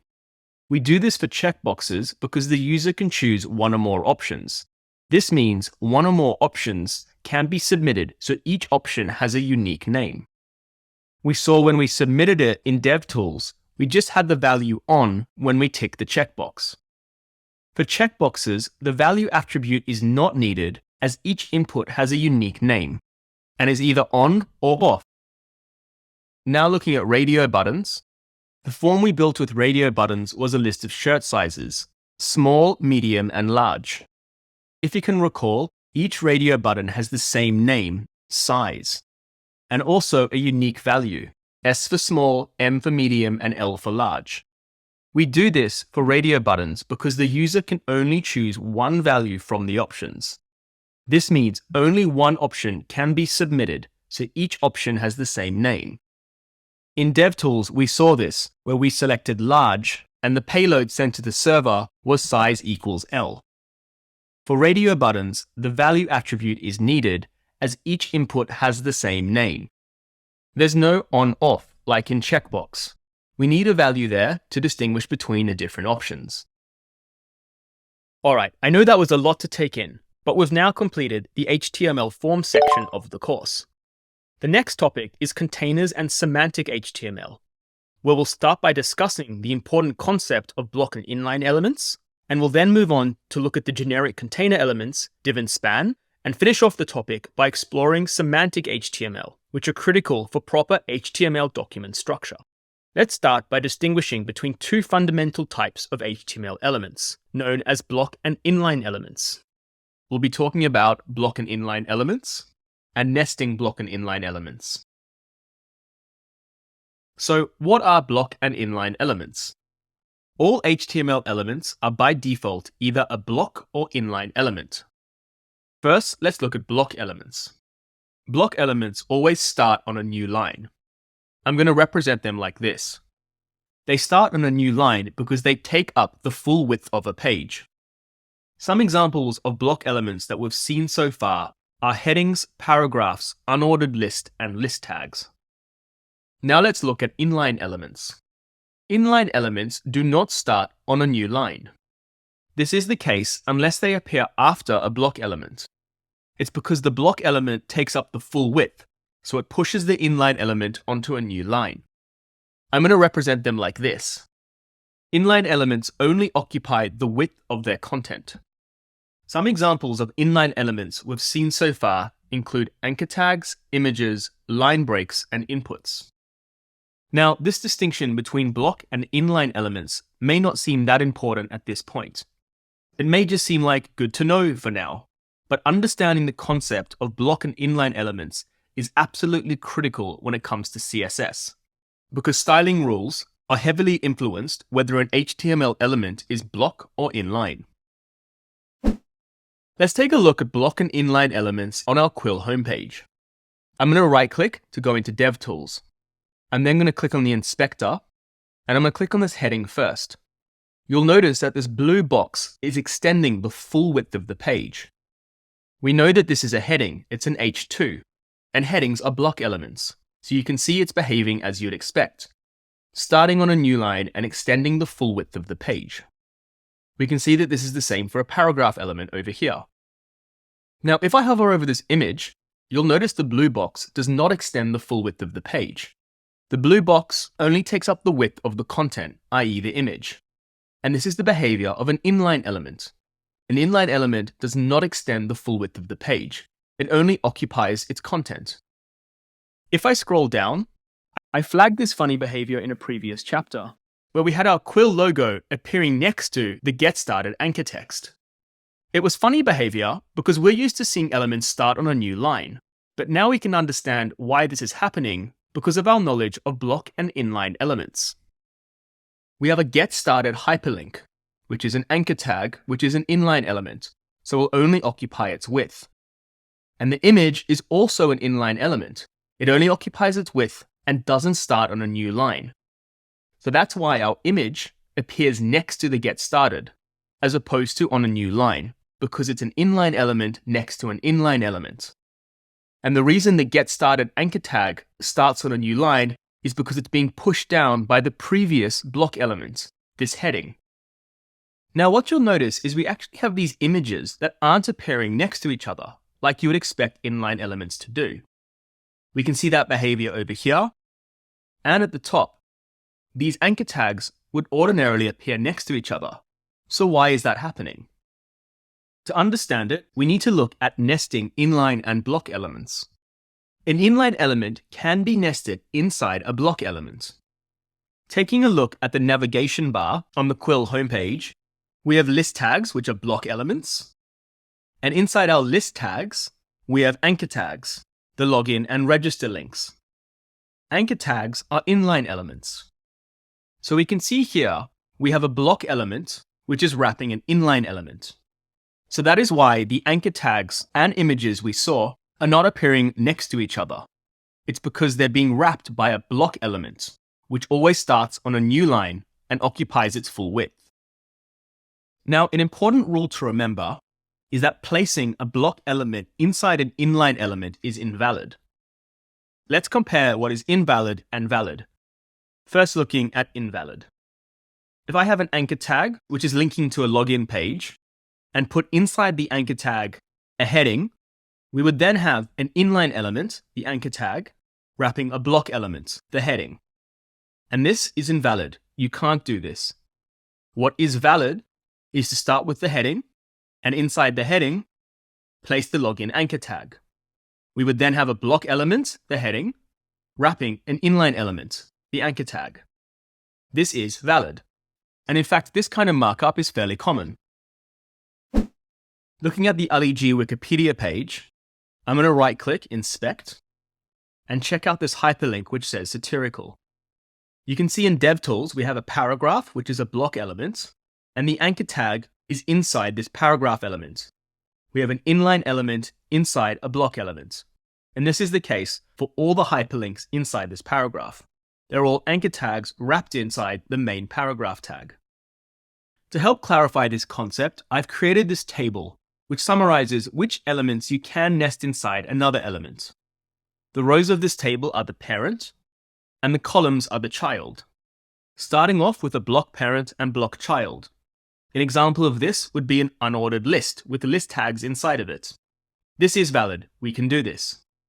Next up, we'll look at a block parent and an inline child. An example of this would be anchor tags inside a heading, and this is valid. We can do this. Moving on to an inline parent and a block child. An example of this would be heading tags inside anchor tags. This is not valid. We can't do this. And the final example is inline parent and inline child. An example of this would be an image inside anchor tags. This we can do. It is valid. Before we finish up, I want to show you an example where we have 3 layers on our Quill homepage. In our footer, we have our social media icons. They're images inside an unordered list. In our markup, we can see we have the image tag over here. This is an inline element. This is then wrapped by anchor tags, which is another inline element, and we know wrapping inline inside inline is valid. The anchor tag inline elements is then wrapped by our list elements. So our list element is a block wrapping an inline element, the anchor tag, which is valid. And then the list tags are wrapped by the unordered list tags. We have a block inside a block. So this is also valid. I'm going to go back now and select each element working up from the image to the unordered list. If I click on the image, you'll see that it's only occupying the width it needs to. If I then go a level above and click on the anchor tag, you'll see that it's also only occupying the width it needs to. Going a level up, I'm going to click on the list. And at this point, you'll see the blue box is extending the full width of the page. And that's because this is a block element. And finally, going a level up to the unordered list tag, you can see the blue box extends the full width of the page. Again, because this is a block element. So let's summarize this chapter and start to build out the summary card for this topic, called Containers and Semantic HTML. We covered block and inline elements. We started with block elements, which always start on a new line, and they take up the full width of the page. We saw examples of block elements like headings, paragraphs, unordered lists, and list tags. We then looked at inline elements. Inline elements do not start on a new line, unless of course they're directly following a block element. Block element pushes the inline element onto a new line.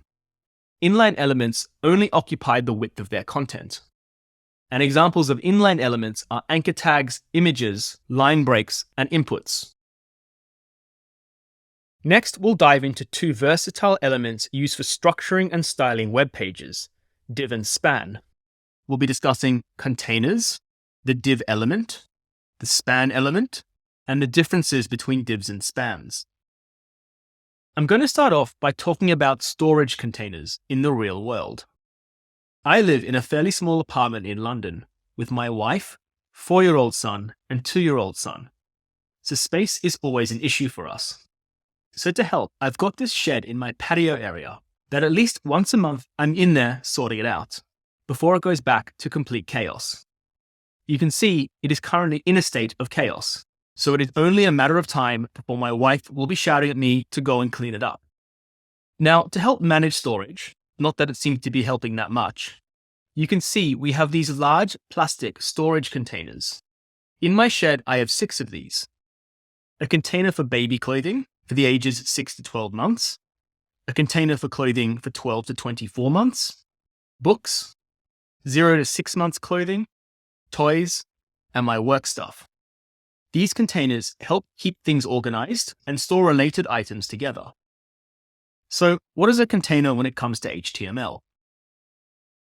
A container groups content and is used in conjunction with CSS to control the positioning and styling of content blocks. Here is the Notion homepage. You can see here in red, there are 2 section containers that contain 2 different kinds of content, and the content in the container is all related to each other. For example, the top container contains information about the companies that use Notion, whereas the bottom container is about a specific feature that Notion provides. You can also have containers within containers. You can see a smaller content container here in green, which contains all the logos of the companies using Notion. So how do we create these containers in HTML? To do this, we use the div element. The div element is a block-level container element used to group content for styling and positioning. The div element has an opening tag, a closing tag, and then you would put all the content you want inside these div tags, which for now I am representing by a comment, which says code block. Let's go check this out in action on the Notion homepage. I'm going to right-click and click Inspect to open up DevTools. You can see over here is a div, which is grouping all the content together related to companies using Notion. I can also go inspect the logos, and you can see here another div, which is used to group together all the logos. This div is nested inside the other div. So you can see we have containers within containers. I'm going to zoom out a lot on the Notion page, and I'm going to grab the inspector tool and click on those main containers. You can see a container for this section, another container for this section, and another container for this section. So divs are being used to contain related content. Now I want to show you what I mean by the div being a block element. I've created this very simple HTML file. We have a heading, a paragraph, and 4 hyperlinks. Link 1, link 2, link 3, and link 4. Let's see what this looks like in the browser. So we know from the previous chapter, headings and paragraphs are block elements. They take up the full width of the page, like we can see here. Anchor tags are inline elements. They only occupy the width they need and don't start on a new line. And if you remember, the only reason link 1 is starting on a new line is because it's pushed down by the paragraph tag. What I'm going to do is now group link 1 and 2 together and link 3 and 4 together by adding in a div. I'm going to type div and hit enter. I'm then going to cut these 2 hyperlinks and put them inside the div. I'm going to do this again for the second set. Cut the anchor tags and put them inside the div. Let's refresh the browser to see what happens. You can see that link 3 and 4 now appear on a second line, and that's because the anchor tags are wrapped in a div, which is a block element. Let's inspect this on DevTools. You can still see the anchor tags themselves are only occupying the width they need to. However, because they're wrapped inside a div, and div is a block, the div element takes up the full width of the page, which forces link 3 and 4, which are also inside a div, onto the next line. So just remember, the div element is a block level element. It will take up the full width of the page and force any content below it in our HTML document to start on a new line. Now that we've looked at the div element, which is a block level container, we also have inline containers. An inline level container element is most commonly used to style a portion of text. This is the homepage of Canva, which helps you easily create designs for presentations, social media, and more. In the heading, the word design has been styled differently compared to the rest of the words. The styling has been applied in CSS, but to achieve this, the word design has to be inside a container, and it has to be an inline container. I want to show you why using a div element here simply wouldn't work. I've made a new HTML document called inline-container.html. All I have is a simple heading, where the text is the same from the Canva homepage. What will you design today? As I mentioned, the word design is styled differently, which is handled in CSS. But in order to achieve that, we have to wrap it inside a container. Let's try using the div container. I'll grab our div tags, cut the word design, and put it inside the div tags. Let's check this out in the browser. You'll notice a problem. The heading is no longer on one line. That's because the text design is inside a div, which is a block element. And we know that block elements take up the full width of the page and always start on a new line. So using a div container, which is a block element, for text doesn't work. We need an inline container element.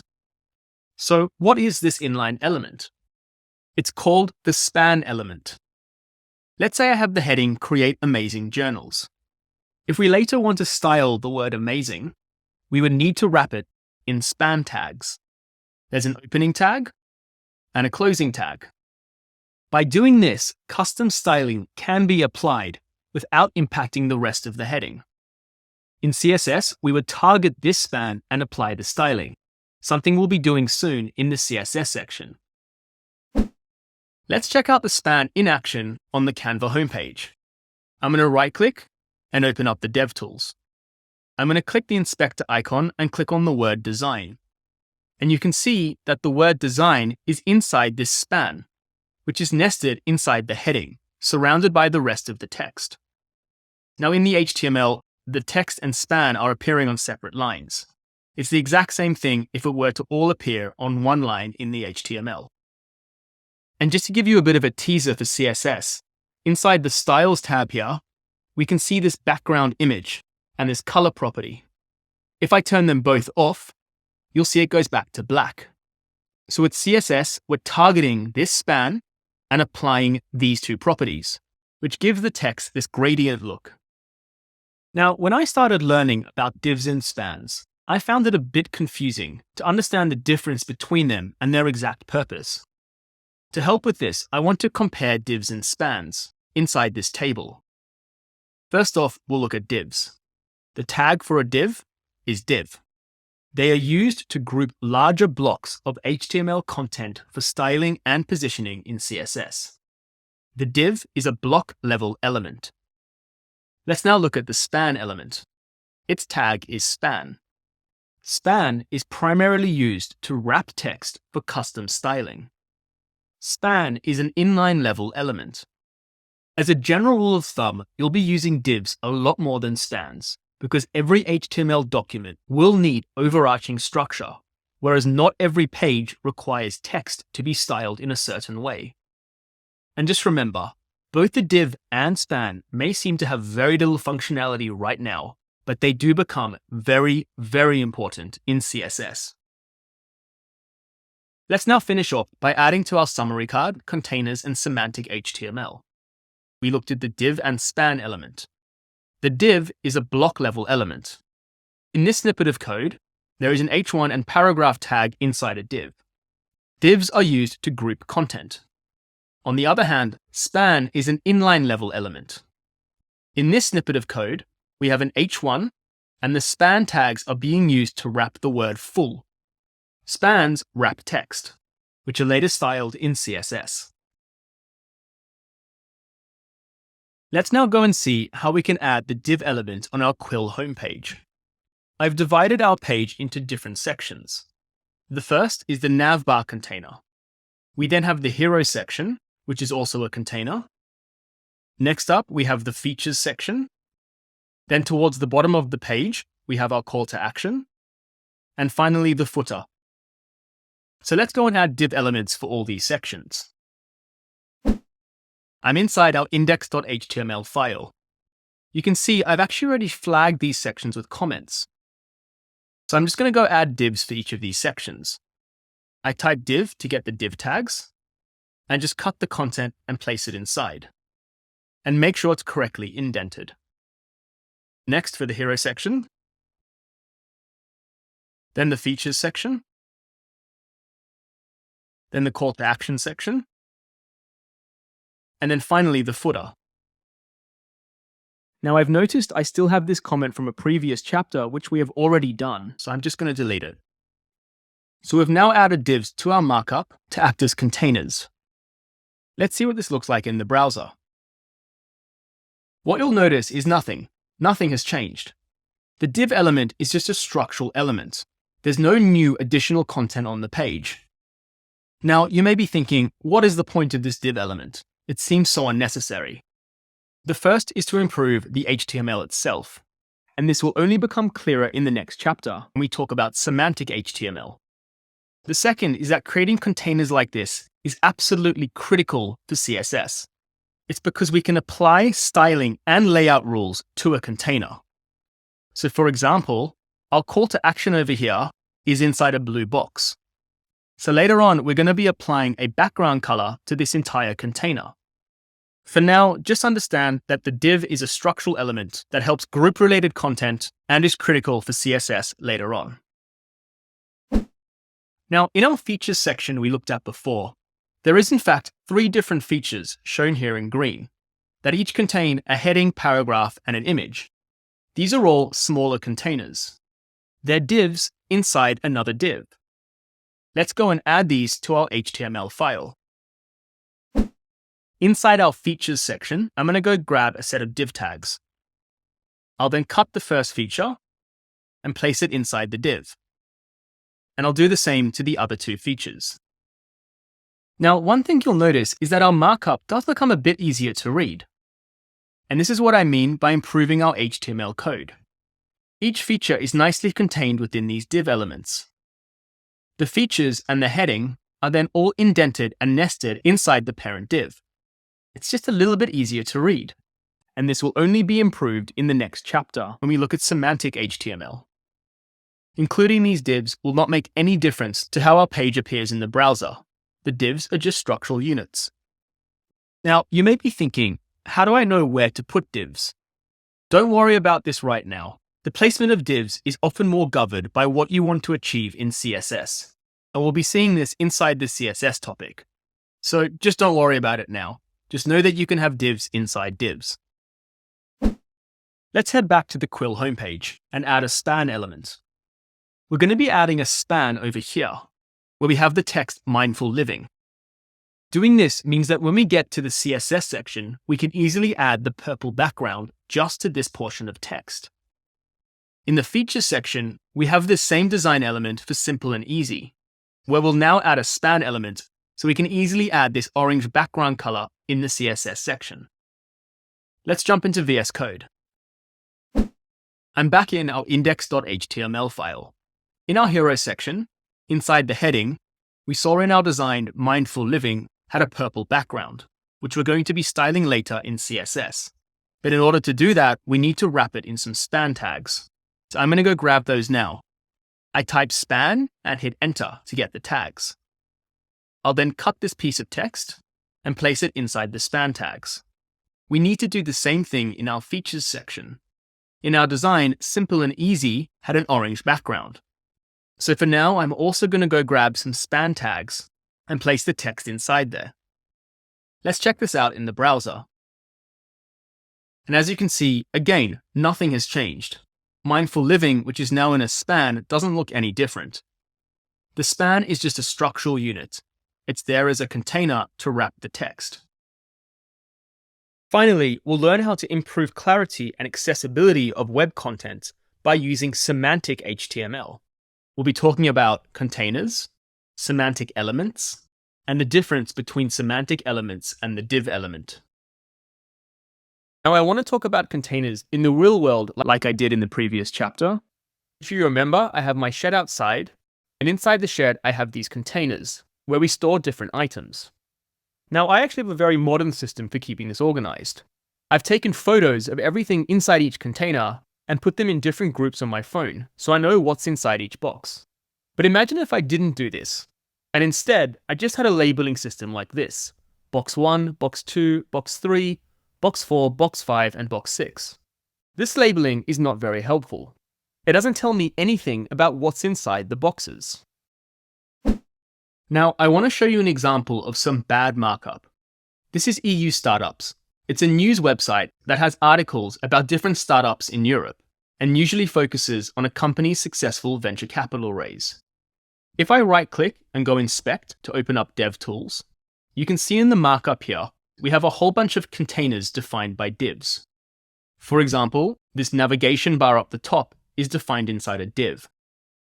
And if I grab the Inspector tool, this section on Know-how and Insights is also contained inside a div. If you look at the markup, you can just see divs being used everywhere. Now, as I mentioned, this is considered bad markup. It's like using box 1, box 2 to label storage containers. Let's go back to my shed. Instead of labeling the storage containers box 1, box 2, etc., using labels like these that describe what's in the container is a lot more helpful. This now brings us to Semantic HTML. The word semantic is just a fancy word for meaningful. So in other words, meaningful HTML. So what is Semantic HTML? Semantic HTML is using HTML elements that describe the type of content they contain. So instead of using a generic div as a container to group related content, HTML gives us a handful of other container elements that better describe the content they contain. We're going to look at those elements soon. I want to discuss 3 reasons why using semantic elements to group content is better practice. The first is accessibility. It helps users with disabilities who rely on screen readers and other assistive technology. The second reason is SEO, which stands for Search Engine Optimization. It improves search engine rankings by helping search engines better index web page content. And the third reason is cleaner code. It creates clean and structured code that you and other developers can more easily understand. To explain semantic HTML, we'll be looking at this mockup of this fake website called Dan's UX Review. The idea of this website is to have articles that reviews the UX of different web applications. This mockup is called a wireframe. It's a simple visual guide that shows the basic structure of a web page without the design details. Now, as we know by now, all the content of this page is going to be contained inside a body tag. Let's now split this page up into 3 main sections. This top part contains the navigation menu and the main heading of the page. For this kind of section, we would use a semantic element called a header. Just like a div, the header is grouping this content, but it has a more useful name, header, as opposed to div. Headers always contain introductory content, often containing logos, navigations, and headings. Now, don't confuse header with head. The head contains information that is not displayed by the browser. We've seen things like meta tags as well as the title of the page, whereas the header is a semantic element. In the middle, we have our main content section, and we can use the semantic element called main. The main element represents the main content of a web page, and we can only use 1 per page. At the bottom, we have the footer, which is also a semantic element. Footers contain contact details, related links, and copyright information. Now, you can use divs for these 3 sections, but using the semantic elements is a much better approach because they better describe the content they contain. Now, there are also a handful of semantic elements we use inside this structure. For the navigation bar, there is the semantic element nav. The navigation menu typically contains links to different parts of the website. On the top left of the main section, we can see the most recent article, and we can group this content with the semantic element article. An article typically contains self-contained content like a blog post, news article, product card, or user comment. While an article is often used for an actual article, don't let the name article fool you. As I put in the description here, It's not only used for a news article and can be used for things like product cards. We have this small section advertising Notion. It's placed here because on the left I have an article about Notion. To group this content, we would use the semantic element aside. An aside is used for tangentially related content like sidebars, advertisements, or quotes. Below this, we have two sections.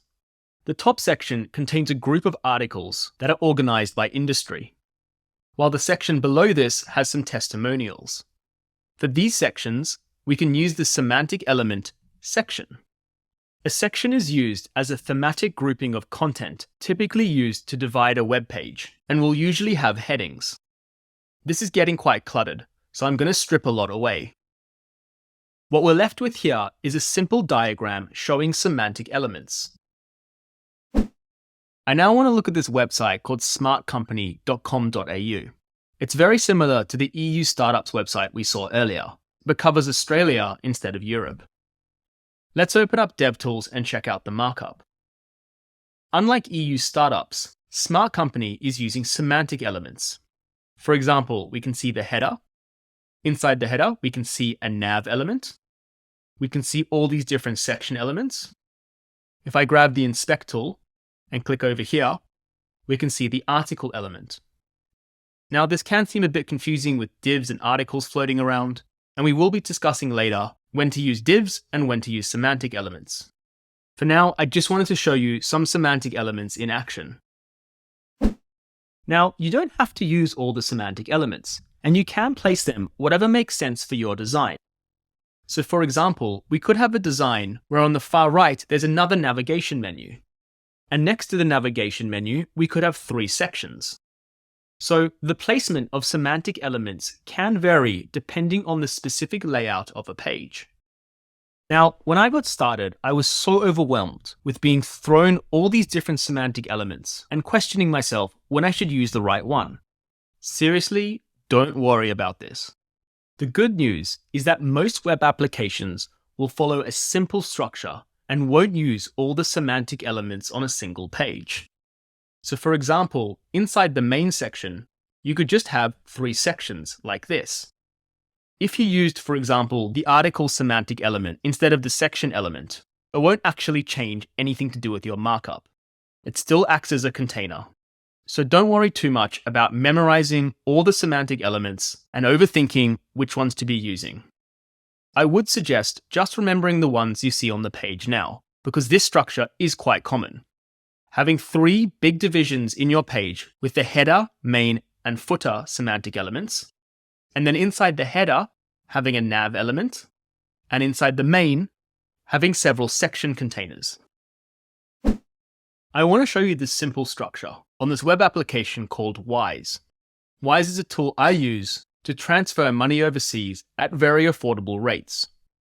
If I right-click and open up DevTools and inspect the top over here, you can see we have our header, and inside the header, the navigation element. Next up, we have the main element, and the main element contains a whole bunch of different sections. There's no elements like articles and asides. And right at the bottom, we have our footer. So as I've previously mentioned, this is a very common structure. And again, don't worry about all these divs floating around. A lot of the time they'll be there because a front-end framework is also in play. And that framework will often require the placement of divs. For now, I just want you to see that the simple overarching structure of headers containing navs, mains containing sections, and a footer at the bottom is a simple structure and is common. I now want to discuss semantic elements versus the div element. I want us to understand when it's appropriate to use semantic elements and when it's appropriate to use the div element. We'll be looking at the footer on the Asana homepage. Let's take a look at semantic elements first. Semantic elements provide meaningful structure, typically used for significant sections. For example, the entire footer in red is a semantic element. On the other hand, the div element is a generic container typically used for smaller groups of content. For example, to group all the links, we could use a div element. We could also use a div element at the bottom to group all of this content together. And we can also use more divs inside this div, grouping things like the social media icons. So don't just throw away the div element, it still is really important, as we're often going to want to group smaller sections of content, where using a semantic element just wouldn't make sense. Let's check out the footer in DevTools. I'm going to right-click, Inspect. The first thing you'll see is the semantic footer element, which contains all elements of the footer. You can then see we have two divs. The first groups all the links together, and the second groups the content at the bottom. I can continue to expand this div to see more divs grouping these pieces of content together, like the social media icons. Let's go and finish off our containers and semantic HTML summary card. We looked at semantic HTML. We saw that a page has three main divisions: the header, the main, and the footer. Inside the header, we often include a navigation section. Inside the main, we have semantic elements like articles, asides, and sections. And just remember, a lot of the time, we're just going to be using sections. Let's now look at adding semantic elements to the Quill homepage. The header contains our navigation bar and hero section. For the navigation bar, we can use the semantic element nav. And for the hero section, we can use the semantic element section. Scrolling down, after the header comes our main container. Inside the main container, we can use the section semantic element to group together all the content related to the features. We can then use divs to group together each feature. So you can see here, we're using both semantic elements and the div element. Scrolling down, this part would still be in the main container. We could then use a section element to group the content related to the call to action. And then right at the bottom, we'd be using a footer element. Let's now go code this up. I'm inside our index.html file. The first thing I'm going to do is grab the header tags. Inside the header, we have both our navigation and hero section. So I'm going to cut this and put it inside the header. I'm then going to replace the divs we're currently using to group the navigation content with the nav tag. And then I'm going to replace these divs with the section tag. Next up, I'm going to go get our main tags. Inside our main section, we have the features and call to action. So I'm going to cut that and place it inside the main tags. I'm then going to replace this div with the section tag. And then I'm going to leave these divs as they are. These divs are working just fine grouping this smaller section of content. That is, each particular feature. I'm then going to scroll down and then update the div in the CTA section to the semantic section tag. I'm then going to scroll down and replace the divs that are currently containing all the footer content with the footer element. So there we have it. We're using semantic elements to properly structure our page. We've got the header at the top, the main in the middle, and the footer at the bottom. And then we're using other elements like nav and sections inside those three main divisions. And just like with divs, if I open this up in the browser, we're not going to see any change on the web page. The semantic elements are just there to better structure the HTML document itself and give meaning to each container as opposed to a general div. Alright, we've now completed containers and semantic HTML, and we'll be moving on to the last topic of the course, scientific HTML. We'll be taking a look at the origins of HTML and learn about HTML tables and other scientific elements. So before we finish the last topic, I just wanted to quickly let you know a bit more about my mission at Future Full Stack. Future Full Stack has been built to be the world's best online full stack web development bootcamp that delivers a world-class learning experience at an affordable price. As you've hopefully seen from this course, I value creating incredibly high-quality material that comprehensively covers everything you need to know in a fun and engaging way. The bootcamp is designed for complete beginners with no coding experience, and by the end, you'll be able to build sophisticated full-stack web applications. It's ideal if you're looking to start a career in software engineering or wanting to launch your own dream web applications. This HTML full course you are currently watching is part of this bootcamp, where the same high-quality teaching can be experienced in all other topics. The bootcamp is split into two major sections, where first we cover web development fundamentals, with the topics Introduction to Web Development, HTML, CSS, and JavaScript. The second section of the course is full stack development, where we take what we have learned from the fundamentals and extend our knowledge to build a full stack web application. We cover the topics databases, web design, Node, Express, and React. Now, most bootcamps out there build different projects within different topics, often referred to as capstone projects.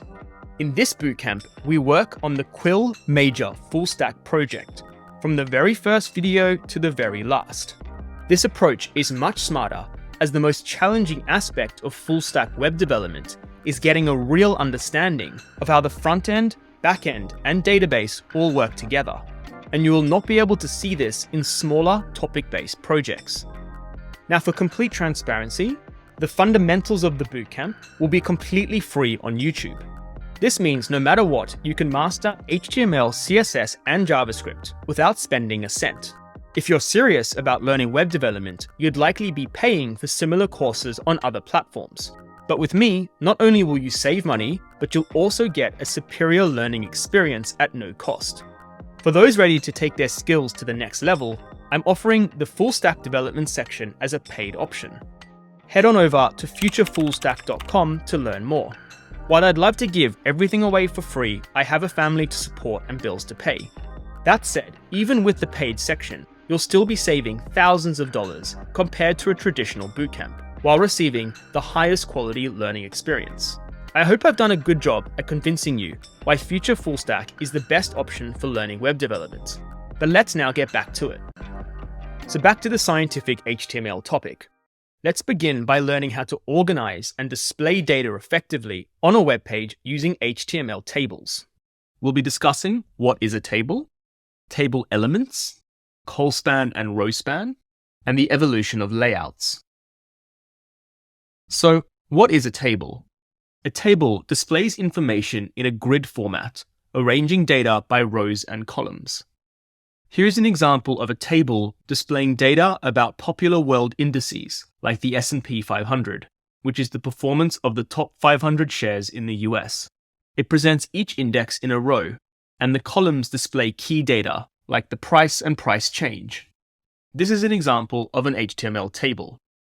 Here is another table from a Wikipedia article, detailing Conor McGregor's UFC appearances. This table provides a summary of his various fights, including who his opponent was, the venue and the city, and other relevant information. Below this, there is another table outlining his short-lived boxing career, and where he made a ton of money fighting against Mayweather. These tables succinctly present Conor McGregor's performance history in both UFC and boxing. Let's now go through the various table elements by using Conor McGregor's UFC fights as an example. Now, I promise I tried really hard to look for a table on more important world topics, like population statistics, but I had to settle for this table because it does have some good features and data that will make teaching HTML more effective. The first element we need to look at is the primary wrapper for a table, which is the table tag. Similar to how forms work, where we had a form tag wrapping all the form elements, so too with a table we have a table tag wrapping all the table elements we will see soon. Inside VS Code, I'm going to go make a new HTML file. Like always, I'm going to click New File, select Text File, click Select a Language, search for HTML, and hit Enter. I'll grab the boilerplate code straight away by hitting !Enter, and then I'll save this document by hitting Command S on my Mac. Let's save it on the desktop and call it table.html. I'm also going to update the title to table. Now inside the body, let's go grab those table tags. I'm going to type table and hit Enter. And as we move through the video, we're going to continue to build out our table in this file. Now, HTML tables are split up into three major sections. We first have the headings of the table, which we use the t-head tag for. This is the table head tag, and it contains heading information, Next is the body of the table, where we have the tBody tag. This is the table body tag, and it contains rows of data. And finally, we have the tFoot tag, which is the table foot tag, and it is typically used to summarize information in the table. These three tags are structural elements, kind of similar to the semantic elements header, main, and footer, which were used for overall page structure. Let's add these to our HTML file. So let's go and add those three tags. I'm first going to get the table head tag by typing thead. I'm going to hit enter for all these to create space, because we will be entering other elements inside these ones. The second section was the table body, so I'm going to go get tBody and hit enter. And the final section was the table footer, with the tag tFoot. We now need to split our table into independent rows, and each row needs a tr element, which is a table row tag. We've added a row tag inside the table head. Next, we add 4 rows inside the table body. And then finally, we have 1 row inside the table footer. Now, just a reminder that the elements we saw before, thead, tBody, and tFoot, are structural, just like header, main, and footer elements on a main page. We still need a tr table row tag whenever we have a row. So it means you'll often just have 1 row in your table head and 1 row in your table foot.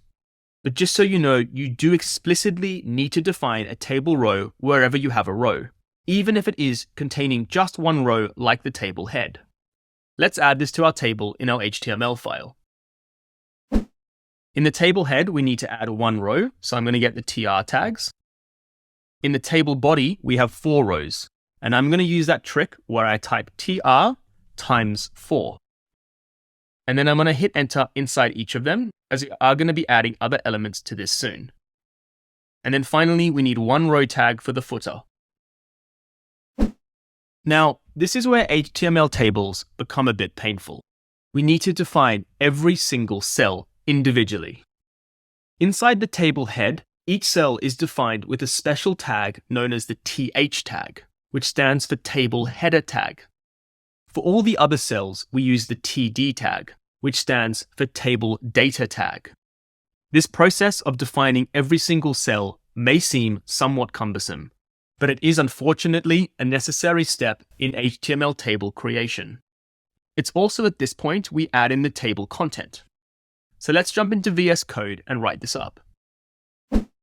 Okay, I'm back in our table HTML file, and I've put the table on the right here as a reference, so we can easily see the content we need to add.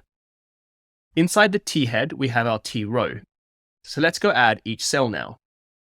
Now, we need to use this table header tag, and you can see there are 5 different cells in this row: event, fight, venue, city, and PPV, which stands for pay-per-view.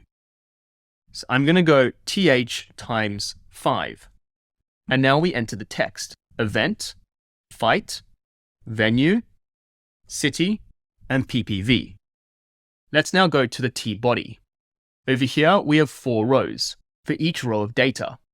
The tag we use here is the td tag, the table data tag. And again, inside this row, we have 5 cells. So I'm going to go td times 5. Now, this structure is going to be repeated for each row inside the table body. We have 4 rows, each with 5 cells. So I'm just going to copy this and replace each table row tag.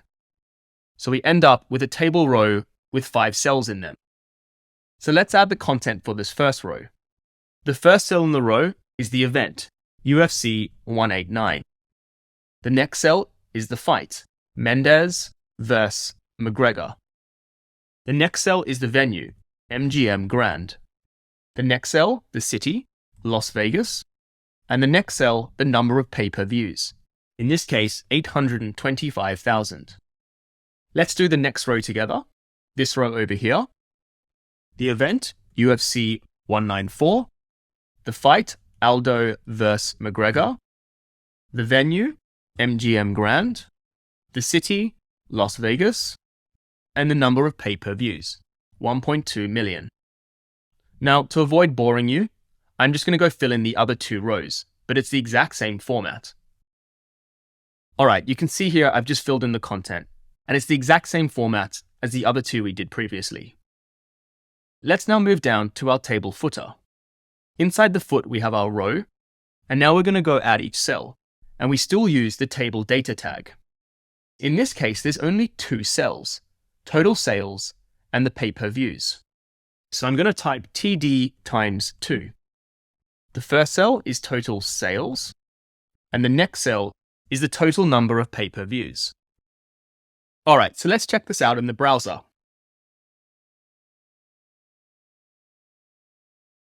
So here you can see our table. I want you to notice two things. The first thing I want to mention is that this doesn't look like a table we saw in Wikipedia, where we had lines vertically and horizontally, making the table look a bit clearer. That's handled in CSS. I also want you to notice that the first row has different styling to the rest of the table. The text is bold and centered. This styling is automatically applied because we're using a TH element for the cell, whereas all the others are using a TD element. Now, the most important thing I want you to see is that the table footer looks very different to the table we saw.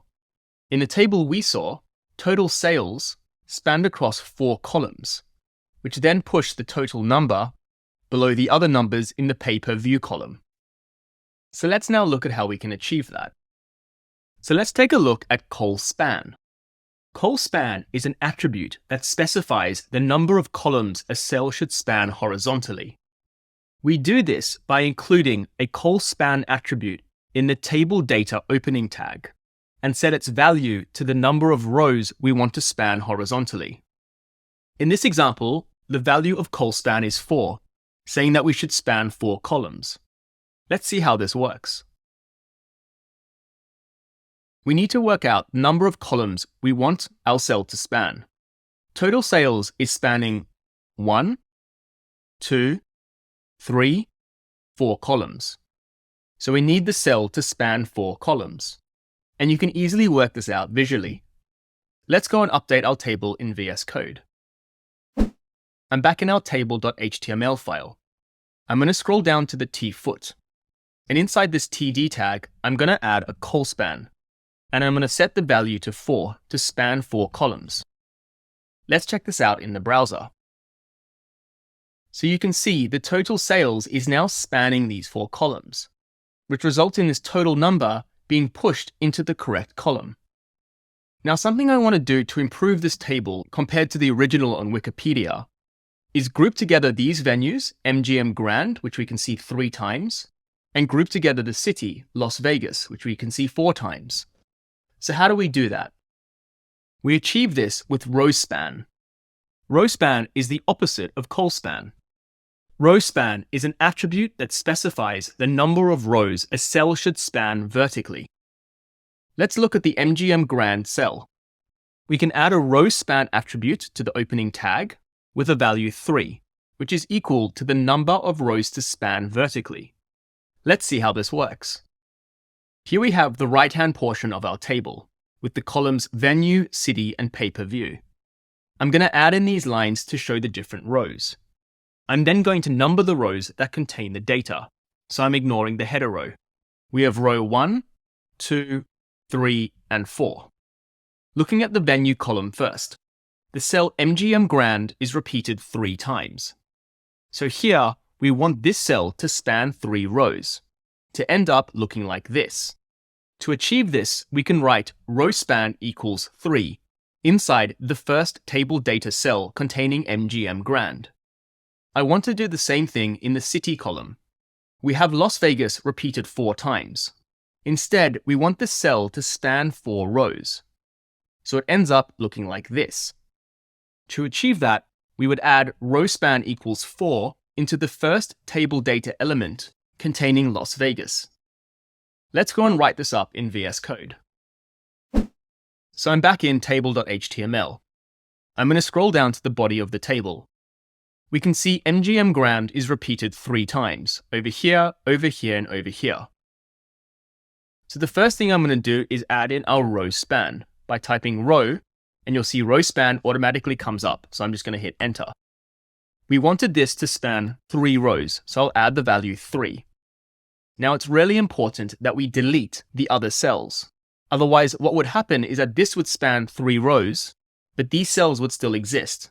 So I'm going to delete this one, and I'll delete this one. So you can see the row span attribute is only added to the first instance of the data we want to group. Let's now add the row span to Las Vegas. Las Vegas is repeated 4 times, over here, here, here, and here.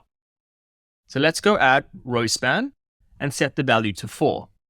And again, make sure you delete the other Las Vegases.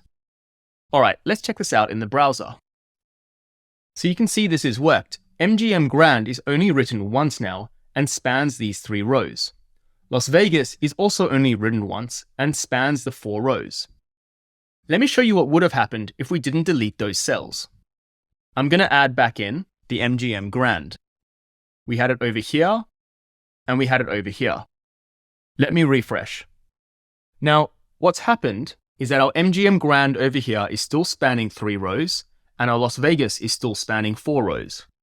The impact this has on, say, this row is that this is in the right location, this is in the right location, but after Aldo versus McGregor, because of the 2 row spans being defined here, it's essentially pushing this MGM Grand into the pay-per-view column, which is then pushing the 1.2 million into a totally separate column. And the exact same thing is happening for this MGM Grand. It's being pushed into the pay-per-view column, which is then pushing the 1.3 million into a new column. Long story short, just make sure you're deleting cells that need to be removed when using row span. Before we finish up, I want to quickly discuss the evolution of layouts. In the past, tables used to be the primary method of positioning elements and creating structured layouts. Here's an example of the Asana website, where this layout would have been achieved with an HTML table before 2013. Today, this is done with CSS, as CSS has become more advanced with its layout capabilities. I'm on the Asana homepage, and let's open up DevTools to see what's going on. Right-click, Inspect, and I'm going to select over here. You can see there is no table anywhere. We just have all these divs. Now, what I want you to see is next to this div, we have over here grid. We also have this other word, flex. So this layout is being achieved with the power of CSS, specifically CSS grid and CSS flexbox, something we're going to be spending a lot of time on in the CSS section. I now want to compare this to a much older website. This is the OG Berkshire Hathaway website, which we've looked at previously in this course. This web page is HTML only. It's got no CSS or JavaScript. Let's open up the DevTools. And you'll see straight away the table element. We've got the T-body tags, table rows, and table data. Now, on modern web applications, you just wouldn't do this, using a table to create these 2 columns. You'd use CSS grid or flexbox like we saw on the previous web page. Anyways, the point of this was just to show you that tables did once have a more prominent role in creating layouts, but this isn't the case anymore. So let's summarize this chapter and start to build out the summary card for this topic, scientific HTML. Now, in all honesty, scientific HTML isn't really a thing. I've just given this topic the title scientific because we're going to be talking about elements that are related to data and science. We looked at the table. First, there was the main table element, which acted like a wrapper for all the other table elements. We then saw 3 structural units: the table head, the table body, and the table foot tag. We saw that anytime we had a row, we had to explicitly define this with the table row tag, even if there was only one row, like we had in our table head. In the body, you'd typically have multiple rows, and in the footer, you'd also typically have one row. We then saw we had to individually define each cell. For cells inside the table head, we use the TH tags, and for cells everywhere else, we use the TD tags. We also saw how TDs can span horizontally with col span and vertically with row span. Next, we'll explore how to represent specialized content with the use of scientific elements. We'll be talking about a brief history of HTML, superscript and subscript, and figure and fig caption. So let's start off with a brief history of HTML. HTML was initially developed to help scientists share their work. This is a screenshot of the first ever website created by scientist Tim Berners-Lee at CERN, which is one of the world's largest and most respected centers for scientific research. The goal of creating HTML was to allow scientists to present their papers and other scientific-related documents in web format, making them more easily shareable within the scientific community. Because of this origin, HTML includes a group of tags that allow scientists to effectively publish their work. Here is an example of a scientific document. Now, I have struggled to find early HTML documents used for sharing scientific work. So these images are screenshots of my thesis I did in my structural engineering degree. It was about the design of a bridge that could float during flood times. This was my first taste of outsourcing on freelancer marketplaces like Upwork. And I remember I got these sick renderings done for like $30. Anyways, a lot of research papers have specific elements like figures, which contains an image and figure text, where you have some kind of scientific image and short text description below. And then you have other content like equation elements. The first scientific element we will look at is superscript and subscript. This is a Wikipedia article on potassium. For any of you who have seen the Borat movie, you will know potassium is Kazakhstan's #1 export. This fact is mentioned in his made-up national anthem for Kazakhstan. One of the funniest things I have ever seen was when at a shooting competition in Kuwait, an athlete from Kazakhstan won gold. And during the medal ceremony, they played Borat's fake national anthem instead of the real one. Check it out.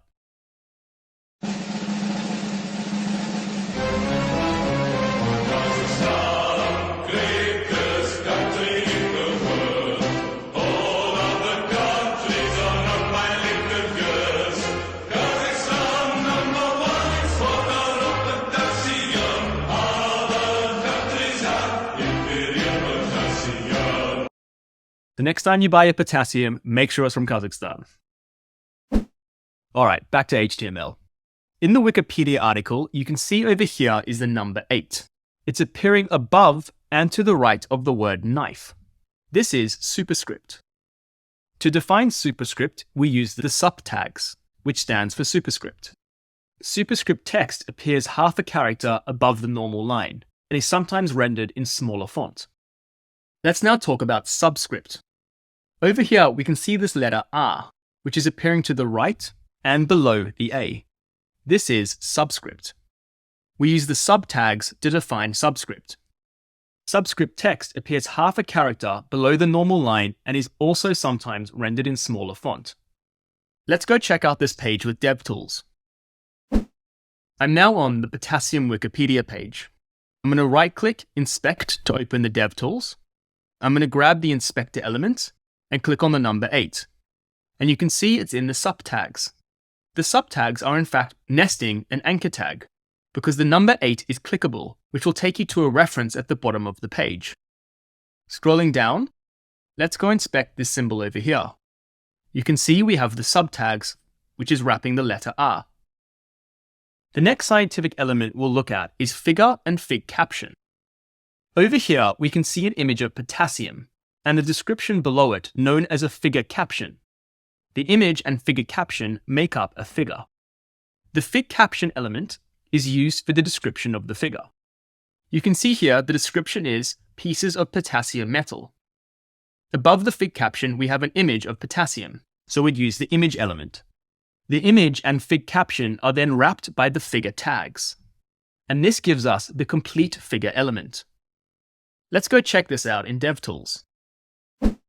So I've scrolled down the page and I'm by the figure. I'm going to click the inspector tool and click on the image.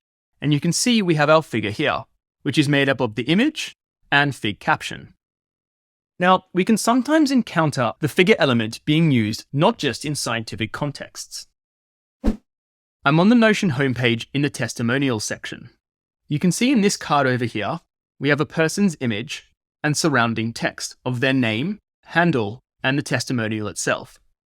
If I right-click and inspect to open DevTools, use the inspector tool to click on the person, you'll see we have the image, which is wrapped by a figure. and the person's name and handle is wrapped inside a fig caption. Now, I wouldn't say this is overly common, but I did just want to show you that it is possible to do this. I'm now on the IKEA page, and this catalog could be a great candidate for the figure and fig caption. If I right-click and open up DevTools, I'll click on the image of the sofa, and you'll see a figure is not being used. Just divs, images, and plain old text, with the H3 over here. So it's not super common to use figure and fig caption, but occasionally you might find it being used. So I just wanted to highlight that. So let's finish off the summary card for this topic, Scientific HTML. We looked at scientific elements. We first looked at super and subscript. Superscript text appears half a character above the normal line. In this example, the 2- is in superscript. Subscript text appears half a character below the normal line. In this example, the number 4 is in subscript. We then looked at the figure and fig caption tags. The figure tag is the main wrapper element, which contains the figure elements. It can contain an image and a fig caption tag, which is used to describe the image. Congratulations, you've made it to the end and now have a solid foundation in HTML needed to work on professional projects. The next step is to learn CSS, which is responsible for visual styling and layout, and converts plain HTML content into beautifully designed web pages. You can join my CSS full course for free on YouTube, where you'll experience the same high quality teaching and continue to work on the same project, where we'll go from this to this with the power of CSS. Also, make sure to subscribe to the channel to stay in the loop with new releases. And if you are serious about learning full-stack web development and interested in joining my bootcamp, make sure to head over to futurefullstack.com. See you in the next video.